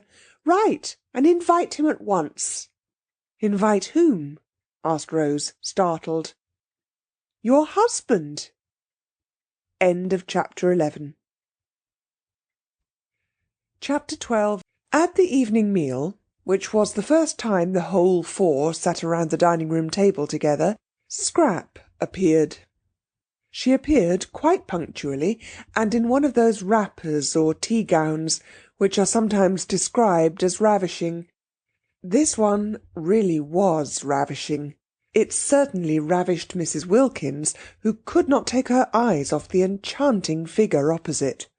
It was a shell-pink garment, and clung to the adorable Scrap as though it, too, loved her. "What a beautiful dress!" exclaimed Mrs. Wilkins eagerly. "What, this old rag?" said Scrap, glancing down at it as if to see which one she had got on. "I've had it 100 years." And she concentrated on her soup. "You must be very cold in it," said Mrs. Fisher, thin-lipped, for it showed a great deal of Scrap, the whole of her arms, for instance, and even where it covered her up it was so thin that you still saw her. "Who, me?" said Scrap, looking up a moment. "Oh, no." And she continued her soup. "You mustn't catch a chill, you know," said Mrs. Arbuthnot, feeling that such loveliness must at all cost be preserved unharmed. "There's a great difference here when the sun goes down." "I'm quite warm," said Scrap, industriously eating her soup. "You look as if you had nothing at all on underneath," said Mrs. Fisher. "I haven't. At least, hardly anything," said Scrap, finishing her soup. "How very imprudent," said Mrs. Fisher, "and how highly improper." Whereupon Scrap stared at her. Mrs. Fisher had arrived at dinner feeling friendly towards Lady Caroline. She, at least, had not intruded into her room and sat at her table and written with her pen. She did, Mrs. Fisher had supposed, know how to behave. Now it appeared that she did not know, for was this behaving to come dressed, no, undressed, like that, to a meal? Such behaviour was not only exceedingly improper, but also most inconsiderate, for the indelicate creature would certainly catch a chill, and then infect the entire party. Mrs. Fisher had a great objection to other people's chills. They were always the fruit of folly, and then they were handed on to her, who had done nothing at all to deserve them. Bird-brained, thought Mrs. Fisher, sternly contemplating Lady Caroline. Not an idea in her head except vanity. "But there are no men here," said Mrs. Wilkins, "so how can it be improper? Have you noticed," she inquired of Mrs. Fisher, who endeavoured to pretend she did not hear, "how difficult it is to be improper without men?" Mrs. Fisher neither answered her nor looked at her, but Scrap looked at her, and did that with her mouth, which in any other mouth would have been a faint grin. Seen from without across the bowl of nasturtiums, it was the most beautiful of brief and dimpled smiles. "She had a very alive sort of face, that one," thought Scrap, observing Mrs. Wilkins with a dawn of interest. It was rather like a field of corn, swept by lights and shadows. Both she and the dark one, Scrap noticed, had changed their clothes, but only in order to put on silk jumpers. The same amount of trouble would have been enough to dress them properly, reflected Scrap. Naturally they looked like nothing on earth in the jumpers. It didn't matter what Mrs. Fisher wore.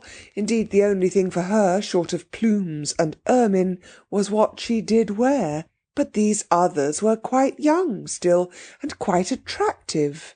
They really definitely had faces. How different life would be for them if they made the most of themselves instead of the least. And yet... Scrap was suddenly bored, and turned away her thoughts and absently ate toast. What did it matter? If you did make the most of yourself, you only collected people round you who ended by wanting to grab. "I've had the most wonderful day," began Mrs. Wilkins, her eyes shining. Scrap lowered hers. "Oh," she thought, "she's going to gush." As though anybody were interested in her day, thought Mrs. Fisher, lowering hers also. In fact, whenever Mrs. Wilkins spoke, Mrs. Fisher deliberately cast down her eyes. Thus would she mark her disapproval. Besides, it seemed the only safe thing to do with her eyes, for no one could tell what the uncurbed creature would say next. That which she had just said, for instance, about men, addressed, too, to her. What could she mean? Better not conjecture, thought Mrs. Fisher. And her eyes, though cast down, yet saw Lady Caroline stretch out her hand to the Chianti flask and fill her glass again. Again? She had done it once already, and the fish was only just going out of the room. Mrs. Fisher could see that the other respectable member of the party, Mrs. Arbuthnot, was noticing it too. Mrs. Arbuthnot was, she hoped and believed, respectable and well-meaning. It is true she also had invaded her sitting-room, but no doubt she had been dragged there by the other one, and Mrs. Fisher had little, if anything, against Mrs. Arbuthnot, and observed with approval that she only drank water. That was as it should be. So, indeed, to give her her dues, did the freckled one, and very right at their age. She herself drank wine, but with what moderation. 1 meal, 1 glass. And she was 65, and might properly, and even beneficially, have had at least 2. "That," she said to Lady Caroline, cutting right across what Mrs. Wilkins was telling them about her wonderful day, and indicating the wine-glass, "is very bad for you." Lady Caroline, however, could not have heard, for she continued to sip, her elbow on the table, and listen to what Mrs. Wilkins was saying. And what was it she was saying? She had invited somebody to come and stay. A man? Mrs. Fisher could not credit her ears. Yet it evidently was a man, for she spoke of the person as he. Suddenly, and for the first time, but then this was most important, Mrs. Fisher addressed Mrs. Wilkins directly. She was 65, and cared very little what sorts of women she happened to be with for a month, but if the women were to be mixed with men, it was a different proposition altogether. She was not going to be made a cat's paw of. She had not come out there to sanction by her presence what used in her day to be called fast behaviour. Nothing had been said at the interview in London about men. If there had been, she would have declined, of course, to come. "What is his name?" asked Mrs. Fisher, abruptly interposing. Mrs. Wilkins turned to her with a slight surprise. "Wilkins?" she said. "Wilkins? Yes." "Your name?" "And his?" "A relation?" "Not blood." "A connection?" "A husband." Mrs. Fisher once more cast down her eyes. She could not talk to Mrs. Wilkins. There was something about the things she said. A husband, suggesting one of many. Always that unseemly twist to everything. Why could she not say my husband? Besides, Mrs. Fisher had, she herself knew not for what reason, taken both the Hampstead young women for widows, war ones. There had been an absence of mention of husbands at the interview, which would not, she considered, be natural if such persons did, after all, exist. And if a husband was not a relation, who was? Not blood! What a way to talk! Why, a husband was the first of all relations. How well she remembered Ruskin! No, it was not Ruskin. It was the Bible that said a man should leave his father and mother and cleave only to his wife, showing that she became by marriage an even more than blood relation. And if the husband's father and mother were to be nothing to him compared to his wife, how much less than nothing ought the wife's father and mother be to her compared to her husband?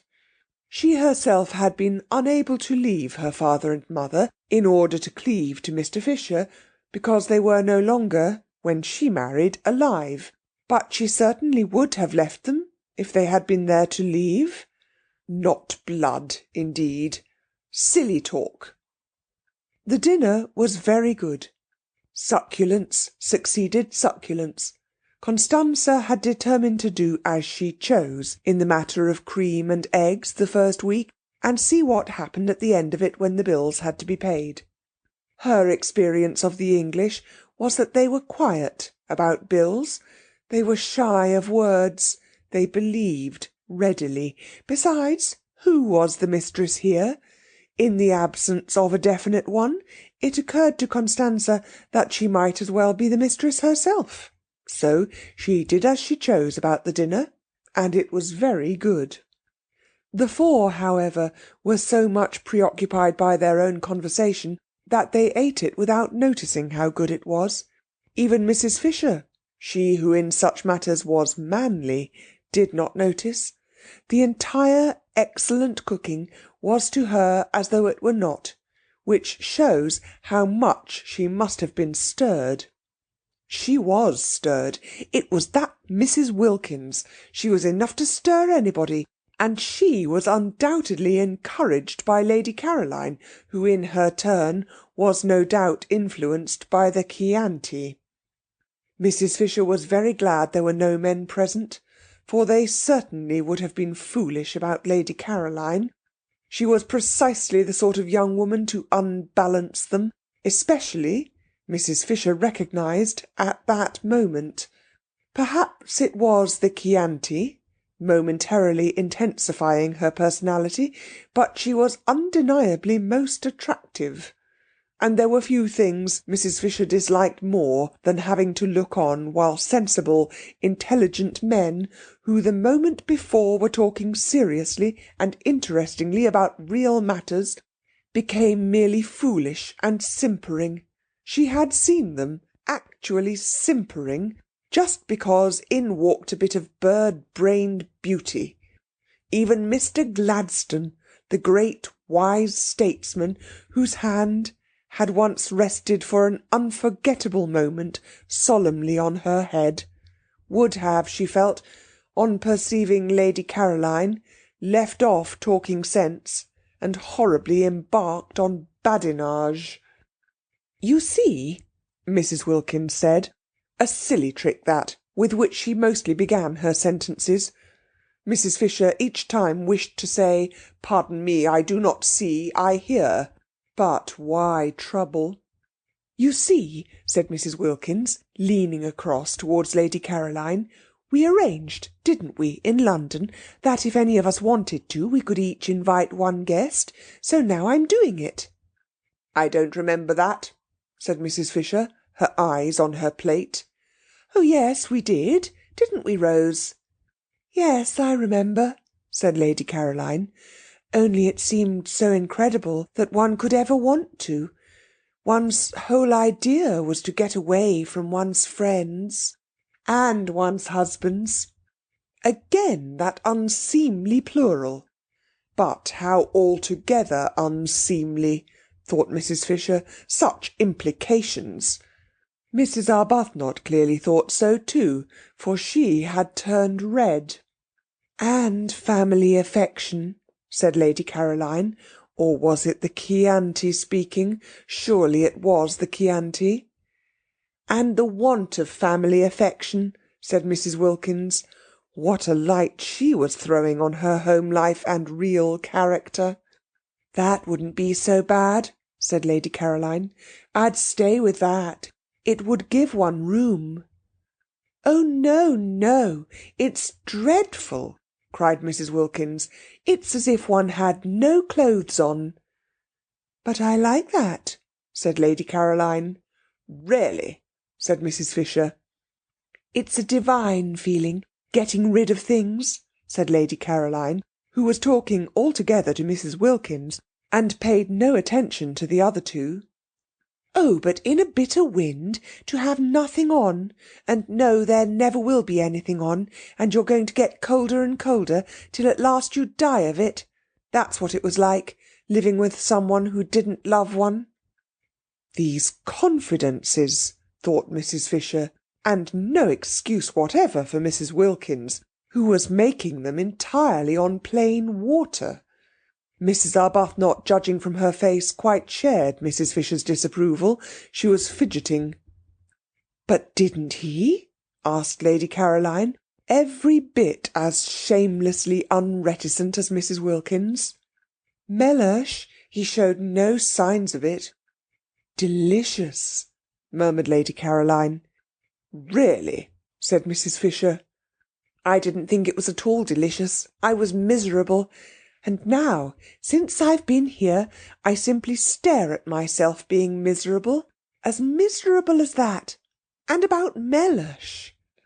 "You mean he wasn't worth it?" "Really?" said Mrs. Fisher. "No, I don't. I mean I've suddenly got well." Lady Caroline, slowly twisting the stem of her glass in her fingers, scrutinised the lit-up face opposite. "And now I'm well, I find I can't sit here and gloat all to myself. I can't be happy, shutting him out. I must share. I understand exactly what the blessed damozel felt like." "What was the blessed damozel?" asked Scrap. "Really?" said Mrs. Fisher, and with such emphasis this time that Lady Caroline turned to her. "Ought I to know?" she asked. "I don't know any natural history. It sounds like a bird." "It's a poem," said Mrs. Fisher, with extraordinary frost. "Oh," said Scrap. "I'll lend it to you," said Mrs. Wilkins, over whose face laughter rippled. "No," said Scrap. "And its author," said Mrs. Fisher icily, though not perhaps quite what one would have wished him to be, "was frequently at my father's table." "What a bore for you," said Scrap. "That's what my mother's always doing, inviting authors. I hate authors. I wouldn't mind them so much if they didn't write books. Go on about Mellersh," she said, turning to Mrs. Wilkins. "Really?" said Mrs. Fisher. "All those empty beds," said Mrs. Wilkins. "What empty beds?" asked Scrap. "The ones in this house. Why, of course they each ought to have somebody happy inside them. 8 beds and only 4 people. It's dreadful, dreadful to be so greedy and keep everything just for oneself. I want Rose to ask her husband out too. You and Mrs. Fisher haven't got husbands, but why not give some friend a glorious time?" Rose bit her lip. She turned red. She turned pale. If only Lottie would keep quiet, she thought. It was all very well to have suddenly become a saint and want to love everybody, but need she be so tactless? Rose felt that all her poor, sore places were being danced on. If only Lottie would keep quiet. And Mrs. Fisher, with even greater frostiness than that with which she had received Lady Caroline's ignorance of the blessed damozel, said, "There is only one unoccupied bedroom in this house." "Only one?" echoed Mrs. Wilkins, astonished. "Then who are in all the others?" "We are," said Mrs. Fisher. "But we're not in all the bedrooms. There must be at least 6. That leaves 2 over. And the owner told us there were 8 beds, didn't he, Rose?" "There are 6 bedrooms," said Mrs. Fisher, for both she and Lady Caroline had thoroughly searched the house on arriving, in order to see which part of it they would be most comfortable in, and they both knew that there were 6 bedrooms, 2 of which were very small, and in one of these small ones Francesca slept in the company of a chair and a chest of drawers, and the other, similarly furnished, was empty. Mrs. Wilkins and Mrs. Arbuthnot had hardly looked at the house, having spent most of their time out of doors gaping at the scenery, and had, in the agitated inattentiveness of their minds when first they began negotiating for San Salvatore, got into their heads that the 8 beds of which the owner spoke were the same as 8 bedrooms, which they were not. There were indeed 8 beds, but 4 of them were in Mrs. Wilkins and Mrs. Arbuthnot's rooms. "There are 6 bedrooms," repeated Mrs. Fisher. "We have 4. Francesca has the 5th, and the 6th is empty." "So that," said Scrap, "however kind we feel we would be if we could, we can't. Isn't it fortunate?" "But then there's only room for one," said Mrs. Wilkins, looking round at the 3 faces. "Yes, and you've got him," said Scrap. Mrs. Wilkins was taken aback. This question of beds was unexpected. In inviting Mellersh, she had intended to put him in one of the 4 spare rooms that she imagined were there. When there were plenty of rooms and enough servants, there was no reason why they should, as they did in their small 2-servanted house at home, share the same one. Love, even universal love, the kind of love with which she herself felt flooded, should not be tried. Much patience and self-effacement were needed for successful married sleep. Placidity, a steady faith, these too were needed. She was sure she would be much fonder of Mellersh, and he not mind her nearly so much, if they were not shut up together at night. If in the morning they could meet with the cheery affection of friends, between whom lies no shadow of differences about the window or the washing arrangements, or of absurd little choked-down resentments at something that had seemed to one of them unfair. Her happiness, she felt, and her ability to be friends with everybody, was the result of her sudden new freedom and its peace. Would there be that sense of freedom, that peace, after a night shut up with Mellersh? Would she be able in the morning to be full towards him, as she was at that moment full of nothing at all but loving kindness? After all, she hadn't been very long in heaven. Suppose she hadn't been in it long enough for her to have become fixed in blandness?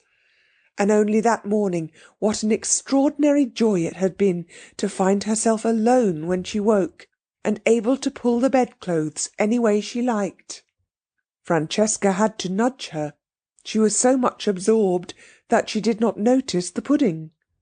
If, thought Mrs. Wilkins, distractedly helping herself, I share my room with Mellersh, I risk losing all I now feel about him. If, on the other hand, I put him in the one spare room, I prevent Mrs. Fisher and Lady Caroline from giving somebody a treat. True, they don't seem to want to at present, but at any moment in this place one or the other of them may be seized with a desire to make somebody happy, and then they wouldn't be able to because of Mellersh. What a problem, she said aloud, her eyebrows puckered. What is? Asked Scrap. Where to put Mellersh? Scrap stared.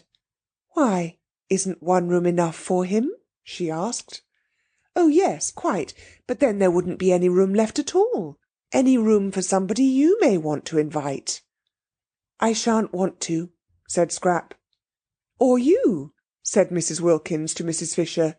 Rose, of course, doesn't count. I'm sure she would like sharing her room with her husband. It's written all over her.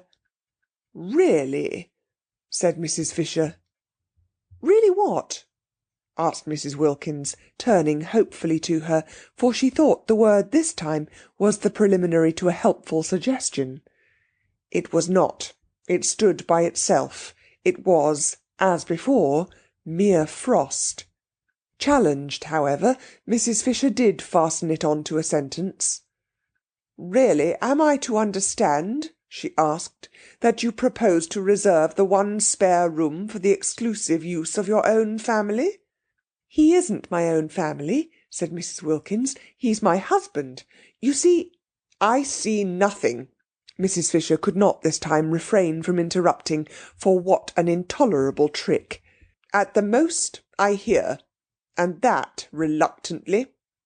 But Mrs. Wilkins, as impervious to rebuke as Mrs. Fisher had feared, immediately repeated the tiresome formula and launched out into a long and excessively indelicate speech about the best place for the person she called Mellersh to sleep in. Mellersh! Mrs. Fisher, remembering the Thomases and Johns and Alfreds and Roberts of her day, plain names that yet had all become glorious, thought it sheer affection to be christened Mellersh, was, it seemed, Mrs. Wilkins's husband, and therefore his place was clearly indicated. Why this talk? She herself, as if foreseeing his arrival, had had a second bed put in Mrs. Wilkins's room. There were certain things in life which were never talked about, but only done. Most things connected with husbands were not talked about, and to have a whole dinner-table taken up with a discussion as to where one of them should sleep was an affront to the decencies. How and where husbands slept should be known only to their wives. Sometimes it was not known to them, and then the marriage had less happy moments, but these moments were not talked about either. The decencies continued to be preserved.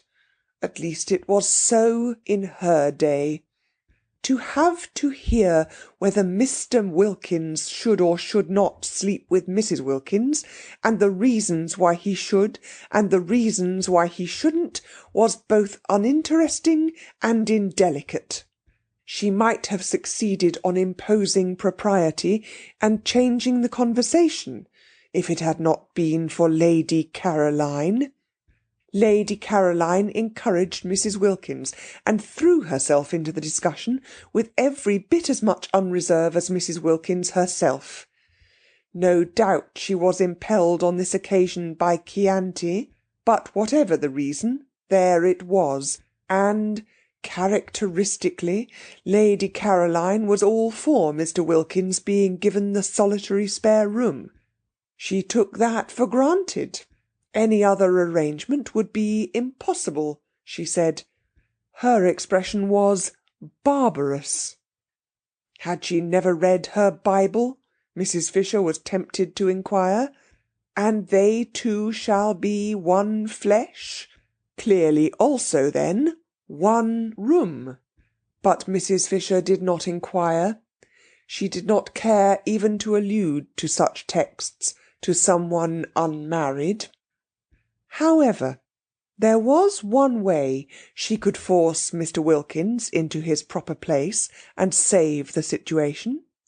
She could say she herself intended to invite a friend. It was her right. They had all said so. Apart from propriety, it was monstrous that Mrs. Wilkins should want to monopolise the one spare room, when in her own room was everything necessary for her husband. Perhaps she really would invite somebody. Not invite, but suggest coming. There was Kate Lumley, for instance. Kate could perfectly afford to come and pay her share, and she was of her own period, and knew, and had known, most of the people she herself knew and had known. Kate, of course, had only been on the fringe. She used to be asked only to the big parties, not to the small ones, and she still was only on the fringe. There were some people who never got off the fringe, and Kate was one. Often, however, such people were more permanently agreeable to be with than the others, in that they remained grateful. Yes, she might really consider Kate. The poor soul had never married, but then everybody could not expect to marry, and she was quite comfortably off. Not too comfortably, but just comfortably enough to pay her own expenses if she came, and yet be grateful. Yes, Kate was the solution. If she came, at one stroke, Mrs. Fisher saw, would the Wilkinses be regularised, and Mrs. Wilkins be prevented from having more than her share of the rooms. Also Mrs. Fisher would save herself from isolation, spiritual isolation. She desired physical isolation between meals, but she disliked that isolation which is of the spirit. Such isolation would, she feared, certainly be hers with these 3 alien-minded young women. Even Mrs. Arbuthnot was, owing to her friendship with Mrs. Wilkins, necessarily alien-minded. In Kate she would have a support. Kate, without intruding on her sitting-room, for Kate was tractable, would be there at meals to support her.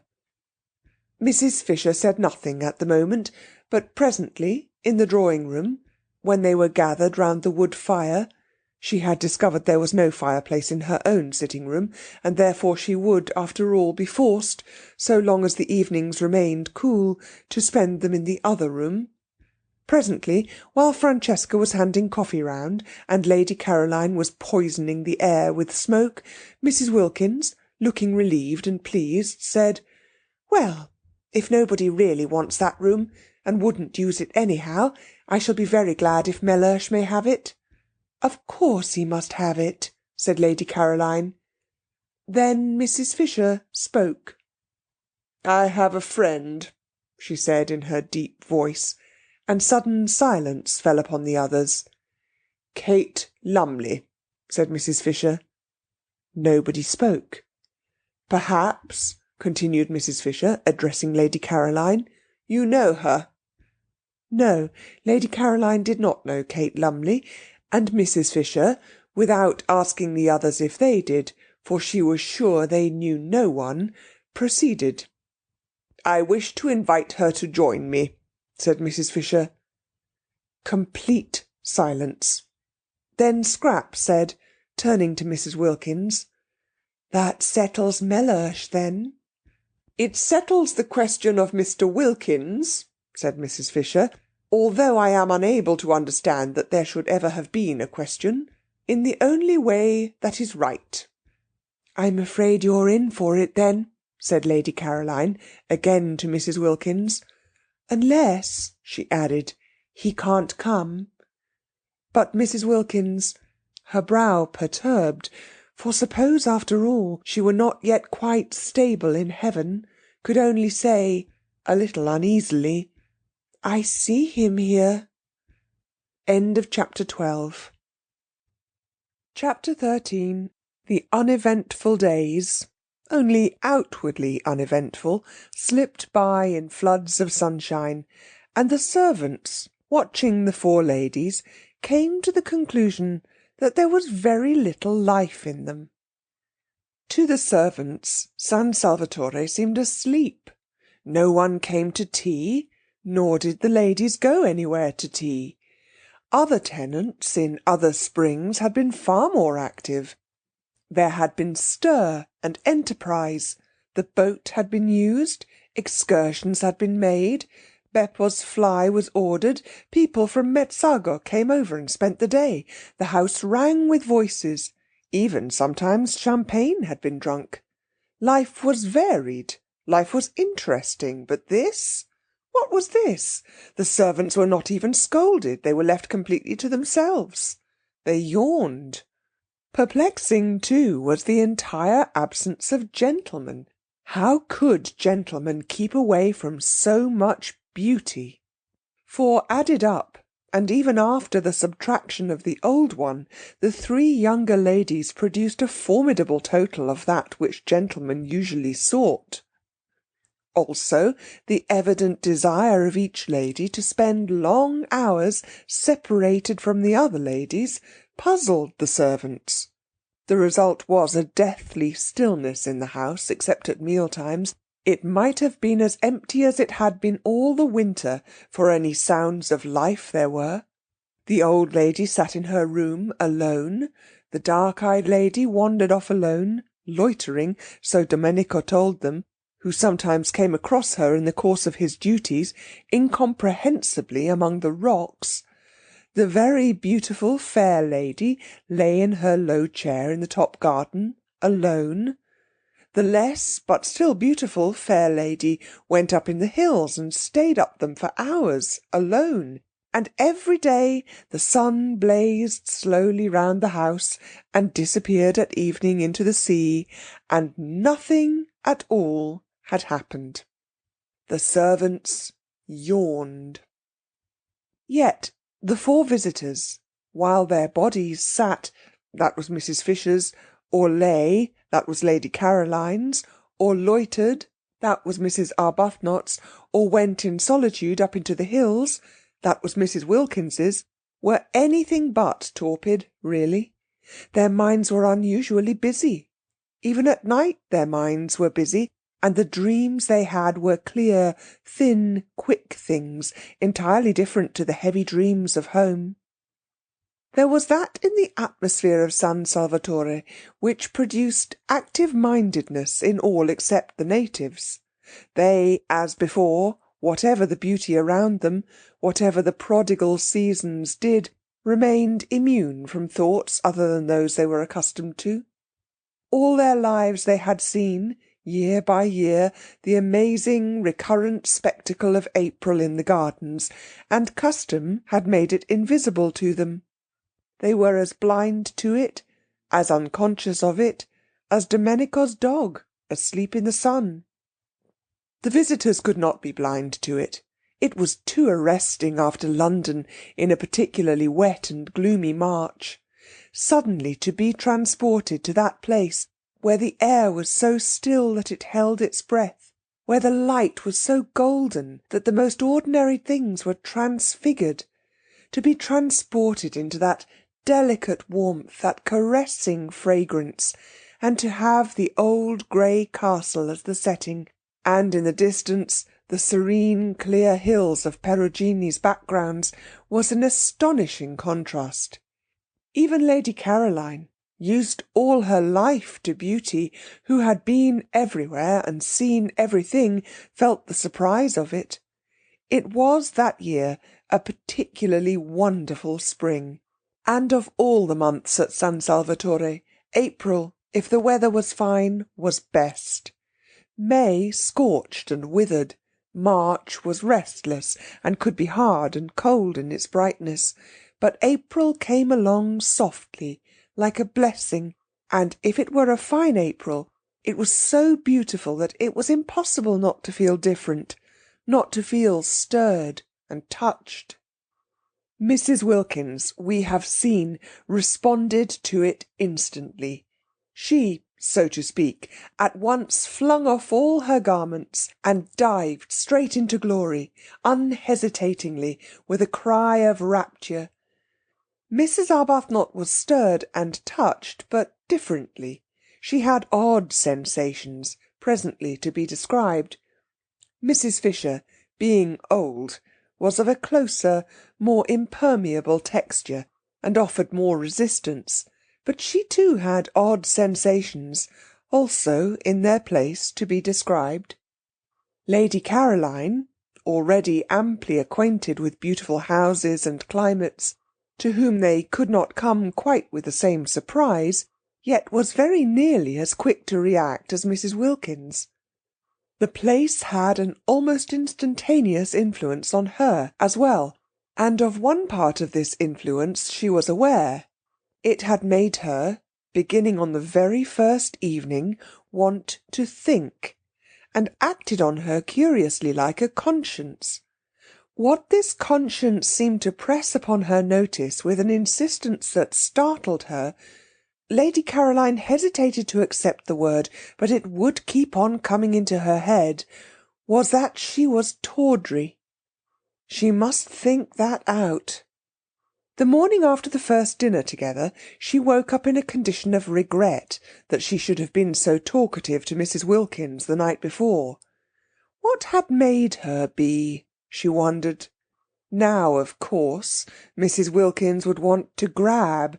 She would want to be inseparable, and the thought of a grabbing and an inseparableness that should last 4 weeks made Scrap's spirit swoon within her. No doubt the encouraged Mrs. Wilkins would be lurking in the top garden, waiting to waylay her when she went out, and would hail her with morning cheerfulness. How much she hated being hailed with morning cheerfulness, or indeed hailed at all. She oughtn't to have encouraged Mrs. Wilkins the night before. Fatal to encourage. It was bad enough not to encourage, for just sitting there and saying nothing seemed usually to involve her, but actively to encourage was suicidal. What on earth had made her? Now she would have to waste all the precious time, the precious, lovely time for thinking in, for getting square with herself, in shaking Mrs. Wilkins off. With great caution, and on the tips of her toes, balancing herself carefully lest the pebbles should scrunch, she stole out, when she was dressed, to her corner. But the garden was empty. No shaking off was necessary. Neither Mrs. Wilkins nor anybody else was to be seen. She had it entirely to herself. Except for Domenico, who presently came and hovered, watering his plants, again especially all the plants that were nearest her, no one came out at all. And when, after a long while of following up thoughts, which seemed to escape her just as she had got them, and dropping off exhausted to sleep in the intervals of this chase, she felt hungry and looked at her watch and saw that it was past 3, she realised that nobody had even bothered to call her in to lunch. So that, Scrap could not but remark, if anyone was shaken off, it was she herself. Well, but how delightful, and how very new. Now she would really be able to think, uninterruptedly. Delicious to be forgotten. Still, she was hungry, and Mrs. Wilkins, after that excessive friendliness the night before, might at least have told her lunch was ready. And she had really been excessively friendly, so nice about Mellersh's sleeping arrangements, wanting him to have the spare room and all. She wasn't usually interested in arrangements, in fact she wasn't ever interested in them, so that Scrap considered she might be said almost to have gone out of her way to be agreeable to Mrs. Wilkins. And in return Mrs. Wilkins didn't even bother whether or not she had any lunch. Fortunately, though she was hungry, she didn't mind missing a meal. Life was full of meals. They took up an enormous proportion of one's time, and Mrs. Fisher was, she was afraid, one of those persons who at meals linger. Twice now she had dined with Mrs. Fisher, and each time she had been difficult at the end to dislodge, lingering on, slowly cracking innumerable nuts and slowly drinking a glass of wine that seemed as if it would never be finished. Perhaps it would be a good thing to make a habit of missing lunch. And as it was quite easy to have tea brought out to her, and as she breakfasted in her room, only once a day would she have to sit at the dining-room table and endure the nuts. Scrap burrowed her head comfortably in the cushions, and with her feet crossed on the low parapet, gave herself up to more thought. She said to herself, as she had said at intervals throughout the morning, "Now I'm going to think." But never having thought out anything in her life, it was difficult. Extraordinary how one's attention wouldn't stay fixed. Extraordinary how one's mind slipped sideways. Settling herself down to a review of her past as a preliminary to the consideration of her future, and hunting in it to begin with for any justification of that distressing word, tawdry, the next thing she knew was that she wasn't thinking about this at all, but had somehow switched on to Mr. Wilkins. Well, Mr. Wilkins was quite easy to think about, though not pleasant. She viewed his approach with misgivings, for not only was it a profound and unexpected bore to have a man added to the party, and a man, too, of the kind she was sure Mr. Wilkins must be, but she was afraid, and her fear was the result of a drearily unvarying experience, that he might wish to hang about her. The possibility had evidently not yet occurred to Mrs. Wilkins, and it was not one to which she could very well draw her attention, not, that is, without being too fatuous to live. She tried to hope that Mr. Wilkins would be a wonderful exception to the dreadful rule. If only he were, she would be so much obliged to him that she believed she might really quite like him. But she had misgivings. Supposing he hung about her so, she was driven from her lovely top garden. Suppose the light in Mrs. Wilkins' funny, flickering face was blown out. Scrap felt she would particularly dislike this to happen to Mrs. Wilkins's face, yet she had never in her life met any wives, not any at all, who had been able to understand that she didn't in the least want their husbands. Often she had met wives who didn't want their husbands either, but that made them none the less indignant if they thought someone else did, and none the less sure, when they saw them hanging around Scrap, that she was trying to get them. Trying to get them! The bare thought, the bare recollection of these situations filled her with a boredom so extreme that it instantly sent her to sleep again. When she woke up, she went on with Mr. Wilkins.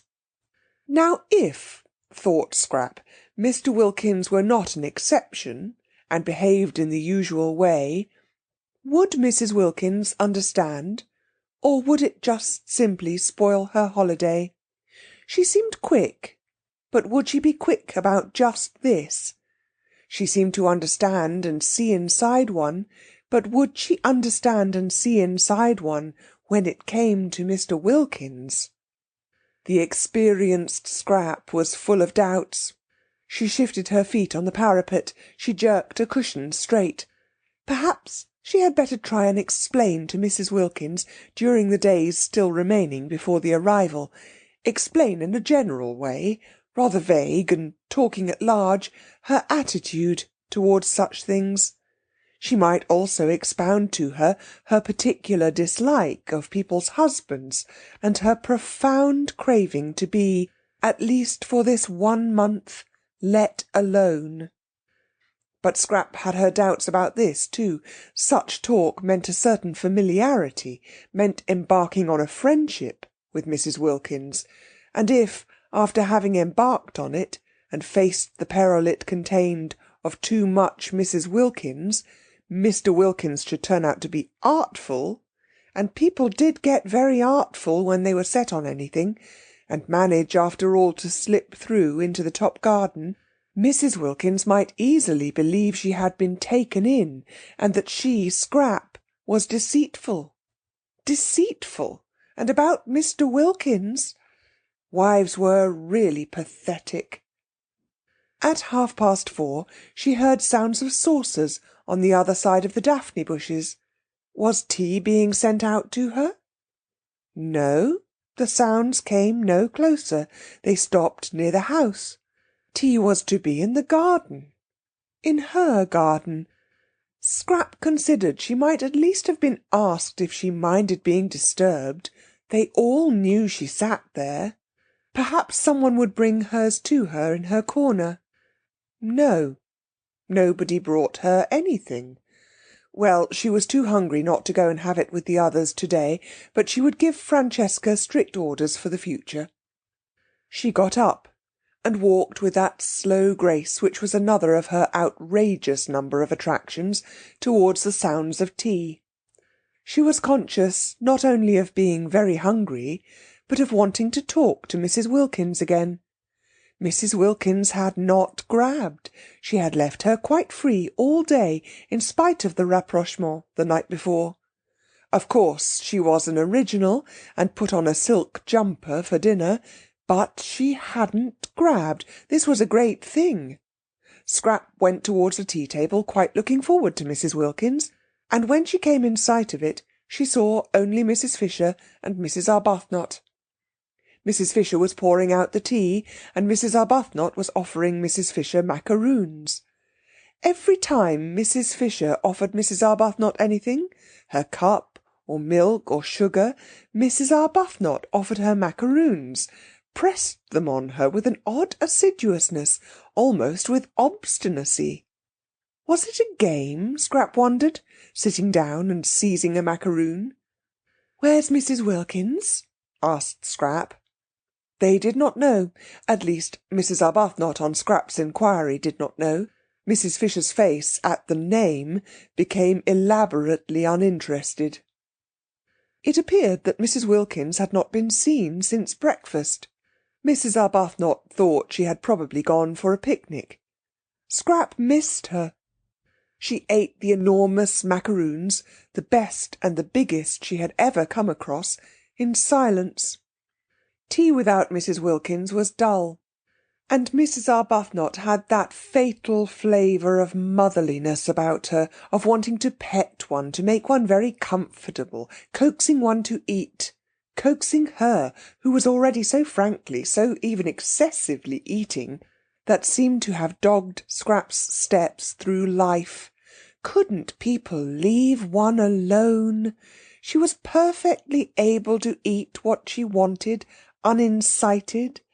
She tried to quench Mrs. Arbuthnot's zeal by being short with her. Useless. The shortness was not apparent. It remained, as all Scrap's evil feelings remained, covered up by the impenetrable veil of her loveliness. Mrs. Fisher sat monumentally and took no notice of either of them. She had had a curious day, and was a little worried. She had been quite alone, for none of the three had come to lunch, and none of them had taken the trouble to let her know they were not coming, and Mrs. Arbuthnot, drifting casually into tea, had behaved oddly till Lady Caroline joined them and distracted her attention. Mrs. Fisher was prepared not to dislike Mrs. Arbuthnot, whose parted hair and mild expression seemed very decent and womanly, but she certainly had habits that were difficult to like. Her habit of instantly echoing any offer made her of food and drink, of throwing the offer back on one, as it were, was not somehow what one expected of her. "Will you have some more tea?" was surely a question to which the answer was simply yes or no. But Mrs. Arbuthnot persisted in the trick she had exhibited the day before at breakfast, of adding to her yes or no the words, "Will you?" She had done it again that morning at breakfast, and here she was doing it at tea, the two meals at which Mrs. Fisher presided and poured out. Why did she do it? Mrs. Fisher failed to understand. But this was not what was worrying her. This was merely by the way. What was worrying her was that she had been quite unable that day to settle to anything, and had done nothing but wander restlessly from her sitting-room to her battlements and back again. It had been a wasted day, and how much she disliked waste. She had tried to read. She had tried to write to Kate Lumley, but no. A few words read, a few lines written, and up she got again and went out onto the battlements and stared at the sea. It did not matter that the letter to Kate Lumley should not be written. There was time enough for that. Let the others suppose her coming was definitely fixed. All the better. So would Mr. Wilkins be kept out of the spare room and put where he belonged. Kate would keep. She could be held in reserve. Kate in reserve was just as potent as Kate in actuality, and there were points about Kate in reserve which might be missing from Kate in actuality. For instance, if Mrs. Fisher were going to be restless, she would rather Kate were not there to see. There was a want of dignity about restlessness, about trotting backwards and forwards. But it did matter that she could not read a sentence of any of her great dead friends' writings, no, not even of Browning's, who had been so much in Italy, nor of Ruskin's, whose Stones of Venice she had brought with her to reread so nearly on the very spot, nor even a sentence of a really interesting book like the one she had found in her sitting-room about the home life of the German Emperor, poor man, written in the 90s, when he had not yet begun to be more sinned against than sinning, which was, she was firmly convinced, what was the matter with him now, and full of exciting things about his birth and his right arm and accoucheurs, without having to put it down and go and stare at the sea. Reading was very important. The proper exercise and development of one's mind was a paramount duty. How could one read if one were constantly trotting in and out? Curious, this restlessness. Was she going to be ill? No, she felt well, indeed unusually well, and she went in and out quite quickly, trotted, in fact, and without her stick. Very odd that she shouldn't be able to sit still, she thought, frowning across the tops of some purple hyacinths at the Gulf of Spezia glittering beyond a headland. Very odd that she, who walked so slowly, with such dependence on her stick, should suddenly trot. It would be interesting to talk to someone about it, she felt. Not to Kate, to a stranger. Kate would only look at her and suggest a cup of tea. Kate always suggested cups of tea. Besides, Kate had a flat face. That Mrs. Wilkins, now, annoying as she was, loose-tongued as she was, impertinent, objectionable, would probably understand, and perhaps know what was making her be like this. But she could say nothing to Mrs. Wilkins. She was the last person to whom one would admit sensations. Dignity alone forbade it. Confide in Mrs. Wilkins? Never. And Mrs. Arbuthnot, while she wistfully mothered the obstructive Scrap at tea, felt that she too had had a curious day. Like Mrs. Fisher's, it had been active, but unlike Mrs. Fisher's, only active in mind. Her body had been quite still. Her mind had not been still at all. It had been excessively active. For years she had taken care to have no time to think. Her scheduled life in the parish had prevented memories and desires from intruding on her. That day they had crowded. She went back to tea feeling dejected, and that she should feel dejected in such a place, with everything about her to make her rejoice, only dejected her the more. But how could she rejoice alone? How could anybody rejoice and enjoy and appreciate, really appreciate, alone? Except Lottie. Lottie seemed able to. She had gone off down the hill directly after breakfast, alone yet obviously rejoicing, for she had not suggested that Rose should go too, and she was singing as she went. Rose had spent the day by herself, sitting with her hands clasping her knees, staring straight in front of her. What she was staring at were the grey swords of the agaves, and on their tall stalks the pale irises that grew in the remote place she had found, while beyond them, between the grey leaves and the blue flowers, she saw the sea. The place she had found was a hidden corner where the sun-baked stones were padded with thyme, and nobody was likely to come. It was out of sight and sound of the house. It was off any path. It was near the end of the promontory. She sat so quiet that presently lizards darted over her feet, and some tiny birds like finches, frightened away at first, came back again and flitted among the bushes round her, just as if she hadn't been there. How beautiful it was! And what was the good of it with no one there, no one who loved being with one, who belonged to one, to whom one could say, "Look"? And wouldn't one say, "Look, dearest"? Yes, one would say dearest, and the sweet word, just to say it to somebody who loved one, would make one happy. She sat quite still, staring straight in front of her. Strange that in this place she did not want to pray. She who had prayed so constantly at home didn't seem to be able to do it here at all.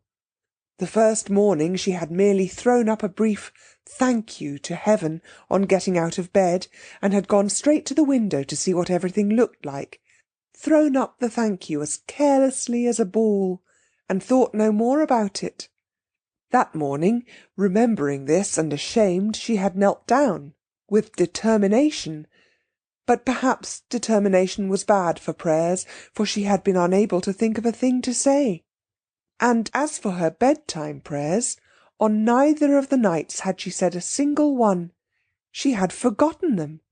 She had been so much absorbed in other thoughts that she had forgotten them.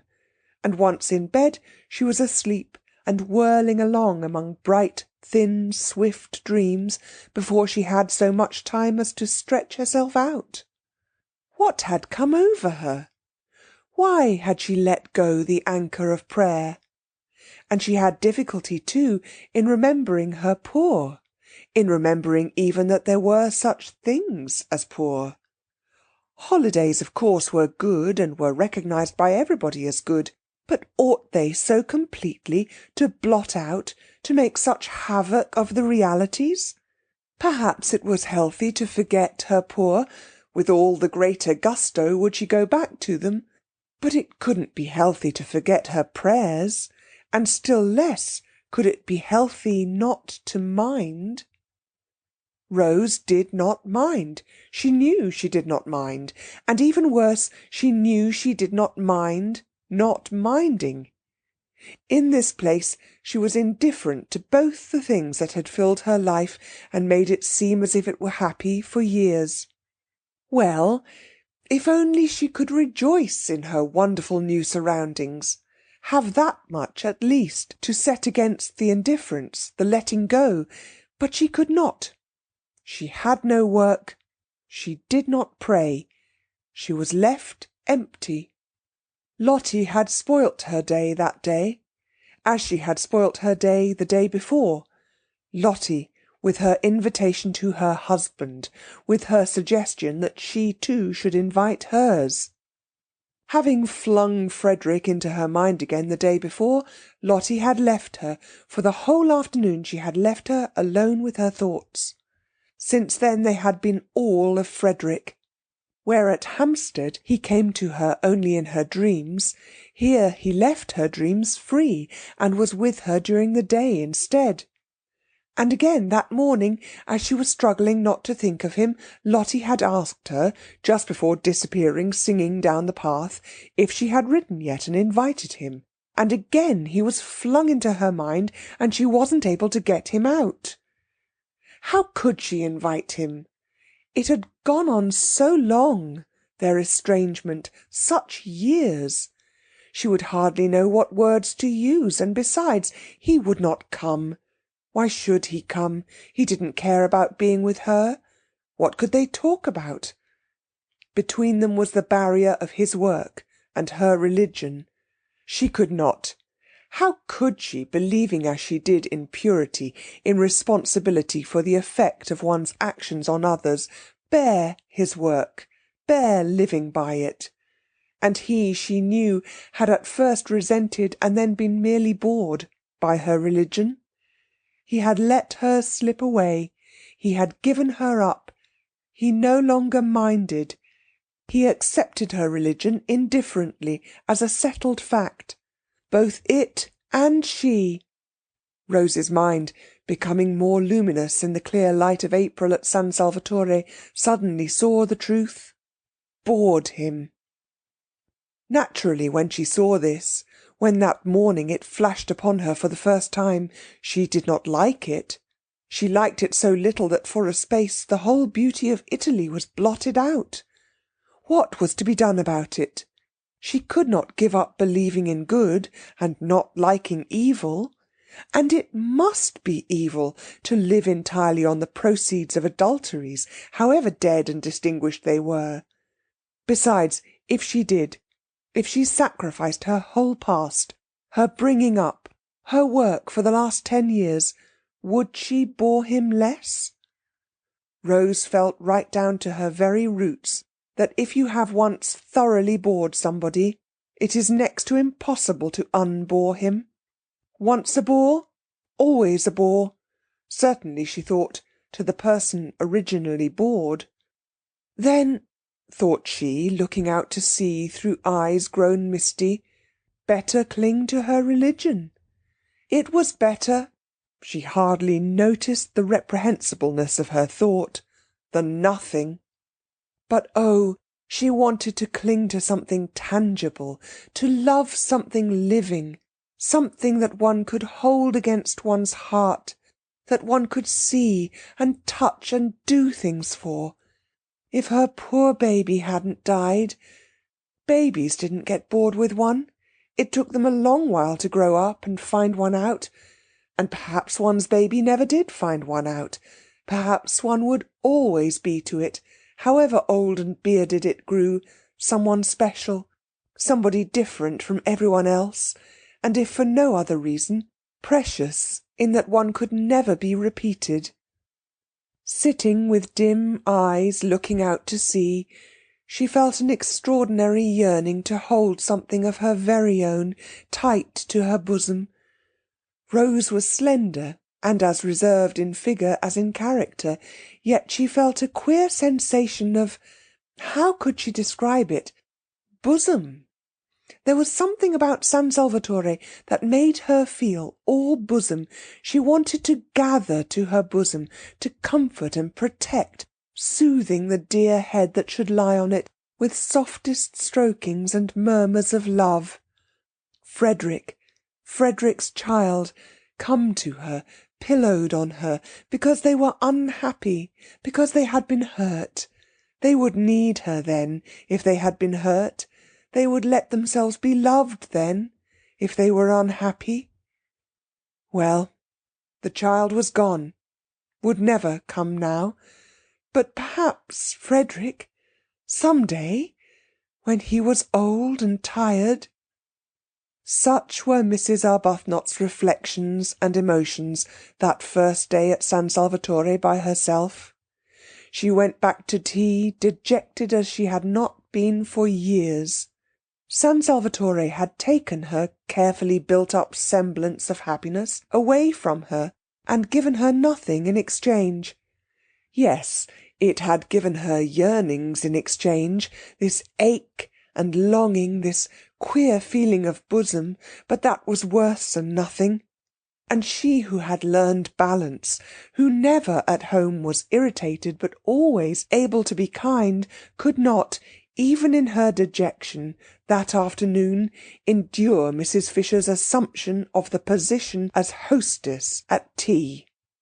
One would have supposed that such a little thing would not have touched her, but it did. Was her nature changing? Was she to be not only thrown back on long-stifled yearnings after Frederick, but also turned into somebody who wanted to fight over little things? After tea, when both Mrs. Fisher and Lady Caroline had disappeared again, it was quite evident that nobody wanted her.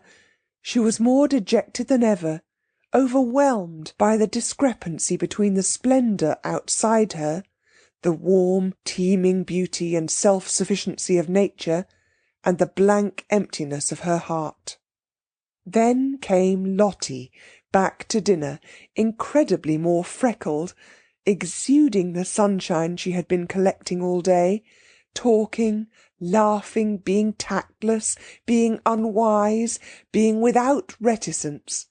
And Lady Caroline, so quiet at tea, woke up to animation, and Mrs. Fisher was not so noticeable, and Rose was beginning to revive a little, for Lottie's spirits were contagious as she described the delights of her day, a day which might easily, to anyone else, have had nothing in it but a very long and very hot walk and sandwiches, when she suddenly said, catching Rose's eye, "Letter gone?" Rose flushed. This tactlessness! "What letter?" asked Scrap, interested. Both her elbows were on the table, and her chin was supported in her hands, for the nut stage had been reached, and there was nothing for it but to wait in as comfortable a position as possible till Mrs. Fisher had finished cracking. "Asking her husband here," said Lottie. Mrs. Fisher looked up. Another husband? Was there to be no end to them? Nor was this one, then, a widow either. But her husband was no doubt a decent, respectable man, following a decent, respectable calling. She had little hope of Mr. Wilkins, so little that she had refrained from inquiring what he did. "Has it?"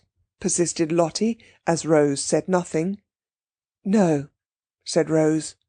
"Oh, well, to-morrow then," said Lottie. Rose wanted to say no again to this. Lottie would have in her place, and would besides have expounded all her reasons. But she could not turn herself inside out like that, and invite any and everybody to come and look.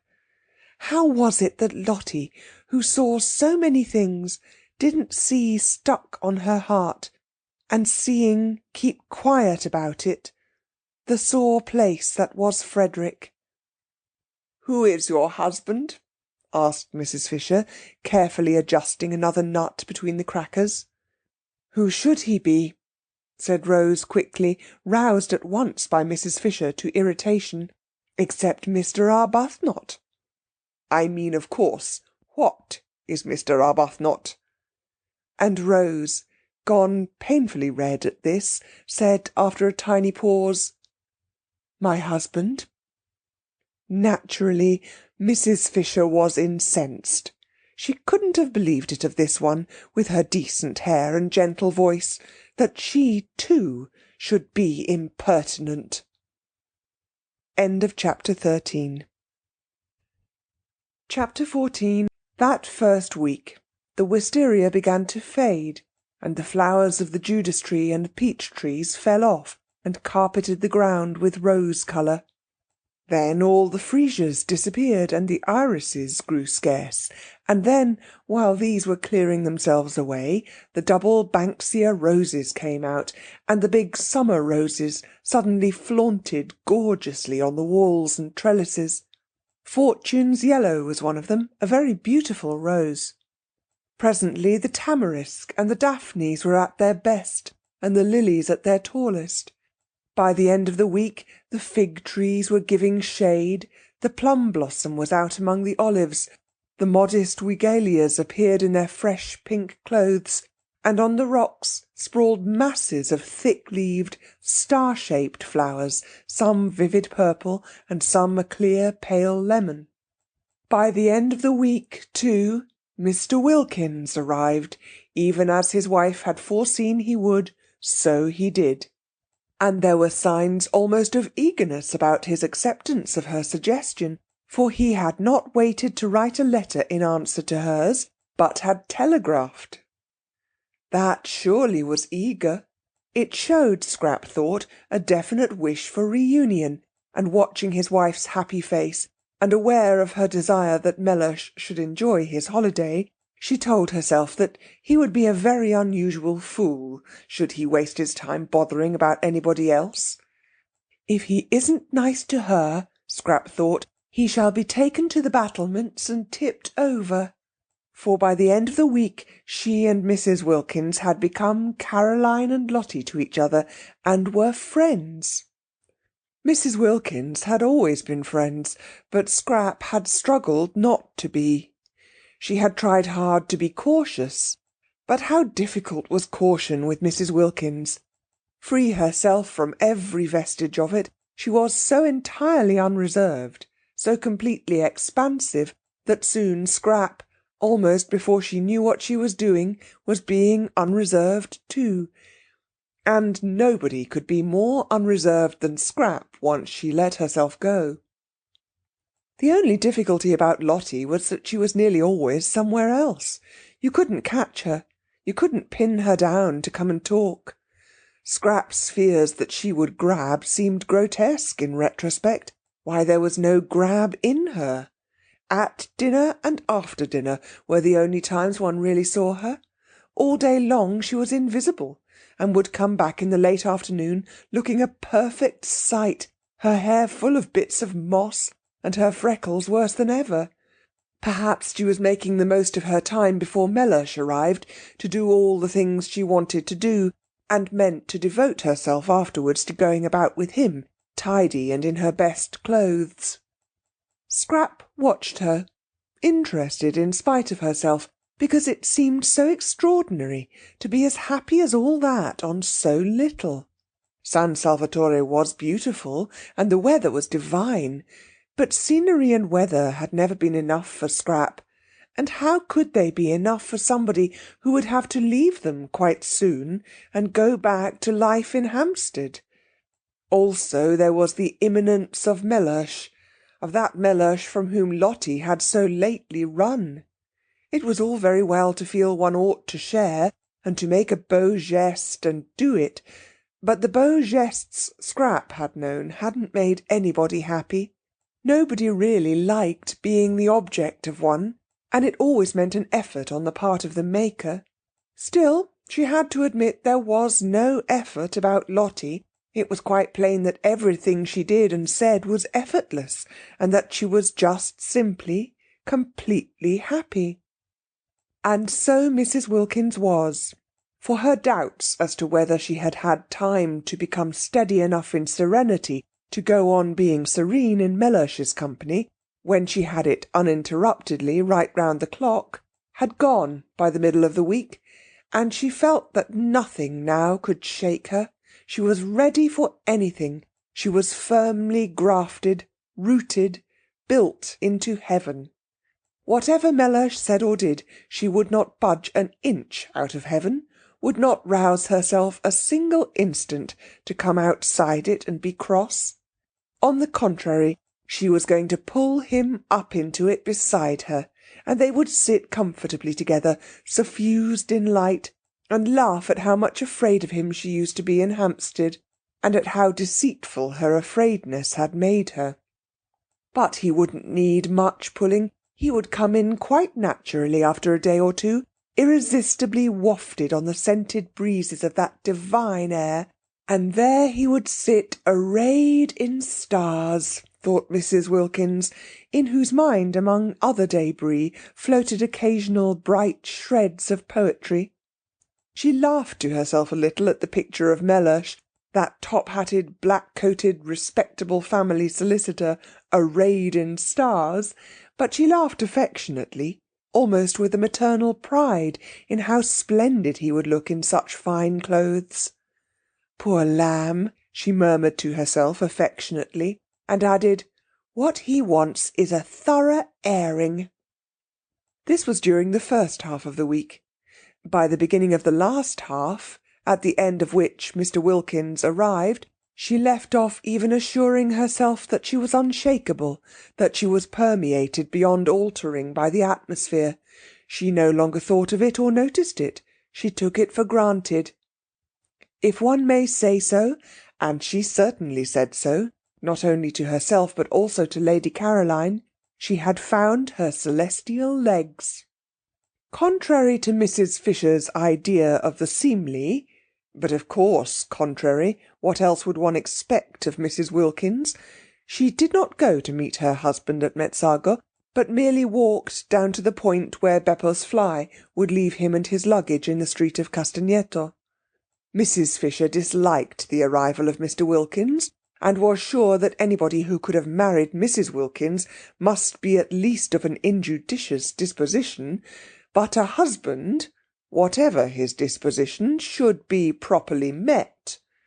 Mr. Fisher had always been properly met.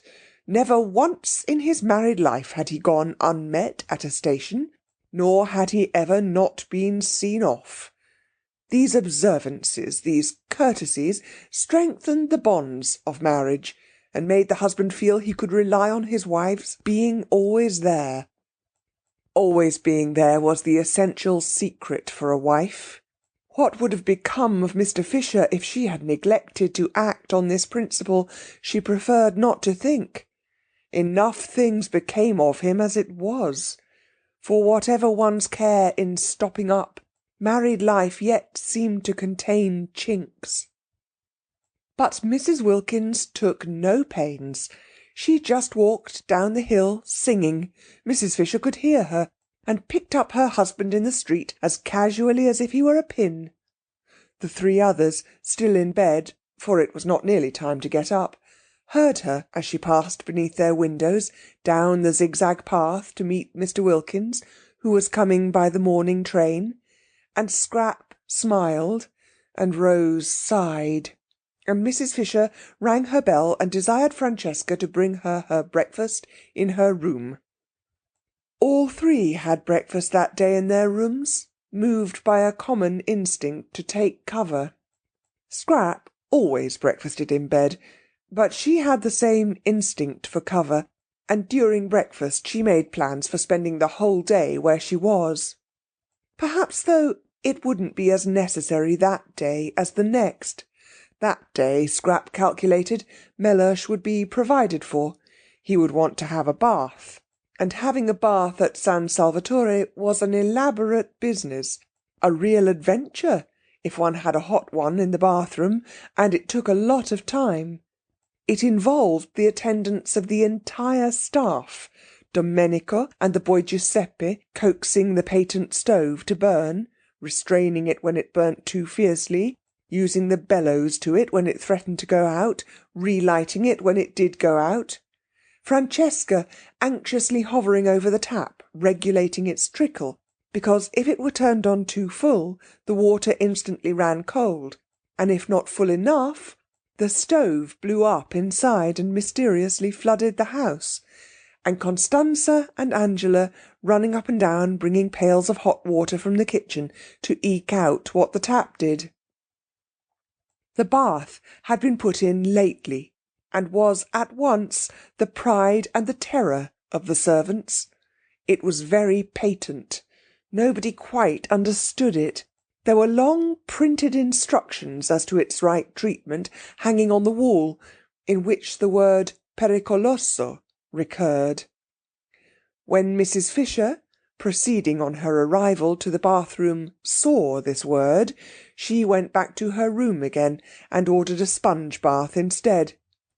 And when the others found what using the bathroom meant, and how reluctant the servants were to leave them alone with the stove, and how Francesca positively refused to, and stayed with her back turned watching the tap, and how the remaining servants waited anxiously outside the door till the bather came safely out again, they too had sponge baths brought to their rooms instead. Mr. Wilkins, however, was a man, and would be sure to want a big bath. Having it, Scrap calculated, would keep him busy for a long while. Then he would unpack, and then, after his night in the train, he would probably sleep till the evening. So would he be provided for the whole of that day, and not be let loose on them till dinner. Therefore Scrap came to the conclusion she would be quite safe in the garden that day, and got up as usual after breakfast, and dawdled as usual through her dressing, listening with a slight cocked ear to the sounds of Mr. Wilkins's arrival, of his luggage being carried into Lottie's room on the other side of the landing, of his educated voice as he inquired of Lottie first, "Do I give this fellow anything?" and immediately afterwards, "Can I have a hot bath?" of Lottie's voice cheerfully assuring him that he needn't give the fellow anything because he was the gardener, and that yes, he could have a hot bath. And soon after this the landing was filled with the familiar noises of wood being brought, of water being brought, of feet running, of tongues vociferating, in fact, with the preparation of the bath. Scrap finished dressing, and then loitered at her window, waiting till she should hear Mr. Wilkins go into the bathroom. When he was safely there, she would slip out and settle herself in her garden, and resume her inquiries into the probable meaning of life. She was getting on with her inquiries. She dozed much less frequently, and was beginning to be inclined to agree that tawdry was the word to apply to her past. Also, she was afraid that her future looked black. There! She could hear Mr. Wilkins's educated voice again. Lottie's door had opened, and he was coming out of it, asking his way to the bathroom. "It's where you see the crowd," Lottie's voice answered, still a cheerful voice, Scrap was glad to notice.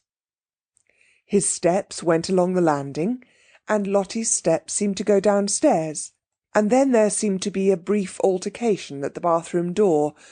Hardly so much an altercation as a chorus of vociferations on one side, and wordless determination, Scrap judged, to have a bath by oneself on the other. Mr. Wilkins knew no Italian, and the expression pericoloso left him precisely as it found him, or would have if he had seen it, but naturally he took no notice of the printed matter on the wall. He firmly closed the door on the servants, resisting Domenico, who tried to the last to press through, and locked himself in, as a man should for his bath, judicially considering, as he made his simple preparations for getting in, the singular standard of behaviour of these foreigners, who, both male and female, apparently wished to stay with him while he bathed. In Finland, he had heard, the female natives not only were present on such occasions, but actually washed the bath-taking traveller. He had not heard, however, that this was true too of Italy, which somehow seemed much nearer civilization, perhaps because one went there and did not go to Finland. Impartially examining his reflection, and carefully balancing the claims to civilization of Italy and Finland, Mr. Wilkins got into the bath and turned off the tap. Naturally, he turned off the tap. It was what one did. But on the instructions, printed in red letters, was a paragraph saying that the tap should not be turned off as long as there was still fire in the stove. It should be left on, not much on, but on, until the fire was quite out. Otherwise, and here again was the word pericoloso, the stove would blow up. Mr. Wilkins got into the bath, turned off the tap, and the stove blew up, exactly as the printed instructions said it would. It blew up, fortunately, only on its inside, but it blew up with a terrific noise, and Mr. Wilkins leapt out of the bath and rushed to the door, and only the instinct born of years of training made him snatch up a towel as he rushed. Scrap, halfway across the landing on her way out of the doors, heard the explosion. Good heavens, she thought, remembering the instruction, there goes Mr. Wilkins. And she ran towards the head of the stairs to call the servants. And as she ran, out ran Mr. Wilkins, clutching his towel, and they ran into each other. "That damned bath!" cried Mr. Wilkins, imperfectly concealed in his towel, his shoulders exposed at one end and his legs at the other, to Lady Caroline Dester, to meet whom he had swallowed all his anger with his wife and come out to Italy. For Lottie in her letter had told him who was at San Salvatore, besides herself and Mrs. Arbuthnot, and Mr. Wilkins at once had perceived that this was an opportunity which might never recur. Lottie had merely said, "There are 2 other women here, Mrs. Fisher and Lady Caroline Dester." But that was enough. He knew all about the Droitwiches, their wealth, their connections, their place in history, and the power they had, should they choose to exert it, of making yet another solicitor happy by adding him to those they already employed. Some people employed one solicitor for one branch of their affairs, and another for another. The affairs of the Droitwiches must have many branches. He had also heard, for it was, he considered, part of his business to hear, and having heard, to remember, of the beauty of their only daughter. Even if the Droitwiches themselves did not need his services, their daughter might. Beauty led one into strange situations. Advice could never come amiss, and should none of them, neither parents nor daughter, nor any of their brilliant sons, need him in his professional capacity, it yet was obviously a most valuable acquaintance to make. It opened up vistas. It swelled with possibilities. He might go on living in Hampstead for years, and not again come across such another chance. Directly his wife's letter reached him, he telegraphed and packed. This was business. He was not a man to lose time when it came to business, nor was he a man to jeopardize a chance by neglecting to be amiable. He met his wife perfectly amiably, aware that amiability under such circumstances was wisdom. Besides, he actually felt amiable. Very. For once, Lottie was really helping him. He kissed her affectionately on getting out of Beppo's fly, and was afraid she must have got up extremely early. He made no complaints of the steepness of the walk up. He told her pleasantly of his journey, and when called upon, obediently admired the views. It was all neatly mapped out in his mind. What he was going to do that first day: have a shave, have a bath, put on clean clothes, sleep a while, and then would come lunch and the introduction to Lady Caroline. In the train he had selected the words of his greeting, going over them with care. Some slight expression of his gratification in meeting one of whom he, in common with the whole world, had heard, but of course put delicately, very delicately. Some slight reference to her distinguished parents, and the part her family had played in the history of England, made, of course, with proper tact.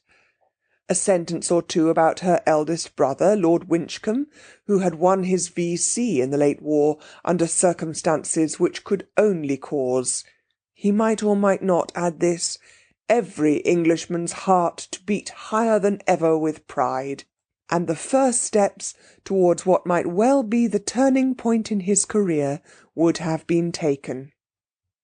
And here he was. No, it was too terrible. What could be more terrible? Only a towel on, water running off his legs, and that exclamation. He knew at once that the lady was Lady Caroline. The minute the exclamation was out, he knew it. Rarely did Mr. Wilkins use that word, and never, never in the presence of a lady or a client.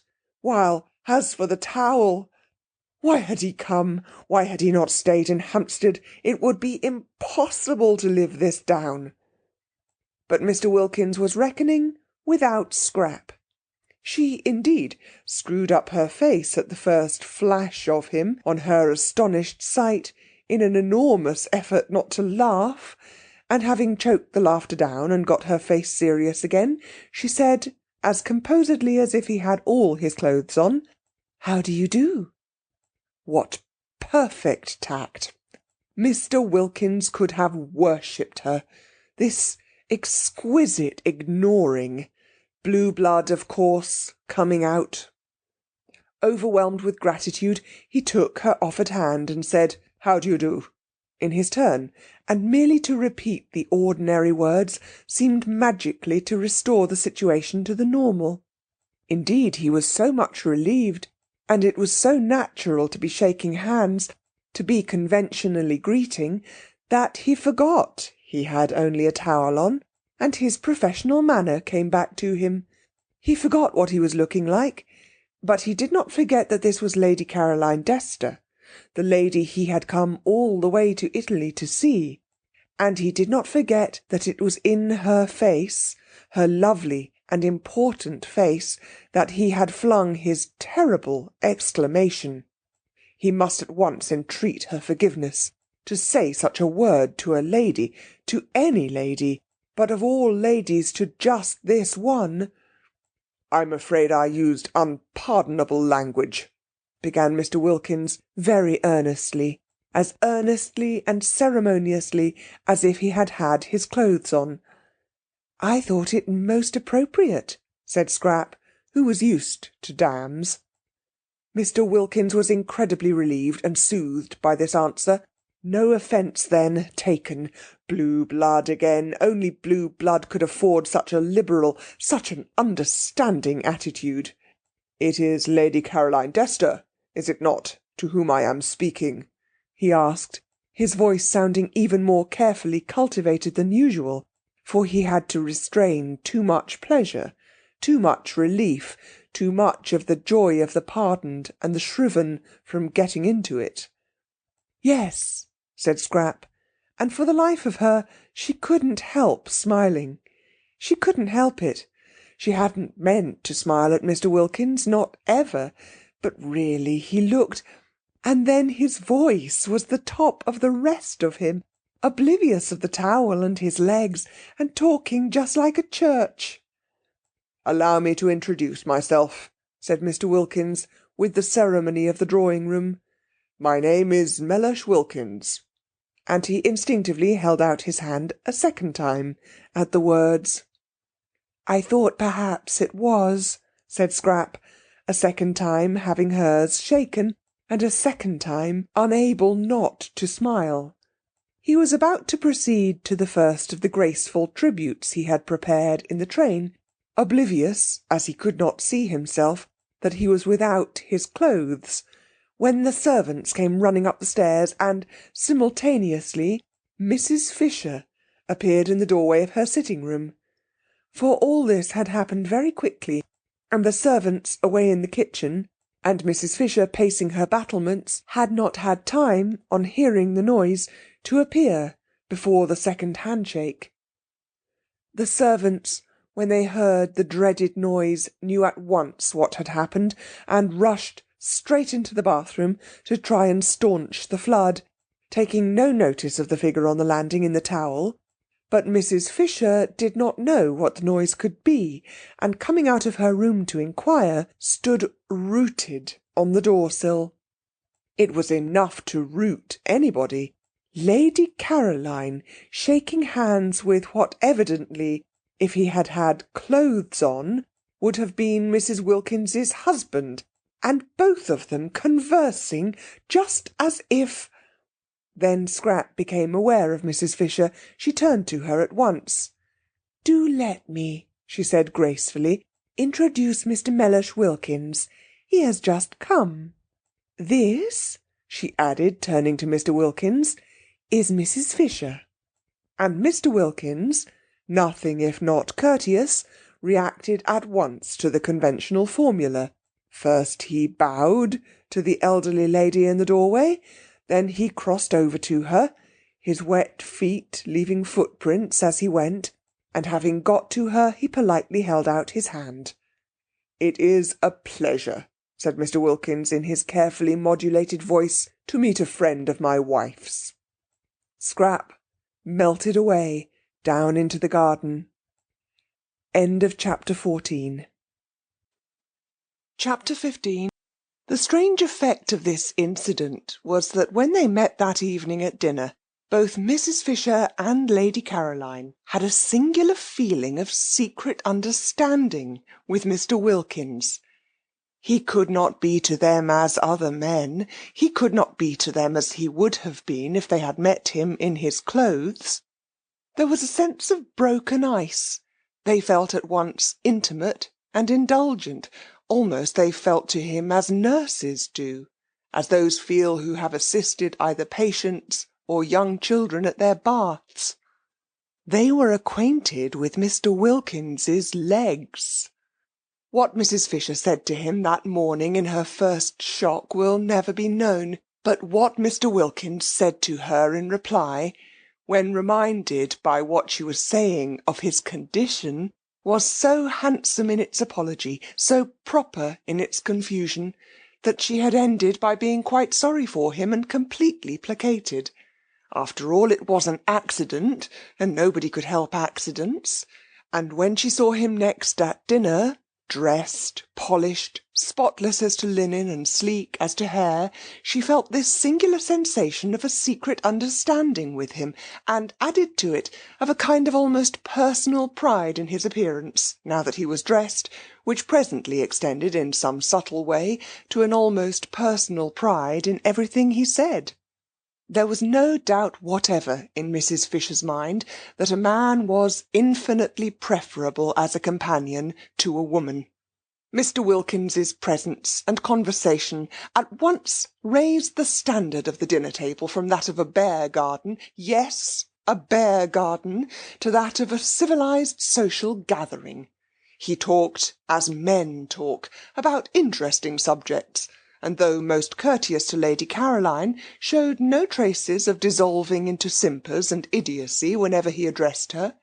He was indeed precisely as courteous to Mrs. Fisher herself, and when for the first time at that table politics were introduced, he listened to her with a proper seriousness on her exhibiting a desire to speak, and treated her opinions with the attention they deserved. He appeared to think as much as she did about Lloyd George, and in regard to literature he was equally sound. In fact, there was real conversation, and he liked nuts. How he could have married Mrs. Wilkins was a mystery. Lottie, for her part, looked on with round eyes. She had expected Mellersh to take at least 2 days before he got to this stage, but the San Salvatore spell had worked instantly. It was not only that he was pleasant at dinner, for she had always seen him pleasant at dinners with other people, but he had been pleasant all day, privately, so pleasant that he had complimented her on her looks while she was brushing out her hair, and kissed her. Kissed her! And it was neither good morning nor good night. Well, this being so, she would put off telling him the truth about her nest-egg, and about Rose not being his hostess after all, till next day. Pity to spoil things. She had been going to blurt it out as soon as he had had a rest, but it did seem a pity to disturb such a very beautiful frame of mind as that of Mellersh this first day. Let him too get more firmly fixed in heaven. Once fixed, he wouldn't mind anything. Her face sparkled with delight at the instantaneous effect of San Salvatore. Even the catastrophe of the bath, of which she had been told when she came in from the garden, had not shaken him. Of course, all that he had needed was a holiday. What a brute she had been to him when he wanted to take her himself to Italy. But this arrangement, as it happened, was ever so much better, though not through any merit of hers. She talked and laughed gaily, not a shred of fear of him left in her, and even when she said, struck by his spotlessness, that he looked so clean that one could eat one's dinner off him, and Scrap laughed, Mellersh laughed too. He would have minded that at home, supposing that at home she had had the spirit to say it. It was a successful evening. Scrap, whenever she looked at Mr. Wilkins, saw him in his towel, dripping water, and felt indulgent. Mrs. Fisher was delighted with him. Rose was a dignified hostess in Mr. Wilkins's eyes, quiet and dignified, and he admired the way she waived her right to preside at the head of the table, as a graceful compliment, of course, to Mrs. Fisher's age. Mrs. Arbuthnot was, opined Mr. Wilkins, naturally retiring. She was the most retiring of the 3 ladies. He had met her before dinner alone for a moment in the drawing-room, and had expressed in appropriate language his sense of her kindness in wishing him to join her party, and she had been retiring. Was she shy? Probably. She had blushed, and murmured as if in deprecation, and then the others had come in. At dinner she talked least. He would, of course, become better acquainted with her during the next few days, and it would be a pleasure, he was sure. Meanwhile, Lady Caroline was all and more than all Mr. Wilkins had imagined, and had received his speeches, worked in skilfully between the courses, graciously. Mrs. Fisher was the exact old lady he had been hoping to come across all his professional life, and Lottie had not only immensely improved, but was obviously au mieux. Mr. Wilkins knew what was necessary in French with Lady Caroline. He had been much tormented during the day by the thought of how he had stood conversing with Lady Caroline, forgetful of his not being dressed, and had at last written her a note most deeply apologising, and beseeching her to overlook his amazing, his incomprehensible obliviousness, to which she had replied in pencil on the back of an envelope, "Don't worry," and he had obeyed her commands, and had put it from him. The result was, he was now in great contentment. Before going to sleep that night, he pinched his wife's ear. She was amazed. These endearments! What is more, the morning brought no relapse in Mr. Wilkins, and he kept up to his high level throughout the day, in spite of its being the first day of the second week, and therefore pay-day. It being pay-day precipitated Lottie's confession, which she had, when it came to the point, been inclined to put off a little longer. She was not afraid. She dared anything. But Mellersh was in such an admirable humour, why risk clouding it just yet? When, however, soon after breakfast, Constanza appeared with a pile of very dirty little bits of paper covered with sums in pencil, and having knocked on Mrs. Fisher's door and been sent away, and at Lady Caroline's door and been sent away, and at Rose's door and had no answer because Rose had gone out, she waylaid Lottie, who was showing Mellersh over the house, and pointed to the bits of paper, and talked very rapidly and loud, and shrugged her shoulders a great deal, and kept on pointing at the bits of paper. Lottie remembered that a week had passed without anybody paying anything to anyone, and that the moment had come to settle up. "Does this good lady want something?" inquired Mr. Wilkins mellifluously. "Money," said Lottie. "Money?" "It's the housekeeping bills." "Well, you have nothing to do with those," said Mr. Wilkins serenely. "Oh, yes, I have." And the confession was precipitated. It was wonderful how Mellersh took it. One would have imagined that his sole idea about the nest egg had always been that it should be lavished on just this. He did not, as he would have done at home, cross-examine her. He accepted everything as it came pouring out, about her fibs and all, and when she had finished and said, "You have every right to be angry, I think, but I hope you won't be and will forgive me instead," he merely asked, "What can be more beneficial than such a holiday?" Whereupon she put her arm through his and held it tight and said, "Oh, Mellersh, you really are too sweet," her face red with pride in him. That he should so quickly assimilate the atmosphere, that he should at once become nothing but kindness, showed surely what a real affinity he had with good and beautiful things. He belonged quite naturally in this place of heavenly calm. He was extraordinary how she had misjudged him, by nature a child of light. Fancy not minding the dreadful fibs she had gone in for before leaving home. Fancy passing even those over without comment. Wonderful!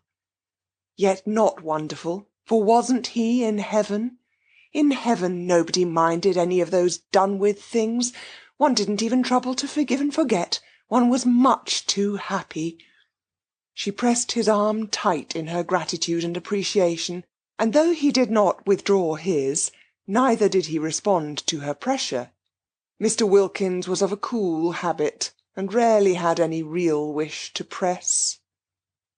Meanwhile Constanza, perceiving that she had lost the Wilkinses' ear, had gone back to Mrs. Fisher, who at least understood Italian, besides being clearly in the servants' eyes the one of the party marked down by age and appearance to pay the bills, and to her, while Mrs. Fisher put the final touches to her toilette, for she was preparing, by means of putting on a hat and veil and feather boa and gloves, to go for her first stroll in the lower garden, positively her first since her arrival, she explained that unless she was given money to pay the last week's bills, the shops of Castagneto would refuse credit for the current week's food.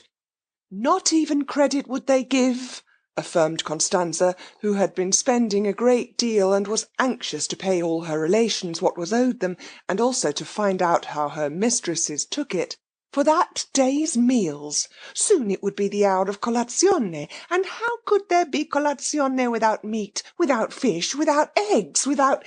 Mrs. Fisher took the bills out of her hand and looked at the total, and she was so much astonished by its size, so much horrified by the extravagance to which it testified, that she sat down at her writing table to go into the thing thoroughly.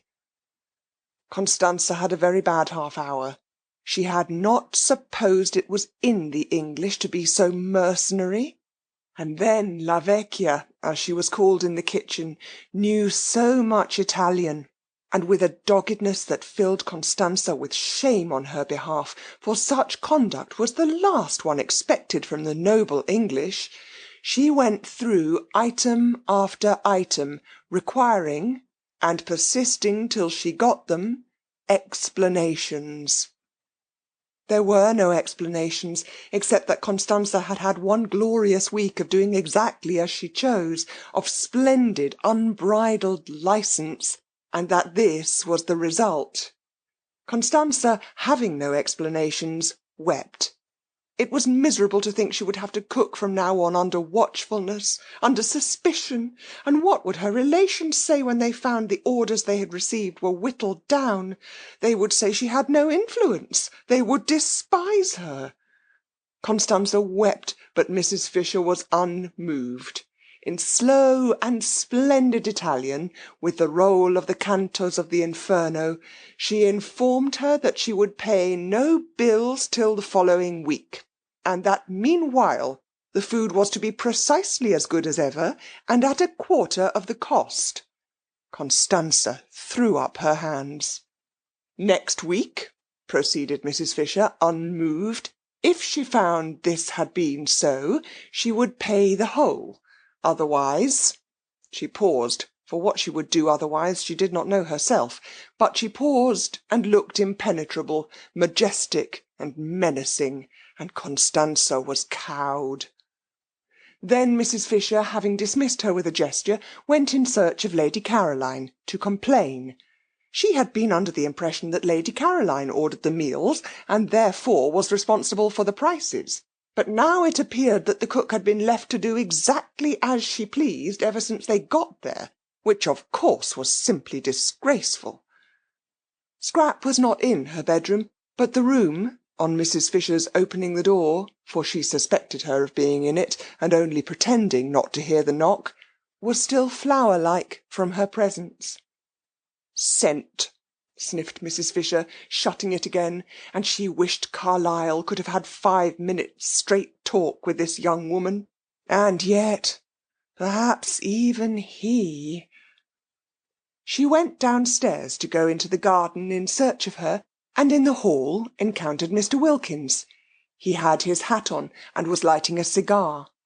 Indulgent as Mrs. Fisher felt towards Mr. Wilkins, and peculiarly and even mystically related after the previous morning's encounter, she yet could not like a cigar in the house.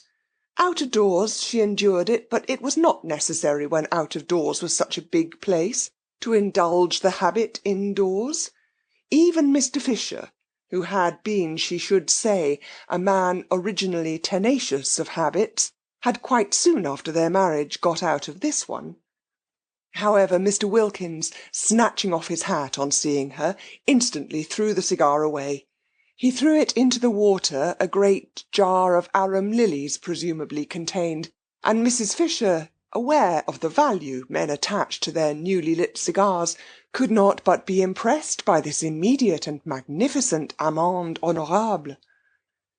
But the cigar did not reach the water. It got caught in the lilies, and smoked on by itself among them, a strange and depraved-looking object. "Where are you going to, my pretty—" began Mr. Wilkins, advancing towards Mrs. Fisher, but he broke off just in time.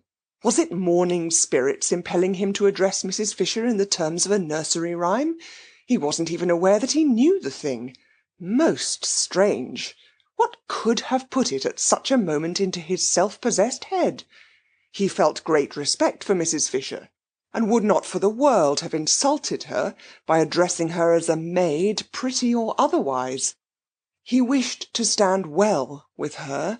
She was a woman of parts, and also, he suspected, of property. At breakfast they had been most pleasant together, and he had been struck by her apparent intimacy with well-known persons. Victorians, of course, but it was restful to talk about them after the strain of his brother-in-law's Georgian parties on Hampstead Heath. He and she were getting on famously, he felt. She already showed all the symptoms of presently wishing to become a client. Not for the world would he offend her. He turned a little cold at the narrowness of his escape. She had not, however, noticed. "You're going out," he said very politely, all readiness should she confirm his assumption to accompany her. "I want to find Lady Caroline," said Mrs. Fisher, going towards the glass door leading to the top garden. "An agreeable quest," remarked Mr. Wilkins. "May I assist in the search? Allow me," he added, opening the door for her. "She usually sits over in that corner behind the bushes," said Mrs. Fisher, "and I don't know about it being an agreeable quest. She has been letting the bills run up in the most terrible fashion, and needs a good scolding." "Lady Caroline?" said Mr. Wilkins, unable to follow such an attitude. "What has Lady Caroline, if I may inquire, to do with the bills here?" "The housekeeping was left to her, and as we all share alike, it ought to have been a matter of honour with her." "But Lady Caroline housekeeping for the party here, a party which includes my wife? My dear lady, you render me speechless. Do you not know she is the daughter of the Droitwiches?" "Oh, is that who she is?" said Mrs. Fisher, scrunching heavily over the pebbles towards the hidden corner. "Well, that accounts for it. The muddle that man Droitwich made in his department in the war was a national scandal. It amounted to misappropriation of the public funds." "But it is impossible, I assure you, to expect the daughter of the Droitwiches," began Mr. Wilkins earnestly. "The Droitwiches," interrupted Mrs. Fisher, "are neither here nor there. Duties undertaken should be performed. I don't intend my money to be squandered for the sake of any Droitwiches." A headstrong old lady, perhaps not so easy to deal with as he had hoped, but how wealthy! Only the consciousness of great wealth would make her snap her fingers in this manner at the Droitwiches. Lottie, on being questioned, had been vague about her circumstances, and had described her house as a mausoleum with goldfish swimming about in it. But now he was sure she was more than very well off. Still, he wished he had not joined her at this moment, for he had no sort of desire to be present at such a spectacle as the scolding of Lady Caroline Dester. Again, however, he was reckoning without Scrap. Whatever she felt when she looked up and beheld Mr. Wilkins, discovering her corner on the very first morning, nothing but angelicness appeared on her face. She took her feet off the parapet on Mrs. Fisher's sitting down on it, and listening gravely to her opening remarks, as to her not having any money to fling about in reckless and uncontrolled household expenditure, interrupted her flow by pulling one of the cushions from behind her head and offering it to her. "Sit on this," said Scrap, holding it out. "You'll be more comfortable." Mr. Wilkins leapt to relieve her of it. "Oh, thanks," said Mrs. Fisher, interrupted. It was difficult to get into the swing again. Mr. Wilkins inserted the cushions solicitously between the slightly raised Mrs. Fisher and the stone of the parapet, and again she had to say thanks. It was interrupted. Besides, Lady Caroline said nothing in her defence. She only looked at her, and listened with the face of an attentive angel. It seemed to Mr. Wilkins that it must be difficult to scold a Dester who looked like that and so exquisitely said nothing. Mrs. Fisher, he was glad to see, gradually found it difficult herself, for her severity slackened, and she ended by saying lamely, "You ought to have told me you were not doing it." "I didn't know you thought I was," said the lovely voice. "I would now like to know," said Mrs. Fisher, "what you propose to do for the rest of the time here." "Nothing," said Scraps, smiling. "Nothing? Do you mean to say—" "If I may be allowed, ladies," interposed Mr. Wilkins in his suavest professional manner, "to make a suggestion—" They both looked at him, and remembering him as they first saw him, felt indulgent. "I would advise you not to spoil a delightful holiday with worries over housekeeping." "Exactly," said Mrs. Fisher. "It is what I intend to avoid." "Most sensible," said Mr. Wilkins.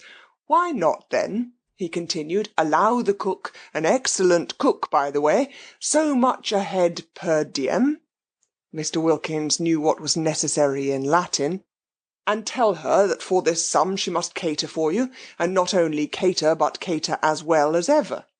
One could easily reckon it out. The charges of a moderate hotel, for instance, would do as a basis, halved or perhaps even quartered." "And this week that has just passed?"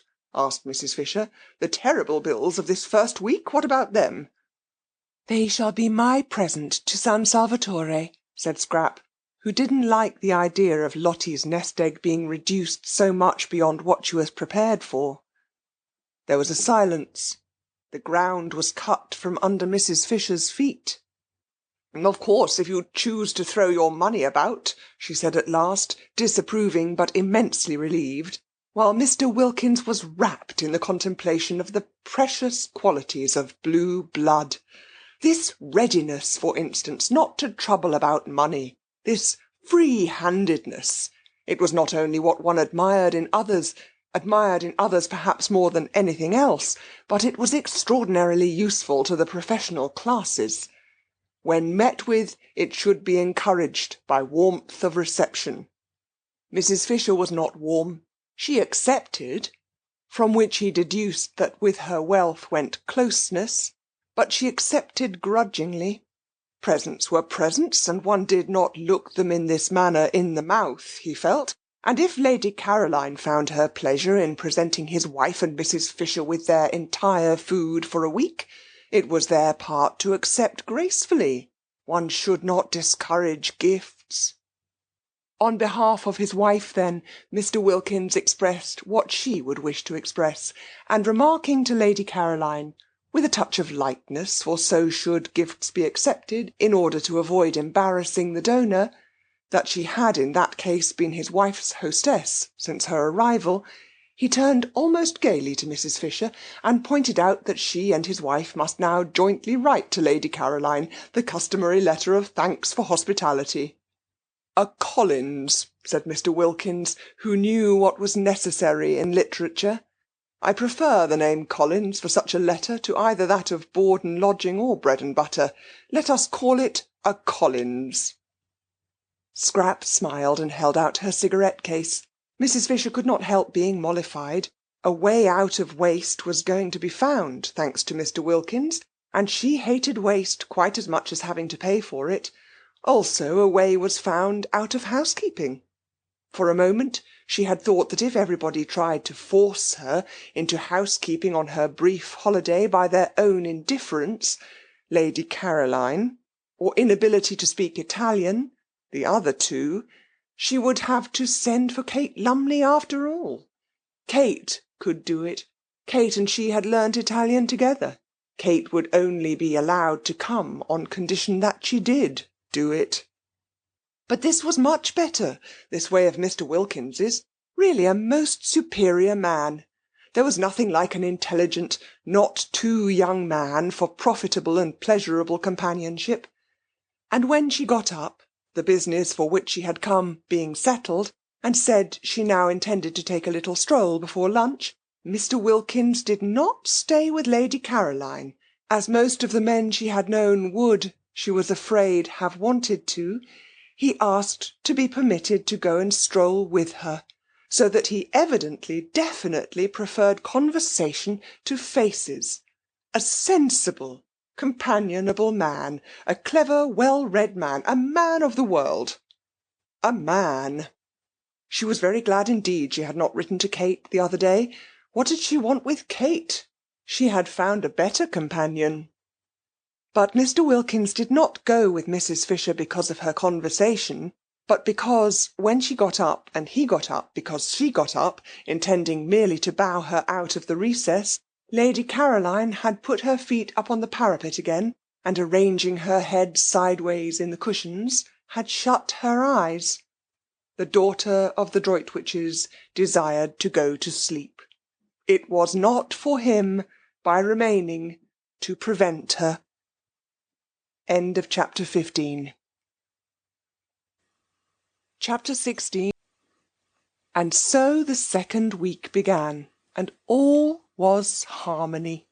The arrival of Mr. Wilkins, instead of, as 3 of the party had feared, and the 4th had only been protected from fearing by her burning faith in the effect on him of San Salvatore, disturbing such harmony as there was, increased it. He fitted in. He was determined to please, and he did please. He was most amiable to his wife, not only in public, which she was used to, but in private, when he certainly wouldn't have been if he hadn't wanted to. He did want to. He was so much obliged to her, so much pleased with her for making him acquainted with Lady Caroline, that he felt really fond of her. Also proud, for there must be, he reflected, a good deal more in her than he had supposed, for Lady Caroline to have become so intimate with her, and so affectionate. And the more he treated her as though she were really very nice, the more Lottie expanded and became really very nice, and the more he, affected in his turn, became really very nice himself, so that they went round and round, not in a vicious, but in a highly virtuous circle. Positively, for him, Mellersh petted her. There was at no time much pet in Mellersh, because he was by nature a cool man, yet such was the influence on him of, as Lottie supposed, San Salvatore, that in this second week he sometimes pinched both her ears, one after the other, instead of only one, and Lottie, marvelling at such rapidly developing affectionateness, wondered what he would do, should he continue at this rate, in the 3rd week, when her supply of ears would have come to an end. He was particularly nice about the washstand, and genuinely desirous of not taking up too much of the space in the small bedroom. Quick to respond, Lottie was even more desirous not to be in his way, and the room became the scene of many an affectionate combat de générosité, each of which left them more pleased with each other than ever. He did not again have a bath in the bathroom, though it was mended and ready for him, but got up and went down every morning to the sea, and in spite of the cool nights making the water cold early, had his dip as a man should, and came up to breakfast rubbing his hands and feeling, as he told Mrs. Fisher, prepared for anything. Lottie's belief in the irresistible influence of the heavenly atmosphere of San Salvatore being thus obviously justified, and Mr. Wilkins, whom Rose knew as alarming, and Scrap had pictured as icily unkind, being so evidently a changed man, both Rose and Scrap began to think that there might after all be something in what Lottie insisted on, and that San Salvatore did work grudgingly on the character. They were the more inclined to think so, in that they too felt a working going on inside themselves. They felt more cleared, both of them, that second week. Scrap in her thoughts, many of which were now quite nice thoughts, real amiable ones about her parents and relations, with a glimmer in them of recognition of the extraordinary benefits she had received at the hands of, what, fate? Providence? Anyhow, of something, and of how, having received them, she had misused them by failing to be happy. And Rose in her bosom, which, though it still yearned, yearned to some purpose, for she was reaching the conclusion that merely inactively to yearn was no use at all, and that she must either by some means stop her yearning, or give it at least a chance, remote but still a chance, of being quieted, by writing to Frederick and asking him to come out. If Mr. Wilkins could be changed, thought Rose, why not Frederick? How wonderful it would be, how too wonderful, if the place worked on him too, and were able to make them even a little understand each other, even a little to be friends. Rose, so far had loosening and disintegration gone on in her character, now was beginning to think her obstinate straight-lacedness about his books and her austere absorption in good works had been foolish, and perhaps even wrong. He was her husband, and she had frightened him away. She had frightened love away, precious love, and that couldn't be good. Was not Lottie right when she said the other day that nothing at all except love mattered? Nothing certainly seemed much use unless it was built up on love. But once frightened away, could it ever come back? Yes, it might in that beauty. It might in the atmosphere of happiness Lottie and San Salvatore seemed between them to spread round like some divine infection. She had, however, to get him there first, and he certainly couldn't be got there if she didn't write and tell him where she was. She would write. She must write. For if she did, there was at least a chance of his coming, and if she didn't, there was manifestly none. And then, once here in this loveliness, with everything so soft and kind and sweet all round, it would be easier to tell him, to try and explain, to ask for something different, for at least an attempt at something different in their lives in the future, instead of the blankness of separation, the cold, the cold of nothing at all but the great windiness of faith, the great bleakness of works. Why, one person in the world, one single person belonging to one, of one's very own, to talk to take care of, to love, to be interested in, was worth more than all the speeches on platforms and the compliments of chairmen in the world. It was also worth more, Rose couldn't help it, the thought would come, than all the prayers. These thoughts were not head thoughts, like Scrap's, who was altogether free from yearnings, but bosom thoughts. They lodged in the bosom. It was in the bosom that Rose ached, and felt so dreadfully lonely. And when her courage failed her, as it did on most days, and it seemed impossible to write to Frederick, she would look at Mr. Wilkins and revive. There he was, a changed man.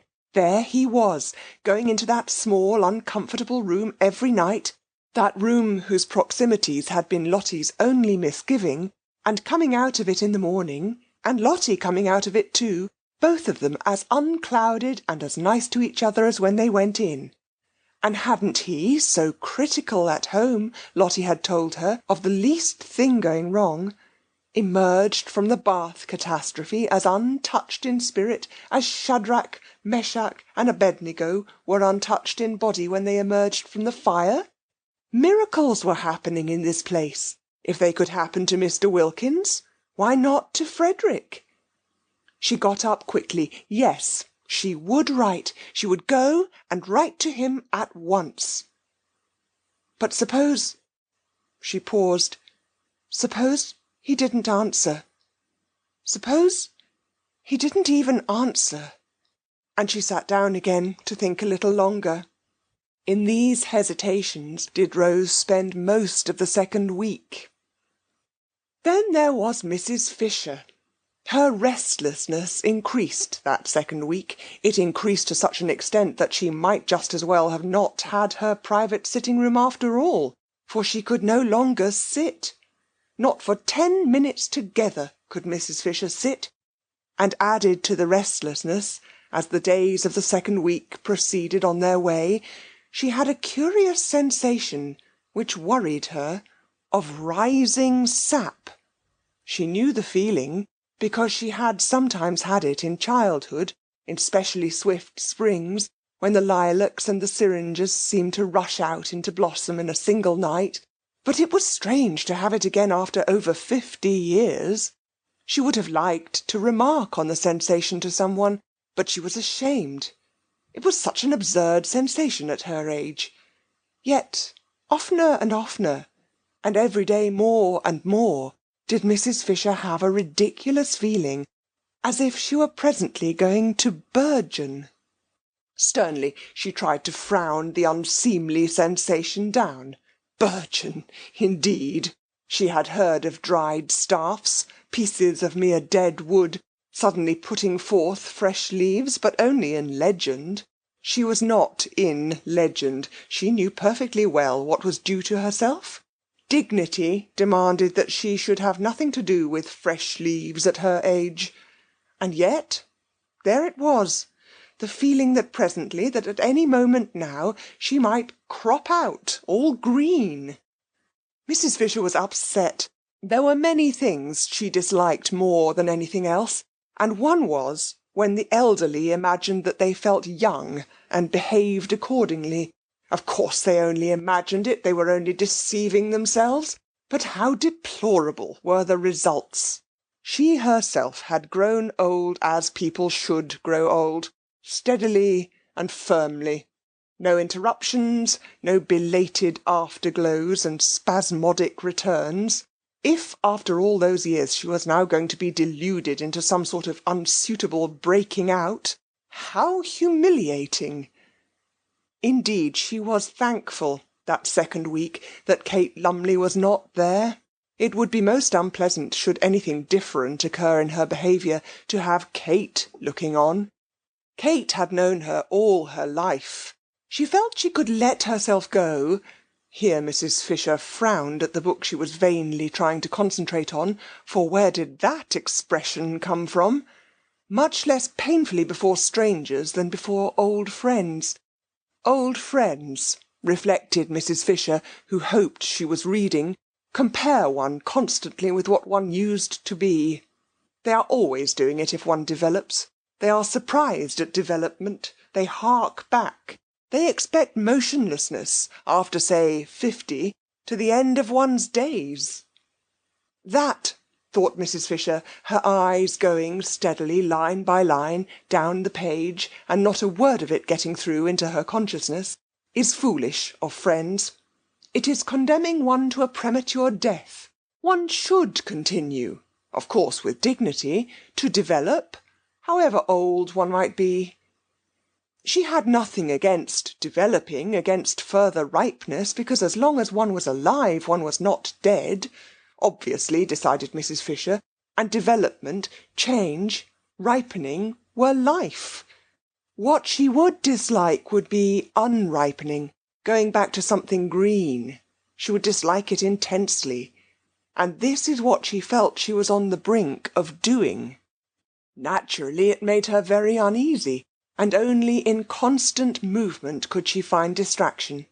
Increasingly restless, and no longer able to confine herself to her battlements, she wandered more and more frequently, and also aimlessly, in and out of the top garden, to the growing surprise of Scrap, especially when she found that all Mrs. Fisher did was to stare for a few minutes at the view, pick a few dead leaves off the rose bushes, and go away again.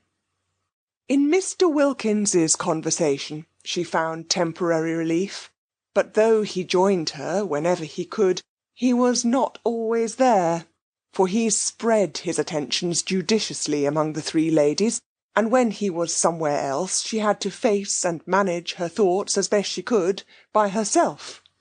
Perhaps it was the excess of light and colour at San Salvatore which made every other place seem dark and black, and Prince of Wales Terrace did seem a very dark black spot to have to go back to, a dark narrow street, and her house dark and narrow as the street, with nothing really living or young in it. The goldfish could hardly be called living, or at most not more than half living, and were certainly not young, and except for them there were only the maids, and they were dusty old things. Dusty old things. Mrs. Fisher paused in her thoughts, arrested by the strange expression. Where had it come from? How was it possible for it to come at all? It might have been one of Mrs. Wilkins's in its levity, its almost slang. Perhaps it was one of hers, and she had heard her say it, and unconsciously caught it from her. If so, this was both serious and disgusting.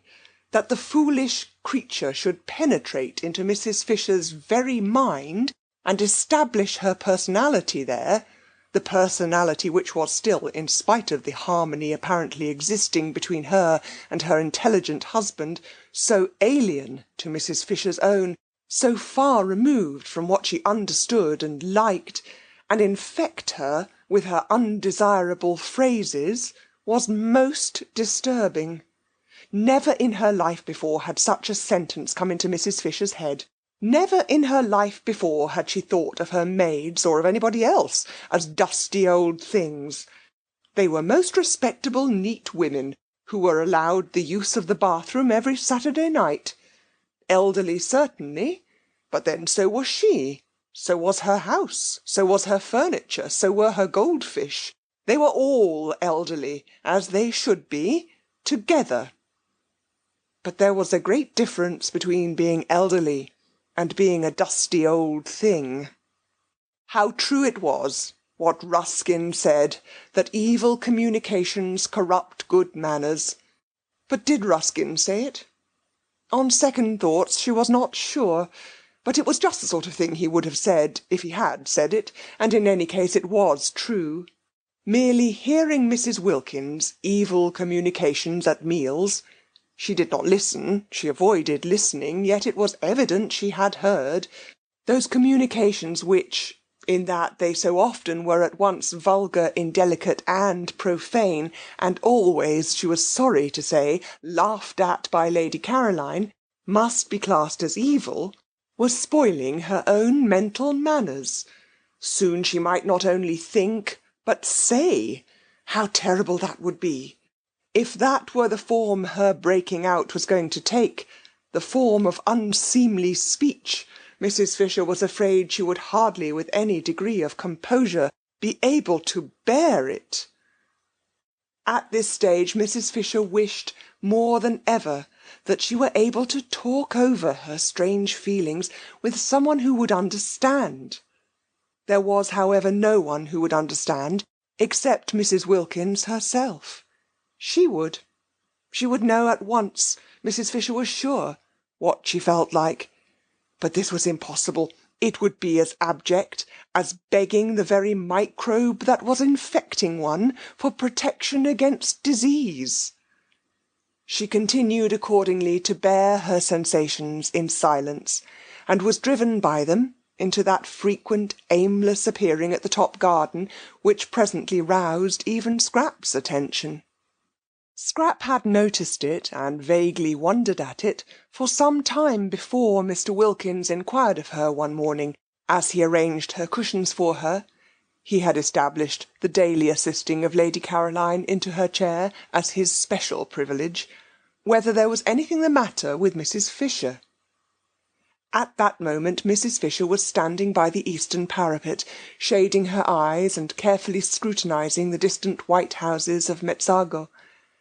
They could see her through the branches of the daphnes. "I don't know," said Scrap.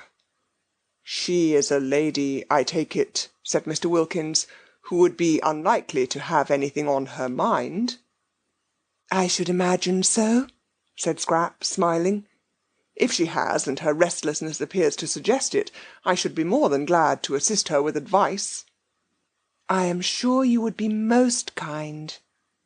"Of course she has her own legal adviser, but he is not on the spot.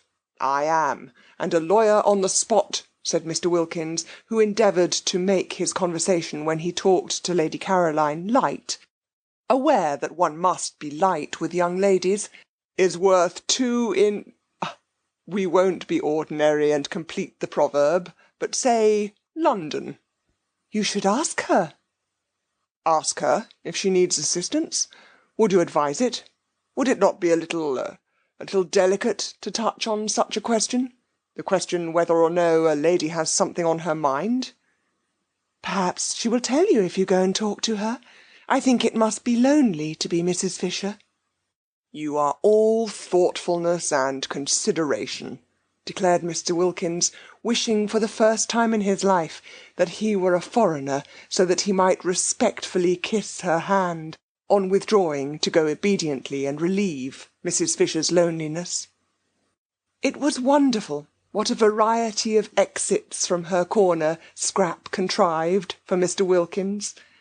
Each morning she found a different one, which sent him off pleased after he had arranged her cushions for her.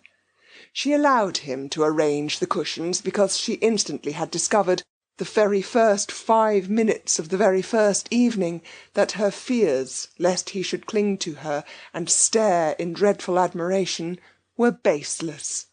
Mr. Wilkins did not admire like that. It was not only, she instinctively felt, not in him, but if it had been, he would not have dared to in her case. He was all respectfulness. She could direct his movements in regard to herself with the raising of an eyelash. His one concern was to obey. She had been prepared to like him, if he would only be so obliging as not to admire her, and she did like him. She did not forget his moving defencelessness the first morning in his towel, and he amused her, and he was kind to Lottie. It is true she liked him most when he wasn't there, but then she usually liked everybody most when they weren't there. Certainly he did seem to be one of those men, rare in her experience, who never looked at a woman from the predatory angle. The comfort of this, the simplification it brought into the relations of the party, was immense. From this point of view Mr. Wilkins was simply ideal. He was unique and precious. Whenever she thought of him, and was perhaps inclined to dwell on the aspects of him that were a little boring, she remembered this and murmured, "But what a treasure!" Indeed, it was Mr. Wilkins's one aim during his stay at San Salvatore to be a treasure. At all costs the 3 ladies who were not his wife must like him and trust him. Then presently, when trouble arose in their lives, and in what lives did not troubles sooner or later arise, they would recollect how reliable he was, and how sympathetic, and turn to him for advice. Ladies with something on their minds were exactly what he wanted. Lady Caroline, he judged, had nothing on hers at the moment, but so much beauty, for he could not but see what was evident, must have had its difficulties in the past, and would have more of them before it had done. In the past he had not been at hand. In the future he hoped to be. And meanwhile the behaviour of Mrs. Fisher, the next in importance of the ladies from the professional point of view, showed definite promise. It was almost certain that Mrs. Fisher had something on her mind. He had been observing her attentively, and it was almost certain. With the third, with Mrs. Arbuthnot, he had up to this made least headway, for she was so very retiring and quiet. But might not this very retiringness, this tendency to avoid the others and spend her time alone, indicate that she too was troubled? If so, he was her man. He would cultivate her. He would follow her and sit with her and encourage her to tell him about herself. Arbuthnot, he understood from Lottie, was a British Museum official, nothing specially important at present, but Mr. Wilkins regarded it as his business to know all sorts and kinds. Besides, there was promotion. Arbuthnot promoted might become very much worth while. As for Lottie, she was charming. She really had all the qualities he had credited her with during his courtship, and they had been, it appeared, merely in abeyance since. His early impressions of her were now being endorsed by the affection and even admiration Lady Caroline showed for her. Lady Caroline Dester was the last person, he was sure, to be mistaken on such a subject. Her knowledge of the world, her constant association with only the best, must make her quite unerring. Lottie was evidently, then, that which before marriage he had believed her to be. She was valuable. She certainly had been most valuable in introducing him to Lady Caroline and Mrs. Fisher. A man in his profession could be immensely helped by a clever and attractive wife. Why had she not been attractive sooner? Why this sudden flowering? Mr. Wilkins began, too, to believe there was something peculiar, as Lottie had almost at once informed him, in the atmosphere of San Salvatore. It promoted expansion, it brought out dormant qualities, and feeling more and more pleased, and even charmed by his wife, and very content with the progress he was making with the two others, and hopeful of progress to be made with the retiring third, Mr. Wilkins could not remember ever having had such an agreeable holiday. The only thing that might perhaps be bettered was the way they would call him Mr. Wilkins. Nobody said Mr. Mellersh Wilkins, yet he had introduced himself to Lady Caroline, he flinched a little on remembering the circumstances, as Mellersh Wilkins. Still, this was a small matter, not enough to worry about. He would be foolish if in such a place and such society he worried about anything. He was not even worrying about what the holiday was costing, and had made up his mind to pay not only his own expenses, but his wife's as well, and surprise her at the end by presenting her with her nest egg as intact as when she started, and just the knowledge that he was preparing a happy surprise for her made him feel warmer than ever towards her. In fact, Mr. Wilkins, who had begun by being consciously and according to plan on his best behaviour, remained on it unconsciously, and with no effort at all. And meanwhile the beautiful golden days were dropping gently from the second week, one by one, equal in beauty with those of the first, and the scent of bean fields in flower on the hillside behind the village came across to San Salvatore whenever the air moved. In the garden that second week the poet's-eyed narcissus disappeared out the long grass at the edge of the zigzag path, and wild gladiolus, slender and rose-coloured, came in their stead. White pinks bloomed in their borders, filling the whole place with their smoky sweet smell, and a bush nobody had noticed burst into glory and fragrance, and it was a purple lilac bush. Such a jumble of spring and summer was not to be believed in, except by those who dwelt in those gardens. Everything seemed to be out together, all the things crowded into 1 month, which in England are spread penuriously over 6. Even primroses were found one day by Mrs. Wilkins in a cold corner up in the hills, and when she brought them down to the geraniums and heliotrope of San Salvatore, they looked quite shy. End of chapter 16. Chapter 17. On the first day of the third week, Rose wrote to Frederick.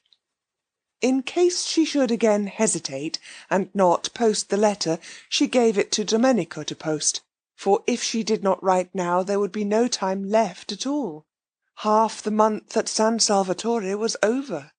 Even if Frederick started directly he got the letter, which of course he wouldn't be able to do, what with packing and passport, besides not being in a hurry to come, he couldn't arrive for 5 days. Having done it, Rose wished she hadn't.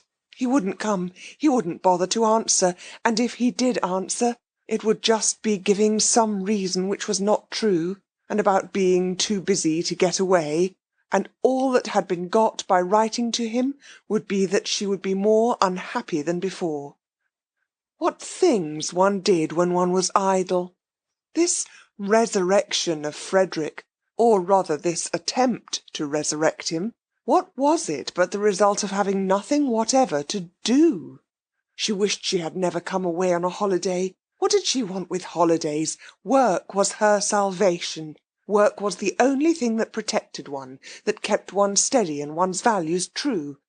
At home in Hampstead, absorbed and busy, she had managed to get over Frederick, thinking of him latterly only with the gentle melancholy with which one thinks of someone once loved but long since dead. And now this place, idleness in this soft place, had thrown her back to the wretched state she had climbed so carefully out of years ago. Why, if Frederick did come, she would only bore him. Hadn't she seen in a flash quite soon after getting to San Salvatore that was what really kept him away from her? And why should she suppose that now, after such a long estrangement, she would be able not to bore him, be able to do anything but stand before him like a tongue-tied idiot, with all the fingers of her spirit turned into thumbs? Besides, what a hopeless position, to have, as it were, to beseech. Please wait a little. Please don't be impatient. I think perhaps I shan't be a bore presently. 1,000 times a day Rose wished she had let Frederick alone. Lottie, who asked her every evening whether she had sent her letter yet, exclaimed with delight when her answer at last was yes, and threw her arms around her. "Now we shall be completely happy," cried the enthusiastic Lottie. But nothing seemed less certain to Rose, and her expression became more and more the expression of one who has something on her mind. Mr. Wilkins, wanting to find out what it was, strolled in the sun in his Panama hat and began to meet her accidentally. "I did not know," said Mr. Wilkins the first time, courteously raising his hat, "that you two liked this particular spot." And he sat down beside her. In the afternoon she chose another spot, and she had not been in it half an hour before Mr. Wilkins, lightly swinging his cane, came round the corner. "We are destined to meet in our rambles," said Mr. Wilkins pleasantly, and he sat down beside her. Mr. Wilkins was very kind, and she had, she saw, misjudged him in Hampstead, and this was the real man, ripened like fruit by the beneficent sun of San Salvatore. But Rose did want to be alone. Still, she was grateful to him for proving to her that though she might bore Frederick, she did not bore everybody. If she had, he would not have sat talking to her on each occasion till it was time to go in. True, he bored her, but that wasn't anything like so dreadful as if she bored him. Then indeed her vanity would have been sadly ruffled. For now that Rose was not able to say her prayers, she was being assailed by every sort of weakness, vanity, sensitiveness, irritability, pugnacity, strange unfamiliar devils to have come crowding on one and taking possession of one's swept and empty heart. She had never been vain or irritable or pugnacious in her life before. Could it be that San Salvatore was capable of opposite effects, and the same sun that ripened Mr. Wilkins made her go acid? The next morning, so as to be sure of being alone, she went down, while Mr. Wilkins was still lingering pleasantly with Mrs. Fisher over breakfast, to the rocks by the water's edge, where she and Lottie had sat on the first day. Frederick by now had got her letter. To-day, If he were like Mr. Wilkins, she might get a telegram from him. She tried to silence the absurd hope by jeering at it. Yet, if Mr. Wilkins had telegraphed, why not Frederick? The spell of San Salvatore lurked even, it seemed, in note-paper. Lottie had not dreamed of getting a telegram, and when she came in at lunch-time, there it was. It would be too wonderful if, when she went back at lunch-time, she found one there for her, too. Rose clasped her hands tight round her knees. How passionately she longed to be important to somebody again. Not important on platforms, not important as an asset in an organisation, but privately important, just to one other person, quite privately. Nobody else to know or notice. It didn't seem much to ask in a world so crowded with people, just to have one of them. Only one out of all the millions to oneself. Somebody who needed one, who thought of one, who was eager to come to one. Oh, how dreadfully one wanted to be precious. All the morning she sat beneath the pine tree by the sea. Nobody came near her. The great hours passed slowly. They seemed enormous. But she wouldn't go up before lunch. She would give the telegram time to arrive. That day Scrap, egged on by Lottie's persuasions, and also thinking that perhaps she had sat long enough, had arisen from her chair and cushions, and gone off with Lottie and sandwiches up into the hills till evening. Mr. Wilkins, who wished to go with them, stayed, on Lady Caroline's advice, with Mrs. Fisher, in order to cheer her solitude. And though he left off cheering her about 11, to go and look for Mrs. Arbuthnot, so as for a space to cheer her too, thus dividing himself impartially between these solitary ladies, he came back again presently, mopping his forehead, and continued with Mrs. Fisher where he had left off, for this time Mrs. Arbuthnot had hidden successfully. There was a telegram, too, for her, he noticed when he came in. Pity he did not know where she was. "Ought we to open it?" he said to Mrs. Fisher. "No," said Mrs. Fisher. "It may require an answer. I don't approve of tampering with other people's correspondence." "Tampering? My dear lady!" Mr. Wilkins was shocked. Such a word! Tampering!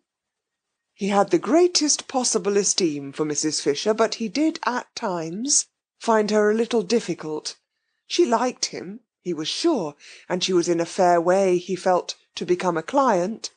But he feared she would be a headstrong and secretive client.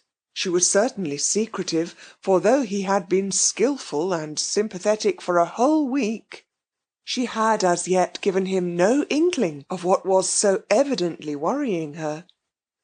"Poor old thing," said Lottie, on his asking her if she perhaps could throw light on Mrs. Fisher's troubles. "She hasn't got love." "Love?" Mr. Wilkins could only echo, genuinely scandalised. "But surely, my dear, at her age—" "Any love," said Lottie. That very morning he had asked his wife, for he now sought and respected her opinion, if she could tell him what was the matter with Mrs. Arbuthnot, for she too, though he had done his best to thaw her into confidence, had remained persistently retiring. "She wants her husband," said Lottie. "Ah," said Mr. Wilkins, a new light shed on Mrs. Arbuthnot's shy and modest melancholy, and he added, "Very proper." And Lottie said, smiling at him, "One does." And Mr. Wilkins said, smiling at her, "Does one?" And Lottie said, smiling at him, "Of course." And Mr. Wilkins, much pleased with her, though it was still quite early in the day, a time when caresses are sluggish, pinched her ear. Just before 12:30, Rose came slowly up through the pergola and between the camellias ranged on either side of the old stone steps. The rivulets of periwinkles that flowed down them when first she arrived were gone, And now there were these bushes, incredibly rosetted, pink, white, red, striped.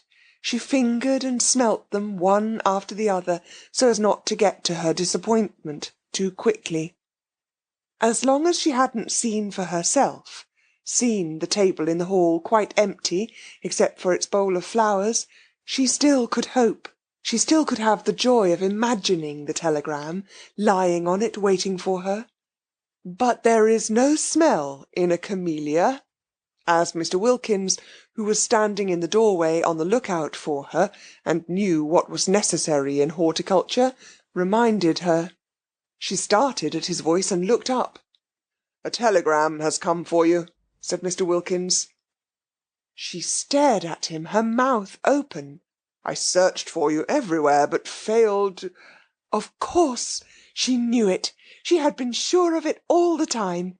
Bright and burning, youth in that instant flashed down again on Rose. She flew up the steps, red as the camellia she had just been fingering, and was in the hall and tearing open the telegram before Mr. Wilkins had finished his sentence. Why, but if things could happen like this, why, but there was no end to... Why, she and Frederick, they were going to be again, at last. "Not bad news, I trust," said Mr. Wilkins, who had followed her, for when she had read the telegram she stood staring at it, and her face went slowly white. Curious to watch how her face went slowly white. She turned and looked at Mr. Wilkins as if trying to remember him. "Oh, no, on the contrary," she managed to smile. "I'm going to have a visitor," she said, holding out the telegram, and when he had taken it she walked away towards the dining-room, murmuring something about lunch being ready. Mr. Wilkins read the telegram. It had been sent that morning from Mezzago, and was: "Am passing through on way to Rome. May I pay my respects this afternoon? Thomas Briggs." Why should such a telegram make the interesting lady turn pale? For her pallor on reading it had been so striking as to convince Mr. Wilkins that she was receiving a blow. "Who is Thomas Briggs?" he asked, following her into the dining-room. She looked at him vaguely. "Who is—" she repeated, getting her thoughts together again. "Thomas Briggs." "Oh, yes, he is the owner. This is his house. He's very nice. He's coming this afternoon." Thomas Briggs was at that very moment coming. He was jogging along the road between Mezzago and Castagneto in a fly, sincerely hoping that the dark-eyed lady would grasp that all he wanted was to see her, and not at all to see if his house was still there. He felt that an owner of delicacy did not intrude on a tenant, but he had been thinking so much of her since that day. Rose Arbuthnot. Such a pretty name, and such a pretty creature. Mild, milky, mothery in the best sense. The best sense being that she wasn't his mother, and couldn't have been if she'd tried, for parents were the only things impossible to have younger than oneself.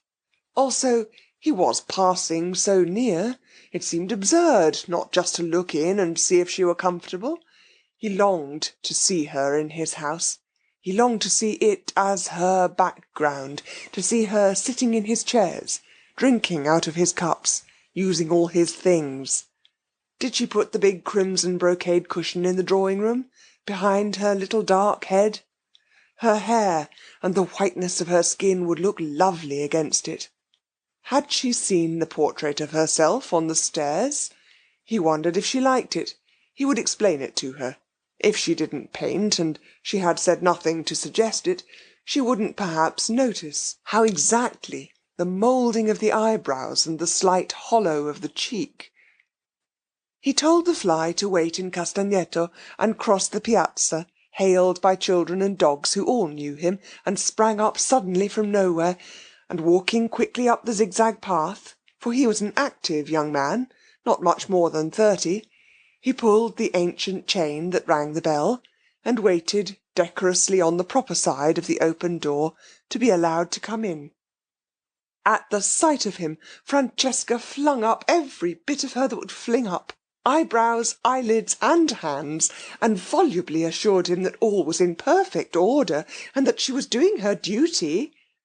Of course, said Briggs, cutting her short. No one doubts it. And he asked her to take in his card to her mistress. Which mistress? asked Francesca. Which mistress?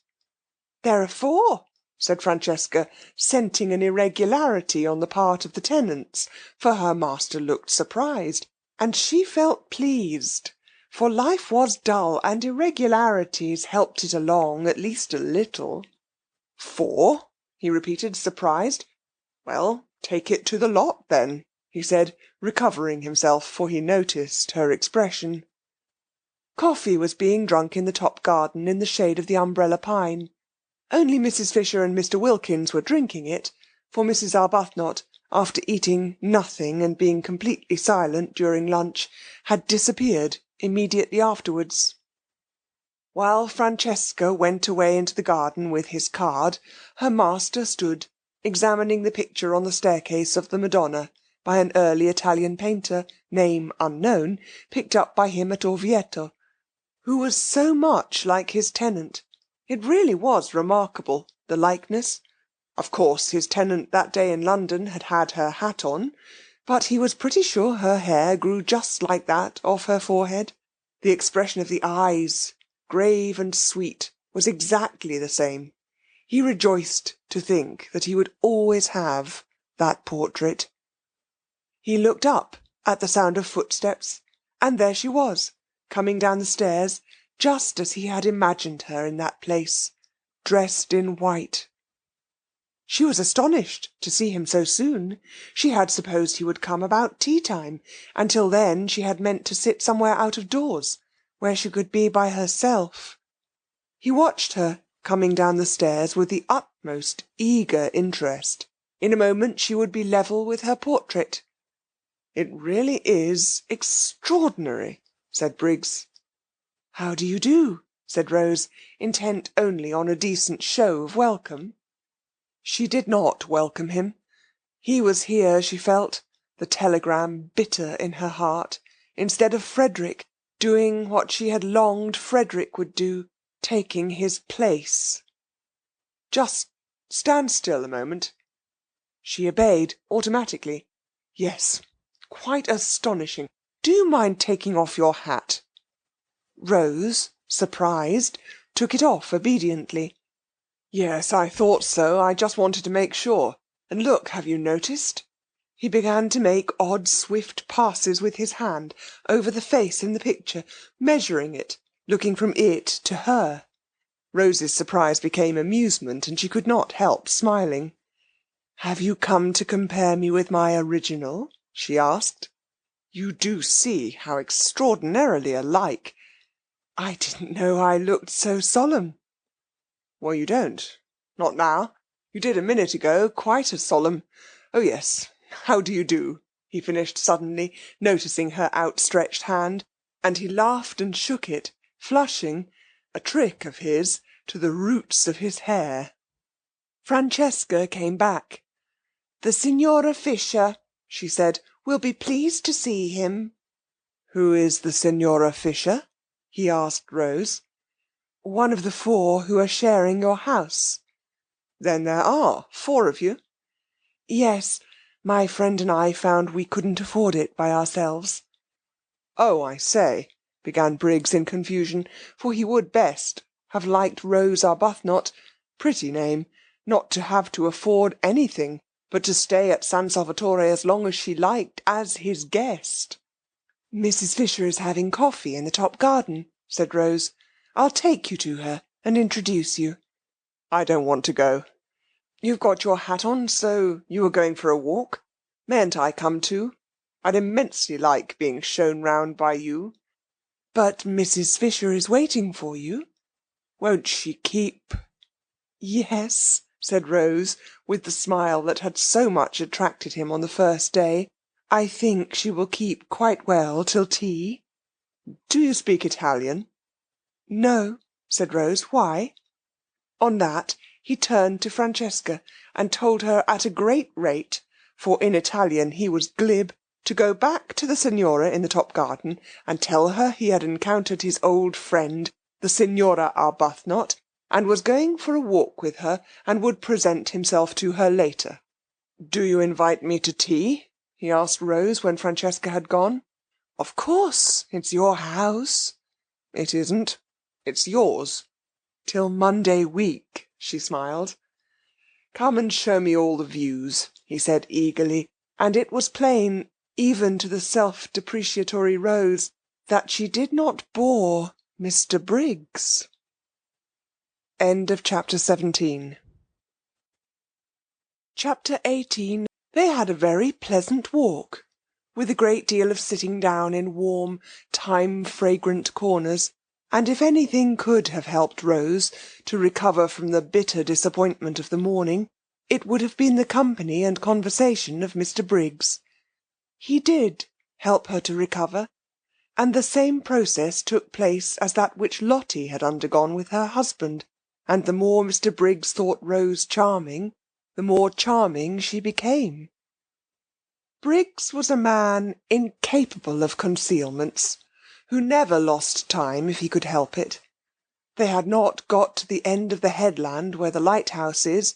Briggs asked her to show him the lighthouse, because the path to it, he knew, was wide enough for two to walk abreast and fairly level, before he had told her of the impression she made on him in London.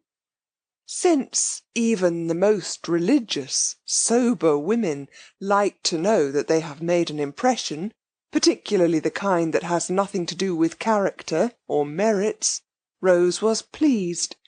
Being pleased, she smiled. Smiling, she was more attractive than ever. Colour came into her cheeks, and brightness into her eyes. She heard herself saying things that really sounded quite interesting and even amusing.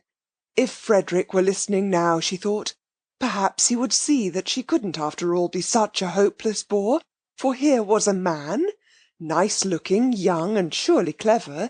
He seemed clever, and she hoped he was, for then the compliment would be still greater, who was evidently quite happy to spend the afternoon just talking to her. And indeed Mr. Briggs seemed very much interested. He wanted to hear all about everything she had been doing from the moment she got there. He asked her if she had seen this, that, and the other in the house, what she liked best, which room she had, if she were comfortable, if Francesca was behaving, if Domenico took care of her, and whether she didn't enjoy using the yellow sitting-room, the one that got all the sun and looked out towards Genoa. Rose was ashamed how little she had noticed in the house, and how few of the things he spoke of as curious or beautiful in it she had even seen. Swamped in thoughts of Frederick, she appeared to have lived in San Salvatore blindly, and more than half the time had gone, and what had been the good of it? She might just as well have been sitting hankering on Hampstead Heath. No, she mightn't. Through all her hankerings she had been conscious that she was at least in the very heart of beauty, and indeed it was this beauty, this longing to share it, that had first started her off hankering. Mr. Briggs, however, was too much alive for her to be able to spare any attention at this moment for Frederick, and she praised the servants in answer to his questions, and praised the yellow sitting-room, without telling him she had only been in it once, and then was ignominiously ejected. And she told him she knew hardly anything about art and curiosities, but thought perhaps if somebody would tell her about them she would know more. And she said she had spent every day since her arrival out of doors, because out of doors there was so very wonderful, and different from anything she had ever seen. Briggs walked by her side along his paths, that were yet so happily for the moment her paths, and felt all the innocent glows of family life. He was an orphan and an only child, and had a warm, domestic disposition. He would have adored a sister and spoilt a mother, and was beginning at this time to think of marrying. for though he had been very happy with his various loves, each of whom, contrary to the usual experience, turned ultimately into his devoted friend, he was fond of children, and thought he had perhaps now got to the age of seeing if he did not wish to be too old by the time his eldest son was 20. San Salvatore had latterly seemed a little forlorn. He fancied it echoed when he walked about it. He had felt lonely there, so lonely that he had preferred this year to miss out a spring and let it. It wanted a wife in it. It wanted that final touch of warmth and beauty, for he never thought of his wife except in terms of warmth and beauty. She would, of course, be beautiful and kind. It amused him how much in love with this vague wife he was already.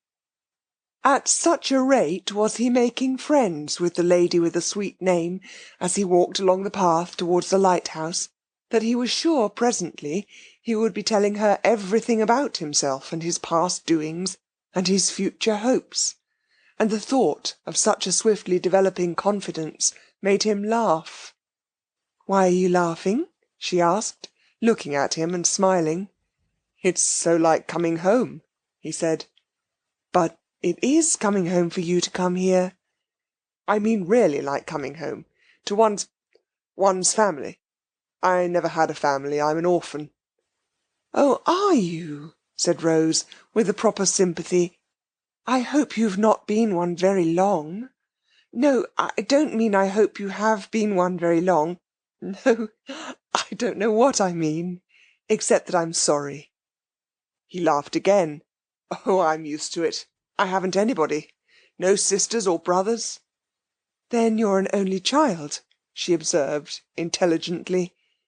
"Yes, and there's something about you that's exactly my idea of a family." She was amused. "So cosy," he said, looking at her and searching for a word. "You wouldn't think so if you saw my house in Hampstead," she said, a vision of that austere and hard-seated dwelling presenting itself in her mind, with nothing soft in it except the shunned and neglected Du Barry sofa. No wonder, she thought, for a moment clear-brained, that Frederick avoided it. There was nothing cosy about his family. "I don't believe any place you lived in could be anything but exactly like you," he said. "You're not going to pretend San Salvatore is like me?" "Indeed I do pretend it. Surely you admit that it is beautiful?" He said several things like that. She enjoyed her walk. She could not recollect any walk so pleasant since her courting days. She came back to tea, bringing Mr. Briggs, and looking quite different, Mr. Wilkins noticed, from what she had looked till then. Trouble here, thought Mr. Wilkins, mentally rubbing his professional hands. He could see himself being called in presently to advise. On the one hand there was Arbuthnot, on the other hand here was Briggs. Trouble brewing, trouble sooner or later. But why had Briggs's telegram acted on the lady like a blow? If she had turned pale from excess of joy, then trouble was nearer than he had supposed. She was not pale now. She was more like her name than he had yet seen her. Well, he was the man for trouble. He regretted, of course, that people should get into it, but being in, he was their man. And Mr. Wilkins, invigorated by these thoughts, his career being very precious to him, proceeded to assist in doing the honours to Mr. Briggs, both in his quality of sharer in the temporary ownership of San Salvatore, and of probable helper out of difficulties, with great hospitality, and pointed out the various features of the place to him, and led him on to the parapet and showed him Mezzago across the bay. Mrs. Fisher, too, was gracious. This was the young man's house. He was a man of property. She liked property, and she liked men of property. Also, there seemed a peculiar merit in being a man of property so young. Inheritance, of course, and inheritance was more respectable than acquisition. It did indicate fathers, and in an age where most people appeared neither to have them nor to want them, she liked this too. Accordingly, it was a pleasant meal, with everybody amiable and pleased. Briggs thought Mrs. Fisher a dear old lady, and showed he thought so, and again the magic worked, and she became a dear old lady. She developed benignity with him, and a kind of benignity that was almost playful, actually, before tea was over, including in some observation she made him the words, "My dear boy." Strange words in Mrs. Fisher's mouth. It is doubtful whether in her life she had used them before. Rose was astonished. How nice people really were! When would she leave off making mistakes about them? She hadn't suspected this side of Mrs. Fisher, and she began to wonder whether those other sides of her, with which alone she was acquainted, had not perhaps, after all, been the effect of her own militant and irritating behaviour. Probably they were. How horrid, then, she must have been! She felt very penitent when she saw Mrs. Fisher beneath her eyes blossoming out into real amiability the moment someone came along who was charming to her, and she could have sunk into the ground with shame when Mrs. Fisher presently laughed, and she realised by the shock it gave her that the sound was entirely new. Not once before had she, or anyone else there, heard Mrs. Fisher laugh. What an indictment of the lot of them! For they had all laughed, the others, some more and some less, at one time or another since their arrival, and only Mrs. Fisher had not. Clearly, since she could enjoy herself as she was now enjoying herself, she had not enjoyed herself before. Nobody had cared whether she did or not, except perhaps Lotty. Yes, Lotty had cared, and had wanted her to be happy, but Lotty seemed to produce a bad effect on Mrs. Fisher, while as for Rose herself, she had never been with her for 5 minutes without wanting, really wanting, to provoke and oppose her. How very horrid she had been! She had behaved unpardonably. Her penitence showed itself in a shy and deferential solicitude towards Mrs. Fisher, which made the observant Briggs think her still more angelic, and wish for a moment that he was an old lady himself, in order to be behaved to by Rose Arbuthnot just like that. There was evidently no end, he thought, to the things she could do sweetly. He would even not mind taking medicine, really nasty medicine, if it were Rose Arbuthnot bending over him with the dose. She felt his bright blue eyes, the brighter because he was so sunburnt, fixed on her with a twinkle in them, and smiling, asked him what he was thinking about. But he couldn't very well tell her that, he said, and added, "Some day." Trouble, trouble, thought Mr. Wilkins at this, again mentally rubbing his hands. Well, I'm their man. "I'm sure," said Mrs. Fisher benignly, "you have no thoughts we may not hear?" "I'm sure," said Briggs, "I would be telling you every one of my secrets in a week." "You would be telling somebody very safe, then," said Mrs. Fisher benevolently. Just such a son would she have liked to have had. "And in return," she went on, "I daresay I would tell you mine." "Ah, no," said Mr. Wilkins, adapting himself to this tone of easy badinage. "I must protest, I really must. I have a prior claim. I am the older friend. I have known Mrs. Fisher 10 days, and you, Briggs, have not yet known her 1. I assert my right to be told her secrets first. That is," he added, bowing gallantly, "if she has any, which I beg leave to doubt." "Oh, haven't I?" exclaimed Mrs. Fisher, thinking of those green leaves. That she should exclaim at all was surprising, but that she should do it with gaiety was miraculous. Rose could only watch her in wonder. "Then I shall worm them out," said Briggs with equal gaiety. "They won't need much worming out," said Mrs. Fisher. "My difficulty is to keep them from bursting out." It might have been Lottie talking. Mr. Wilkins adjusted the single eyeglass he carried with him for occasions like this, and examined Mrs. Fisher carefully. Rose looked on, unable not to smile too, since Mrs. Fisher seemed so much amused, though Rose did not quite know why, and her smile was a little uncertain, for Mrs. Fisher amused was a new sight, not without its awe-inspiring aspects, and had to be got accustomed to.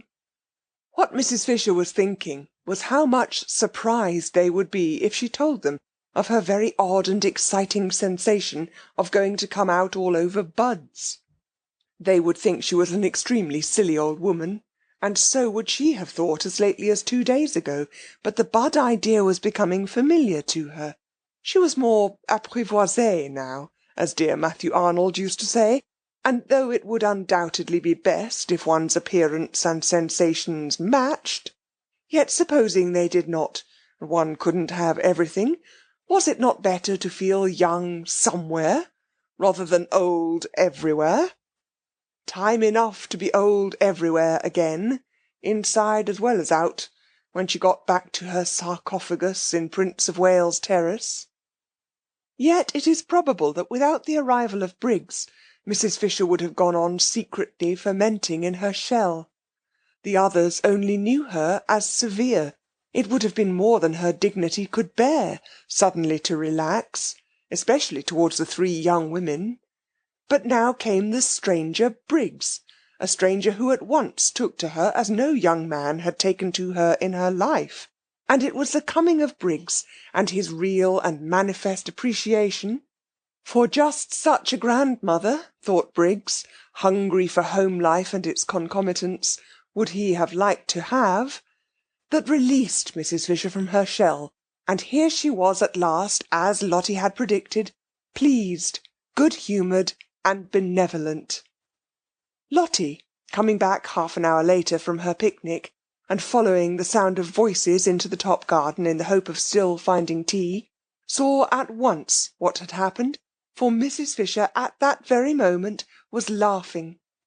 "She's burst her cocoon," thought Lottie, and swift as she was in all her movements, and impulsive, and also without any sense of propriety to worry and delay her, she bent over the back of Mrs. Fisher's chair and kissed her. "Good gracious!" cried Mrs. Fisher, starting violently, for such a thing had not happened to her since Mr. Fisher's earlier days, and then only gingerly. This kiss was a real kiss, and rested on Mrs. Fisher's cheek a moment, with a strange, soft sweetness. When she saw whose it was, a deep flush spread over her face. Mrs. Wilkins kissing her, and the kiss feeling so affectionate, even if she had wanted to, she could not, in the presence of the appreciative Mr. Briggs, resume her cast-off severity and begin rebuking again. But she did not want to. Was it possible Mrs. Wilkins liked her? Had liked her all this time, while she had been so much disliking her herself? A queer little trickle of warmth filtered through the frozen defences of Mrs. Fisher's heart.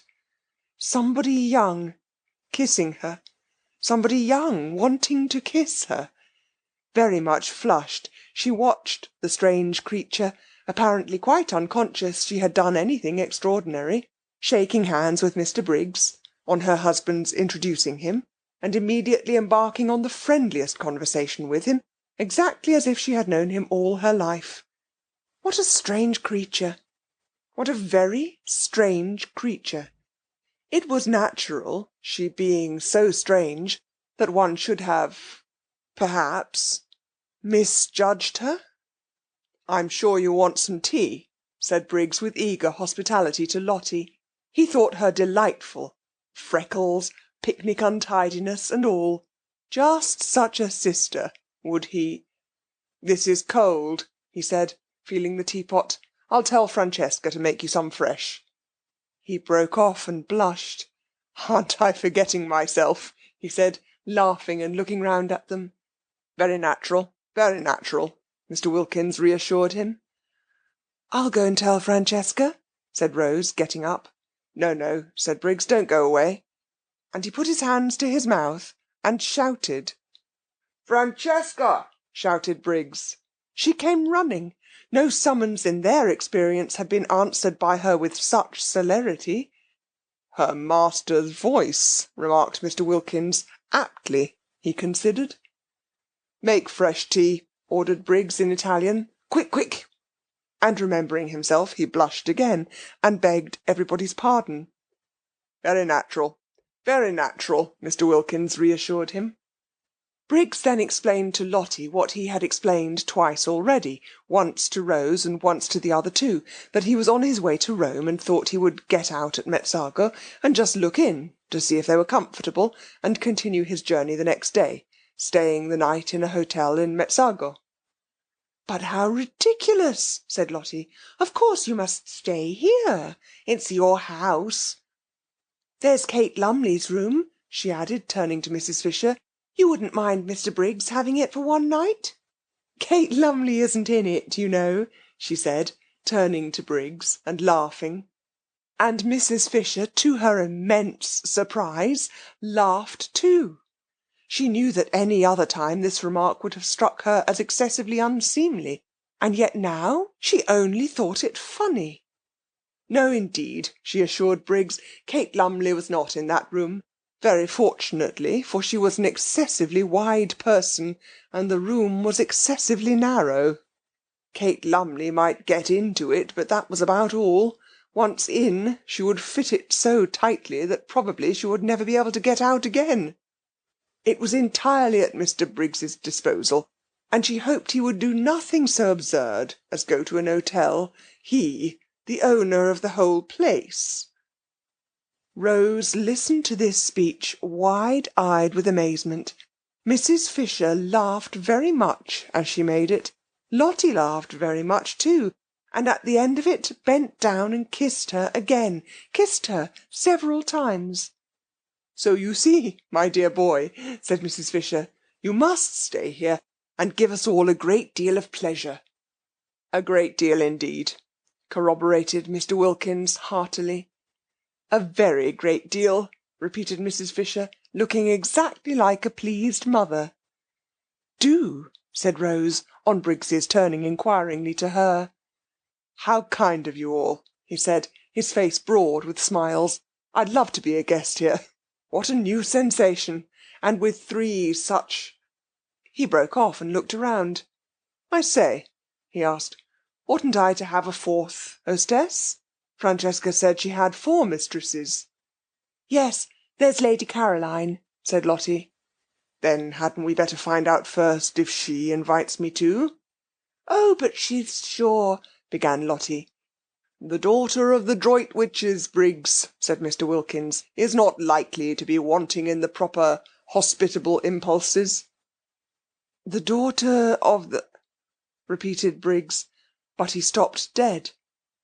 For there in the doorway was the daughter of the Droitwiches herself, or rather, coming towards him out of the dark doorway into the brightness of the sunset, was that which he had not yet in his life seen, but only dreamed of, his ideal of absolute loveliness. End of chapter 18. Chapter 19. And then when she spoke, what chance was there for poor Briggs? He was undone. All Scrap said was, "How do you do?" on Mr. Wilkins presenting him, but it was enough. It undid Briggs. From a cheerful, chatty, happy young man, overflowing with life and friendliness, he became silent, solemn, and with little beads on his temples. Also he became clumsy, dropping the teaspoon as he handed her her cup, mismanaging the macaroons so that one rolled on the ground. His eyes could not keep off the enchanting face for a moment, and when Mr. Wilkins, elucidating him, for he failed to elucidate himself, informed Lady Caroline that in Mr. Briggs she beheld the owner of San Salvatore, who was on his way to Rome, but had got out at Mezzago, etc., etc., and that the other 3 ladies had invited him to spend the night in what was to all intents and purposes his own house, rather than an hotel, and Mr. Briggs was only waiting for her seal of approval to his invitation, she being the 4th hostess, when Mr. Wilkins, balancing his sentences and being admirably clear, and enjoying the sound of his own cultured voice, explained the position in this manner to Lady Caroline, Briggs sat and never said a word. A deep melancholy invaded Scrap. The symptoms of the incipient grabber were all there, and only too familiar, and she knew that if Briggs stayed, her rest-cure might be regarded as over. Then Kate Lumley occurred to her. She caught at Kate as at a straw. "It would have been delightful," she said, faintly smiling at Briggs. She could not in decency not smile, at least a little, but even a little betrayed the dimple, and Briggs's eyes became more fixed than ever. "I'm only wondering if there is room." "Yes, there is," said Lottie. "There's Kate Lumley's room." "I thought," said Scrap to Mrs. Fisher, and it seemed to Briggs that he had never heard music till now, "your friend was expected immediately." "Oh, no," said Mrs. Fisher, with an odd placidness, Scrap thought.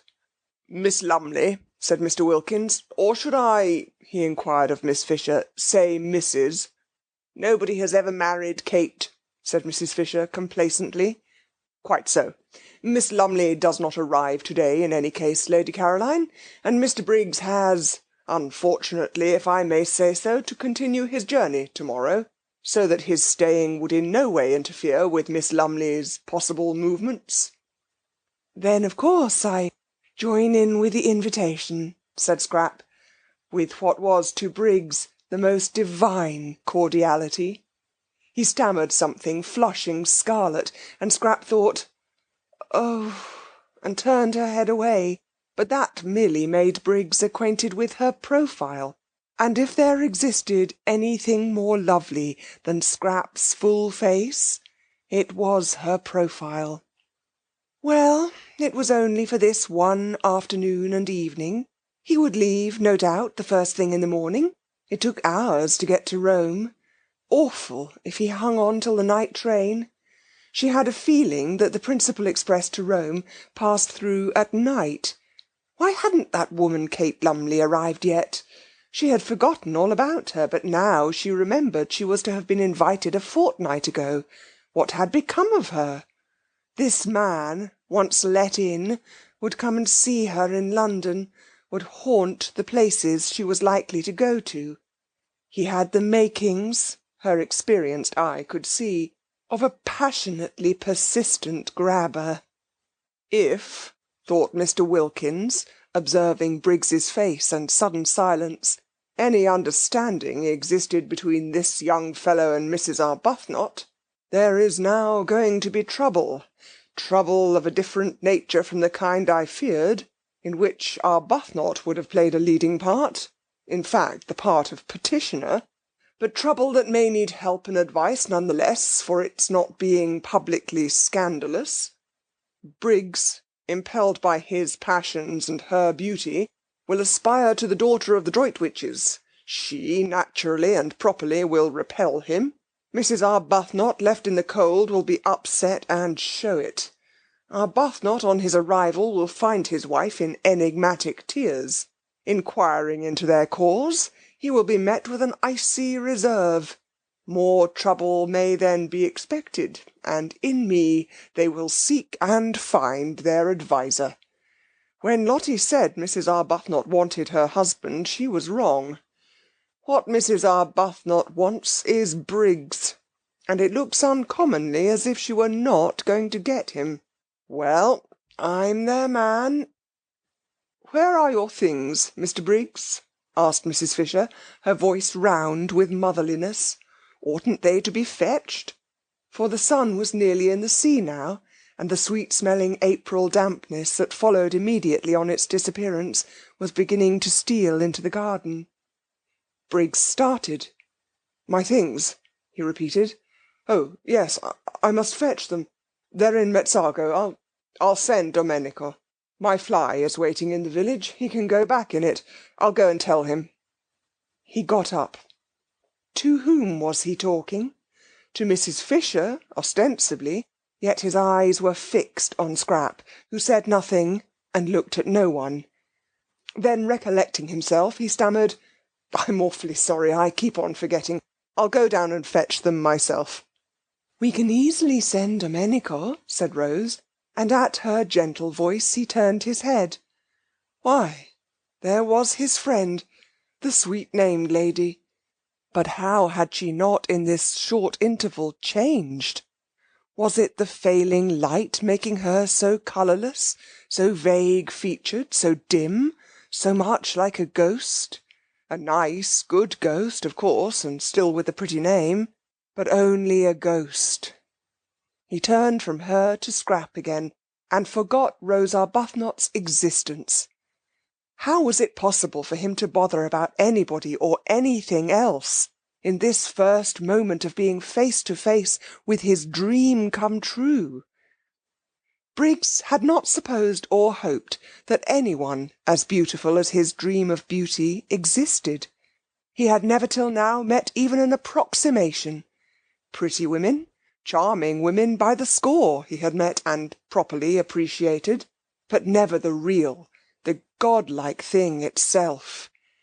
He used to think, if ever I saw a perfectly beautiful woman, I should die.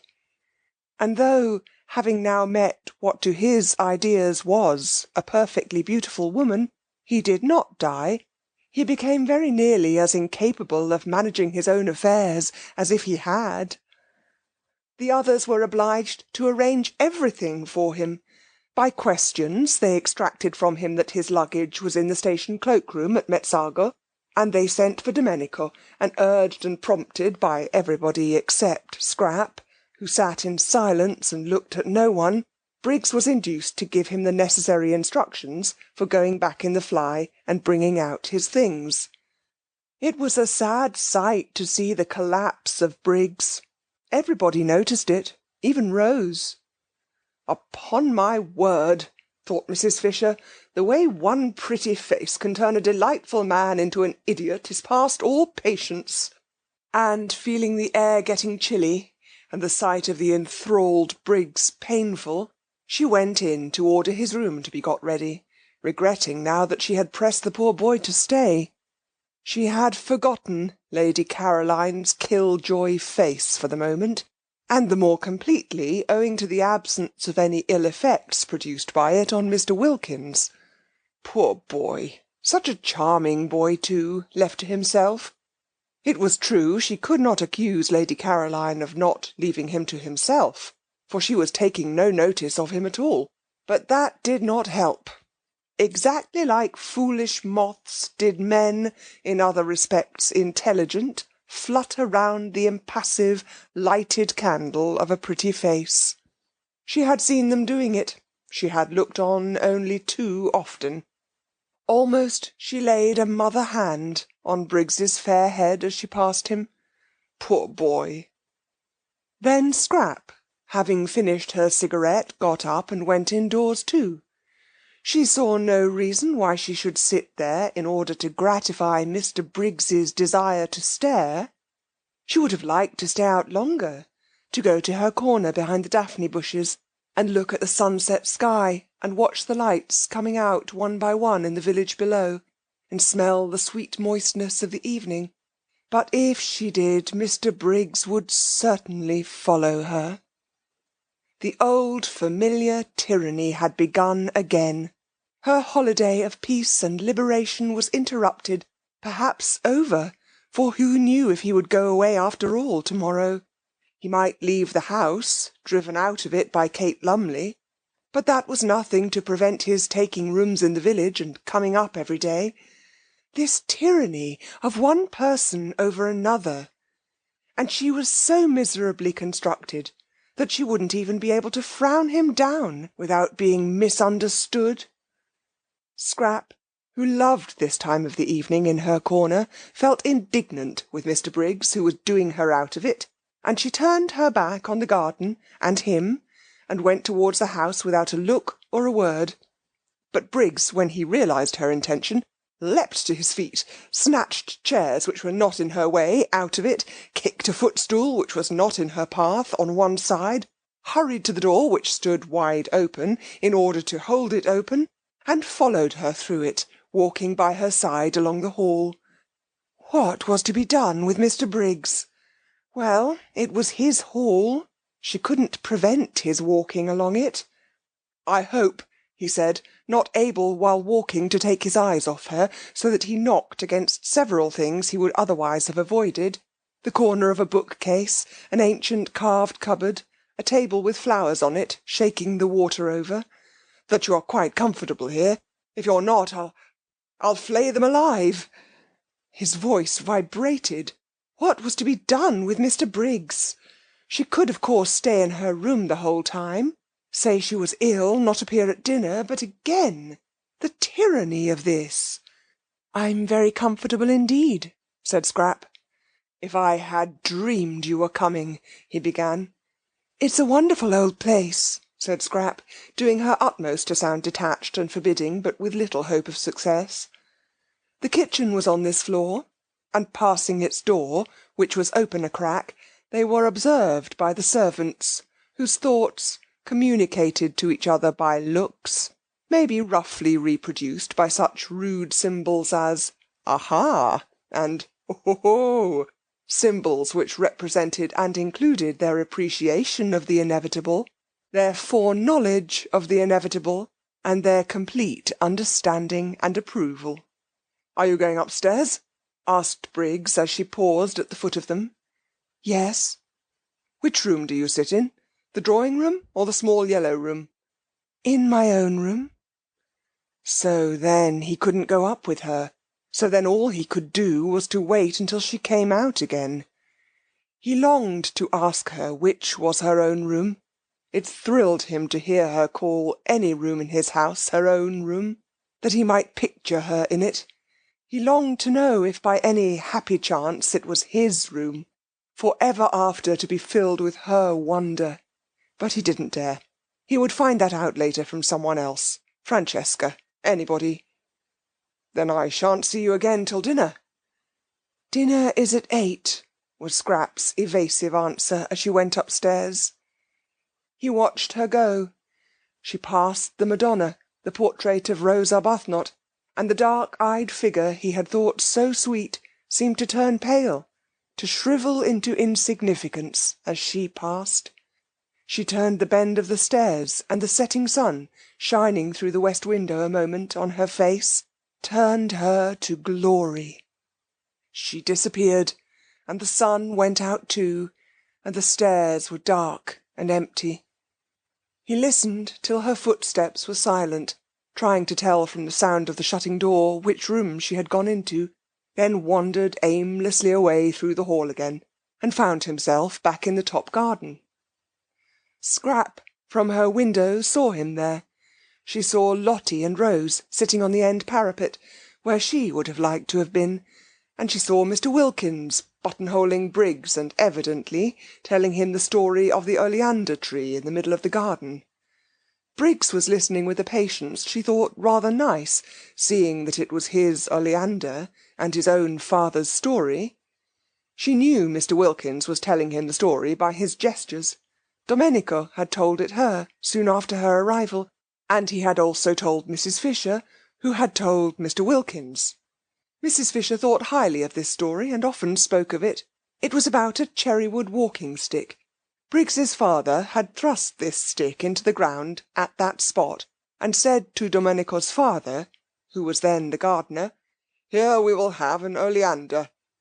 And Briggs's father left the stick in the ground, as a reminder to Domenico's father, and presently, how long afterwards nobody remembered, the stick began to sprout, and it was an oleander. There stood poor Mr. Briggs, being told all about it, and listening to the story he must have known from infancy with patience. Probably he was thinking of something else. She was afraid he was. How unfortunate, how extremely unfortunate, the determination that seized people to get hold of and engulf other people. If only they could be induced to stand more on their own feet. Why couldn't Mr. Briggs be more like Lottie, who never wanted anything of anybody, but was complete in herself and respected other people's completeness? One loved being with Lottie. With her one was free, and yet befriended. Mr. Briggs looked so really nice, too. She thought she might like him, if only he wouldn't so excessively like her. Scrap felt melancholy. Here she was, shut up in her bedroom, which was stuffy from the afternoon sun that had been pouring into it, instead of out in the cool garden, and all because of Mr. Briggs. Intolerable tyranny, she thought, flaring up. She wouldn't endure it. She would go out all the same. She would run downstairs while Mr. Wilkins, really that man was a treasure, held Mr. Briggs down, telling him about the oleander, and get out of the house by the front door, and take cover in the shadows of the zigzag path. Nobody could see her there. Nobody would think of looking for her there. She snatched up a wrap, for she did not mean to come back for a long while, perhaps not even to dinner. It would be all Mr. Briggs's fault if she went dinnerless and hungry, and with another glance out of the window to see if she were still safe, she stole out and got away to the sheltering trees of the zigzag path, and there sat down on one of the seats placed at each bend to assist the upward journey of those who were breathless. Ah, this was lovely, thought Scrap, with a sigh of relief. How cool, how good it smelt.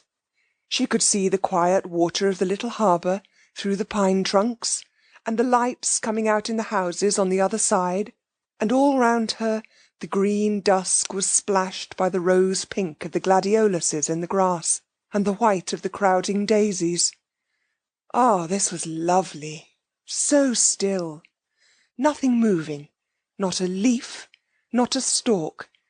The only sound was a dog barking far away somewhere up on the hills, or when the door of the little restaurant in the piazza below was opened, and there was a burst of voices, silenced again immediately by the swinging to of the door. She drew in a deep breath of pleasure. Ah, this was... Her deep breath was arrested in the middle. What was that? She leaned forward, listening, her body tense. Footsteps. On the zigzag path. Briggs finding her out. Should she run? No, the footsteps were coming up, not down. Someone from the village. Perhaps Angelo with provisions. She relaxed again. But the steps were not the steps of Angelo, that swift and springy youth.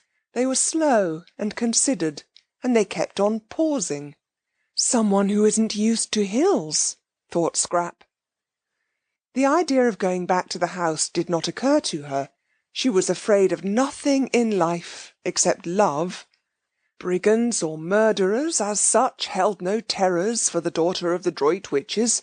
She only would have been afraid of them if they left off being brigands and murderers, and began instead to try and make love.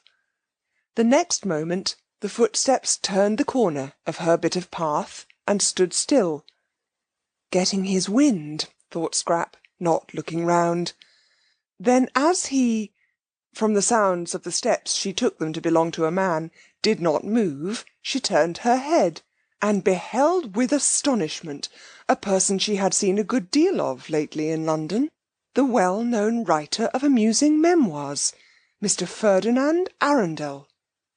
She stared. Nothing in the way of being followed surprised her any more, but that he should have discovered where she was surprised her.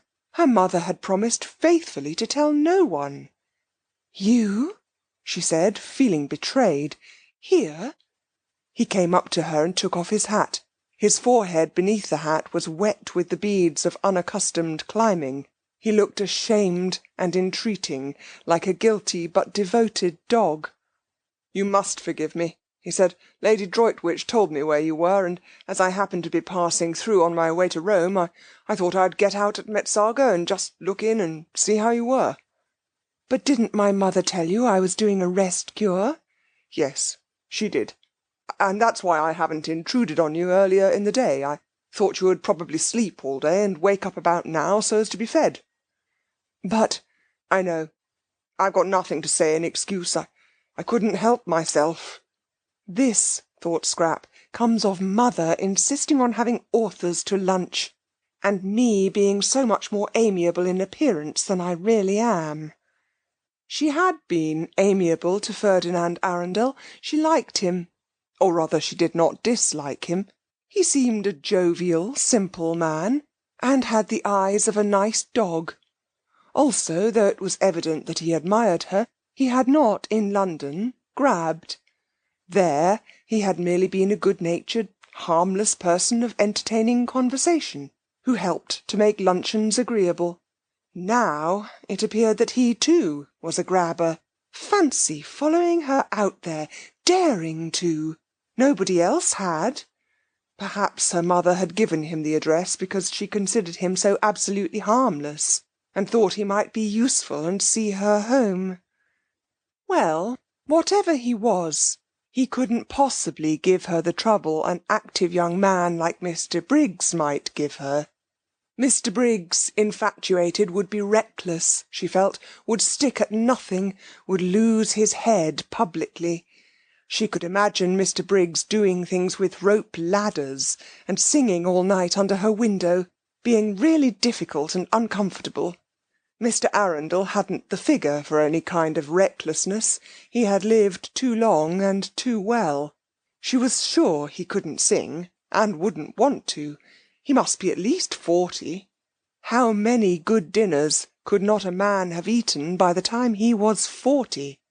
And if during that time, instead of taking exercise, he had sat writing books, he would quite naturally acquire the figure Mr. Arundel had, in fact, acquired, the figure rather for conversation than adventure. Scrap, who had become melancholy at the sight of Briggs, became philosophical at the sight of Arundel. Here he was. She couldn't send him away till after dinner. He must be nourished. This being so, she had better make the best of it, and do that with a good grace which anyhow wasn't to be avoided. Besides, he would be a temporary shelter from Mr. Briggs. She was at least acquainted with Ferdinand Arundel, and could hear news from him of her mother and her friends, and such talk would put up a defensive barrier at dinner between herself and the approaches of the other one. And it was only for one dinner, and he couldn't eat her. She therefore prepared herself for friendliness. "I'm to be fed," she said, ignoring his last remark, "at 8, and you must come up and be fed too. Sit down and get cool, and tell me how everybody is." "May I really dine with you, in these travelling things?" he said, wiping his forehead before sitting down beside her. She was too lovely to be true, he thought. Just to look at her for an hour, just to hear her voice, was enough reward for his journey and his fears. "Of course. I suppose you've left your fly in the village, and will be going on from Metsago by the night train?" "Or stay in Metsago in an hotel, and go on tomorrow. But tell me," he said, gazing at the adorable profile, "about yourself. London has been extraordinarily dull and empty. Lady Droitwich said you were with people here she didn't know. I hope they've been kind to you. You look well, as if your cure had done everything a cure should." "They've been very kind," said Scrap. "I got them out of an advertisement." "An advertisement?" "It's a good way, I find, to get friends. I'm fonder of one of these than I have been of anybody in years." "Really? Who is it?" "You shall guess which one of them it is when you see them. Tell me about mother. When did you see her last? We arranged not to write to each other unless there was something special. I wanted to have a month that was perfectly blank." "And now I've come and interrupted. I can't tell you how ashamed I am, both of having done it and of not being able to help it." "Oh, but—" said Scrap quickly, for he could not have come on a better day, when up there, waiting and watching for her, was, she knew, the enamoured Briggs. "I'm really very glad indeed to see you. Tell me about mother." End of chapter 19. Chapter 20. Scrap wanted to know so much about her mother that Arundel had presently to invent. He would talk about anything she wished, if only he might be with her for a while, and see her and hear her, but he knew very little of the Droitwiches and their friends, really. Beyond meeting them at those bigger functions where literature is also represented, and amusing them at luncheons and dinners, he knew very little of them, really. To them he had always remained Mr. Arundel. No one called him Ferdinand, and he only knew the gossip also available to the evening papers and the frequenters of clubs. But he was, however, good at inventing, and as soon as he had come to an end of first-hand knowledge, in order to answer her inquiries and keep her there to himself, he proceeded to invent. It was quite easy to fasten some of the entertaining things he was constantly thinking on to other people, and pretend they were theirs. Scrap, who had that affection for her parents which warms with absence, was athirst for news, and became more and more interested by the news he gradually imparted. At first it was ordinary news. He had met her mother here, and seen her there. She looked very well, and said so and so. But presently the things Lady Droitwich had said took on an unusual quality. They became amusing. "Mother said that?" Scrap interrupted, surprised. And presently Lady Droitwich began to do amusing things as well as say them. "Mother did that?" Scrap inquired, wide-eyed. Arundel warmed to his work. He fathered some of the most entertaining ideas he had lately had on to Lady Droitwich, and also any charming funny things that had been done, or might have been done, for he could imagine almost anything. Scrap's eyes grew round with wonder and affectionate pride in her mother. Why, but how funny! Fancy mother! What an old darling! Did she really do that? How perfectly adorable of her! And did she really say... But how wonderful of her to think of it! What sort of a face did Lloyd George make? She laughed, and had a great longing to hug her mother, and the time flew, and it grew quite dusk, and it grew nearly dark, and Mr. Arundel still went on amusing her, and it was 7:45 before she suddenly remembered dinner. "Oh, good heavens!" she exclaimed, jumping up. "Yes, it's late," said Arundel. "I'll go on quickly and send the maid to you. I must run, or I'll never be ready in time." And she was gone up the path with the swiftness of a young slender deer. Arundel followed. He did not wish to arrive too hot, so he had to go slowly. Fortunately he was near the top, and Francesca came down the pergola to pilot him indoors, and having shown him where he could wash, she put him in the empty drawing-room to cool himself by the crackling wood fire. He got as far away from the fire as he could, and stood in one of the deep window recesses, looking out at the distant lights of Mezzago. The drawing-room door was open, and the house was quiet with the hush that precedes dinner, when the inhabitants are all shut up in their rooms dressing. Briggs in his room was throwing away spoilt tie after spoilt tie. Scrap in hers was hurrying into a black frock, with a vague notion that Mr. Briggs wouldn't be able to see her so clearly in black. Mrs. Fisher was fastening the lace shawl, which nightly transformed her day-dress into her evening dress, with the brooch Ruskin had given her on her marriage, formed of 2 pearl lilies, tied together by a blue enamel ribbon, on which was written in gold letters, Esto Perpetua. Mr. Wilkins was sitting on the edge of his bed, brushing his wife's hair. Thus far in this 3rd week he had progressed in demonstrativeness, while she, for her part, sitting on a chair in front of him, put his studs in a clean shirt. And Rose, ready dressed, sat at her window considering her day. Rose was quite aware of what had happened to Mr. Briggs. If she had had any difficulty about it, Lottie would have removed it by the frank comments she made, while she and Rose sat together after tea on the wall. Lottie was delighted at more love being introduced into San Salvatore, even if it were only one-sided, and said that when once Rose's husband was there, she didn't suppose, now that Mrs. Fisher too had at last come unglued. Rose protested at the expression, and Lottie retorted that it was in Keats. There would be another place in the world more swarming with happiness than San Salvatore.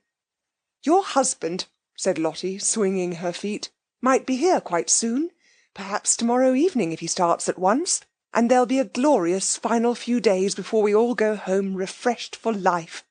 I don't believe any of us will ever be the same again, and I wouldn't be a bit surprised if Caroline doesn't end by getting fond of the young man Briggs. It's in the air. You have to get fond of people here." Rose sat at her window, thinking of these things. Lottie's optimism. Yet it had been justified by Mr. Wilkins, and look too at Mrs. Fisher. If only it would come true as well about Frederick. For Rose, who between lunch and tea had left off thinking about Frederick, was now, between tea and dinner, thinking of him harder than ever. It had been funny and delightful, that little interlude of admiration, but of course it couldn't go on once Caroline appeared. Rose knew her place. She could see as well as anyone the unusual, the unique loveliness of Lady Caroline. How warm, though, things like admiration and appreciation made one feel, how capable of really deserving them, how different, how glowing. They seemed to quicken unsuspected faculties into life. She was sure she had been a thoroughly amusing woman between lunch and tea, and a pretty one too. She was quite certain she had been pretty. She saw it in Mr. Briggs's eyes as clearly as in a looking-glass. For a brief space, she thought, she had been like a torpid fly, brought back to gay buzzing by the lighting of a fire in a wintry room. She still buzzed, she still tingled, just at the remembrance. What fun it had been, having an admirer, even for that little while. No wonder people liked admirers. They seemed in some strange way to make one come alive. Although it was all over, she still glowed with it, and felt more exhilarated, more optimistic, more as Lottie probably constantly felt, than she had done since she was a girl. She dressed with care, though she knew Mr. Briggs would no longer see her, but it gave her pleasure to see how pretty, while she was about it, she could make herself look. And very nearly she stuck a crimson camellia in her hair down by her ear. She did hold it there for a minute, and it looked almost sinfully attractive, and was exactly the colour of her mouth. But she took it out again with a smile and a sigh, and put it in the proper place for flowers, which is water. She mustn't be silly, she thought. Think of the poor. Soon she would be back with them again, and what would a camellia behind her ears seem like then? Simply fantastic. But on one thing she was determined. The first thing she would do when she got home would be to have it out with Frederick. If he didn't come to San Salvatore, this is what she would do, the very first thing. Long ago she ought to have done this, but always she had been handicapped when she tried to, by being so dreadfully fond of him, and so much afraid that fresh wounds were going to be given her wretched soft heart. But now let him wound her as much as he chose, as much as he possibly could, she would still have it out with him. Not that he ever intentionally wounded her. She knew he never meant to. She knew he often had no idea of having done it. For a person who wrote books, thought Rose, Frederick didn't seem to have much imagination. Anyhow, she said to herself, getting up from her dressing-table, things couldn't go on like this. She would have it out with him. This separate life, this freezing loneliness, she had had enough of it. Why shouldn't she too be happy? Why on earth? The energetic expression matched her mood of rebelliousness. Shouldn't she too be loved and allowed to love? She looked at her little clock. Still 10 minutes before dinner. Tired of staying in her bedroom, she thought she would go on to Mrs. Fisher's battlements, which would be empty at this hour, and watch the moon rise out of the sea. She went into the deserted upper hall with this intention, but was attracted on her way along it by the firelight shining through the open door of the drawing-room. How gay it looked! The fire transformed the room. A dark, ugly room in the daytime, it was transformed, just as she had been transformed by the warmth of... No, she wouldn't be silly.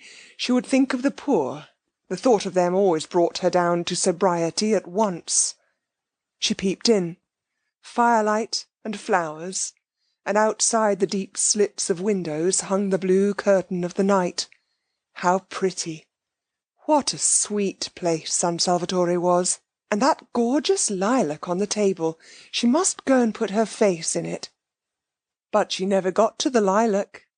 She went one step towards it and then stood still. For she had seen the figure looking out of the window in the farthest corner. And it was Frederick!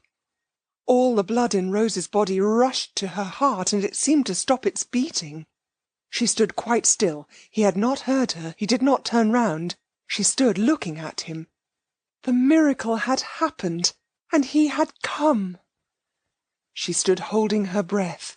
So he needed her, for he had come instantly. So he too must have been thinking, longing. Her heart, which had seemed to stop beating, was suffocating her now, the way it raced along. Frederick did love her then. He must love her, or why had he come? Something, perhaps her absence, had made him turn to her, want her, and now the understanding she had made up her mind to have with him would be quite easy. Her thoughts wouldn't go on. Her mind stammered. She couldn't think. She could only see and feel. She didn't know how it had happened. It was a miracle. God could do miracles. God had done this one. God could. Her mind stammered again and broke off. Frederick, she tried to say, but no sound came, or if it did, the crackling of the fire covered it up. She must go nearer. She began to creep towards him, softly, softly. He did not move. He had not heard. She stole nearer and nearer, and the fire crackled, and he heard nothing. She stopped a moment, unable to breathe. She was afraid. Suppose he... Oh, but he had come. He had come. She went on again, close up to him, and her heart beat so loud that she thought he must hear it. And couldn't he feel? Didn't he know? Frederick, she whispered, hardly able even to whisper, choked by the beating of her heart. He spun round on his heels. Rose! He exclaimed, staring blankly. But she did not see his stare, for her arms were round his neck, and her cheek was against his, and she was murmuring, her lips on his ear, I knew you would come. In my very heart I always knew you would come. End of chapter 20. Chapter 21. Now, Frederick was not the man to hurt anything if he could help it. Besides, he was completely bewildered. Not only was his wife here, of all places in the world, but she was clinging to him as she had not clung for years, and murmuring love and welcoming him. If she welcomed him, she must have been expecting him. Strange as this was, it was the only thing in the situation which was evident. That, and the softness of her cheek against his, and the long-forgotten sweet smell of her. Frederick was bewildered, but not being the man to hurt anything if he could help it, he too put his arms round her, and having put them round her, he also kissed her, and presently he was kissing her almost as tenderly as she was kissing him, and presently he was kissing her quite as tenderly, And again presently he was kissing her more tenderly, and just as if he had never left off. He was bewildered, but he could still kiss. It seemed curiously natural to be doing it. It made him feel as if he were 30 again instead of 40, and Rose were his Rose of 20, before she began to weigh what he did with her idea of right, and the balance went against him, and she had turned strange and stony, and more shocked, and oh, so lamentable. He couldn't get at her in those days at all. She couldn't understand. She kept on referring everything to what she called God's eyes. In God's eyes it couldn't be right. It wasn't right. Her miserable face, whatever her principles did for her, they didn't make her happy.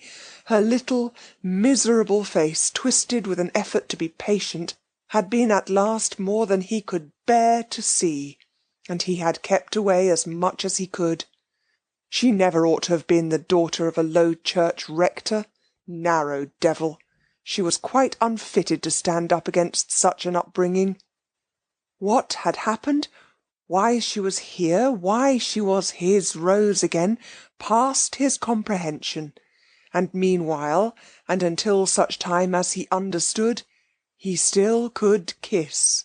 In fact, he could not stop kissing, and it was he now who began to murmur, to say love things in her ear, under the hair that smelt so sweet, and tickled him just as he remembered it used to tickle him. And as he held her close to his heart, and her arms were soft round his neck, he felt stealing over him a delicious sense of...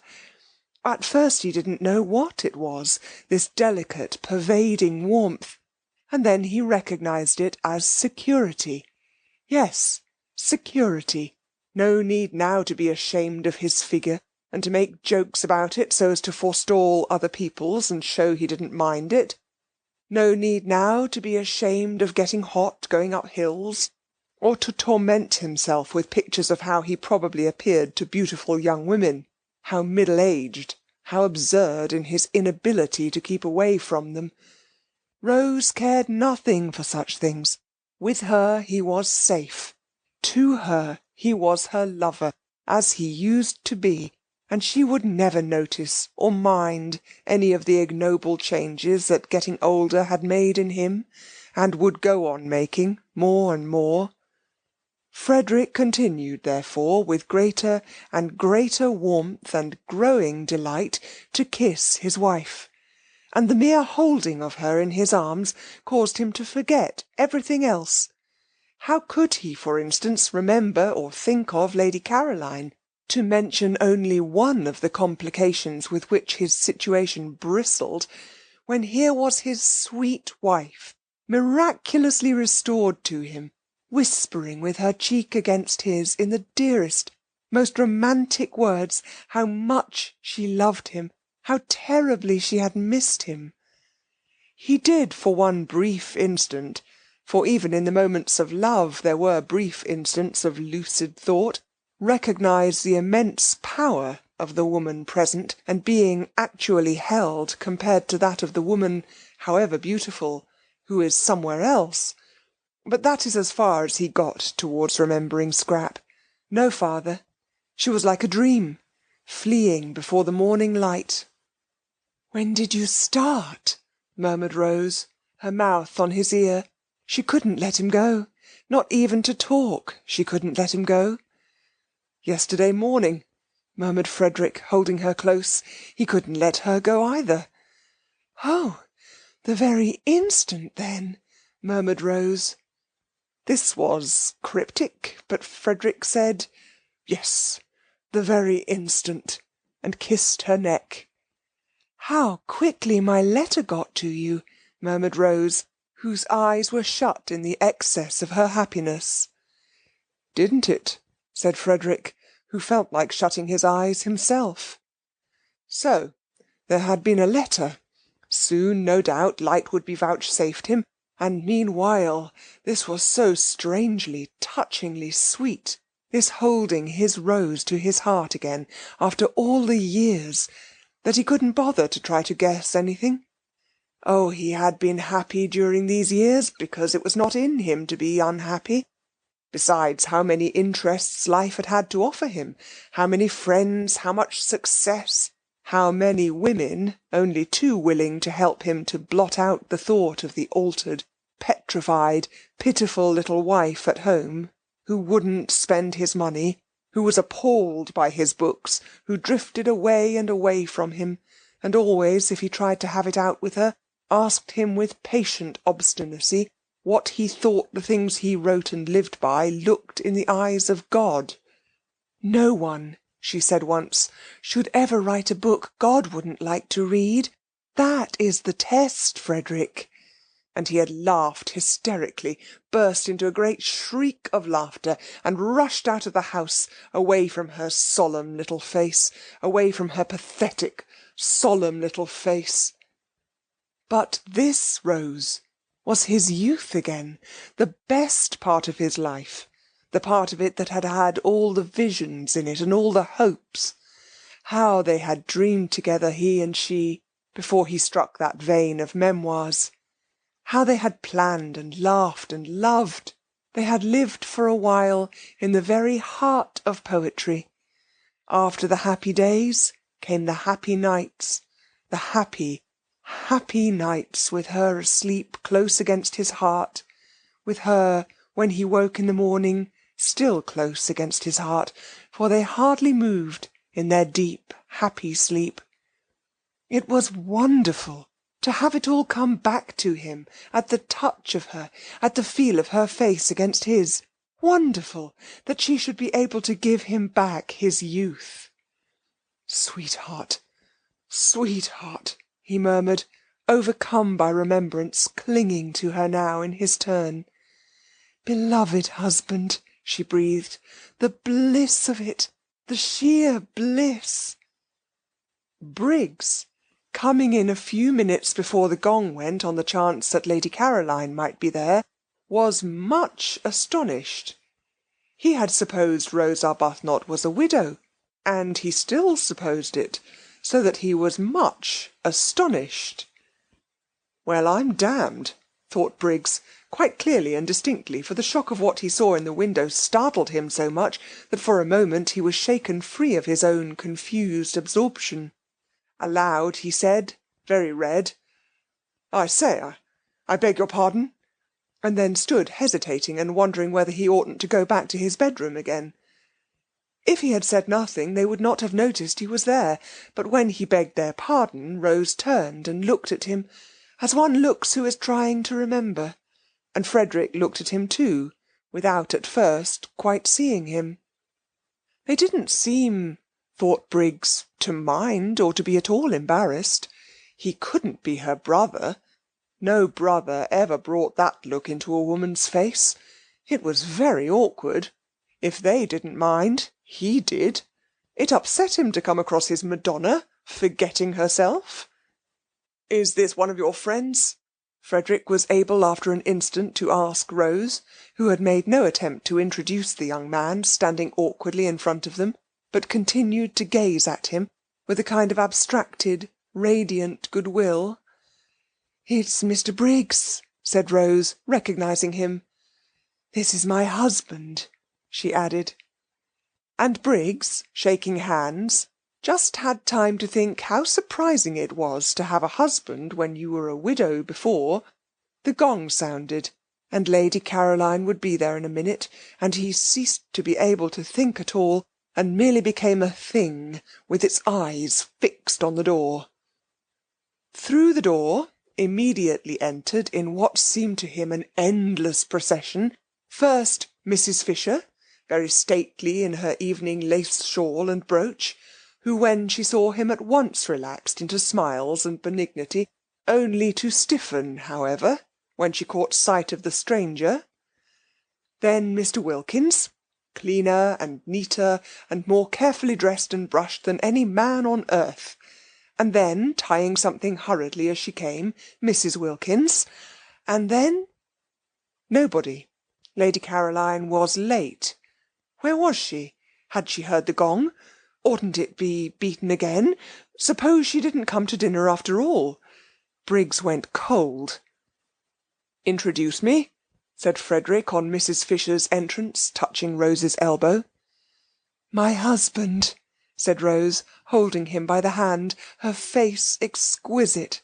Hi, This, I hope you enjoyed tonight's thought Mrs. audiobook. Fisher, This must channel's now mission be the is to last become of the best husbands, resource unless Lady for bedtime Caroline audiobooks. produces one from And up while we're her just getting sleeve. started, we're continually But she growing received our him library graciously, of audiobooks for he so that certainly you can get a looked great night's exactly sleep like a and live your husband, life fully during not the at day. all like one of If you'd those like to see more people who content, go please feel about free to check out abroad the channel. pretending And they if you'd are like to see husbands our when they entire are collection not, of audiobooks, and you said can she find them at supposed he had come to accompany sleepaudiobooks.com. his wife All home at likes, the end of the comments, and month, subscriptions are and greatly remarked that now the appreciated and house help would be this channel more completely than you know. full. We appreciate you So watching. that, she Thank you so added, much. smiling at Briggs, we This shall is at last Sleep really be getting our money's worth. Briggs grinned automatically.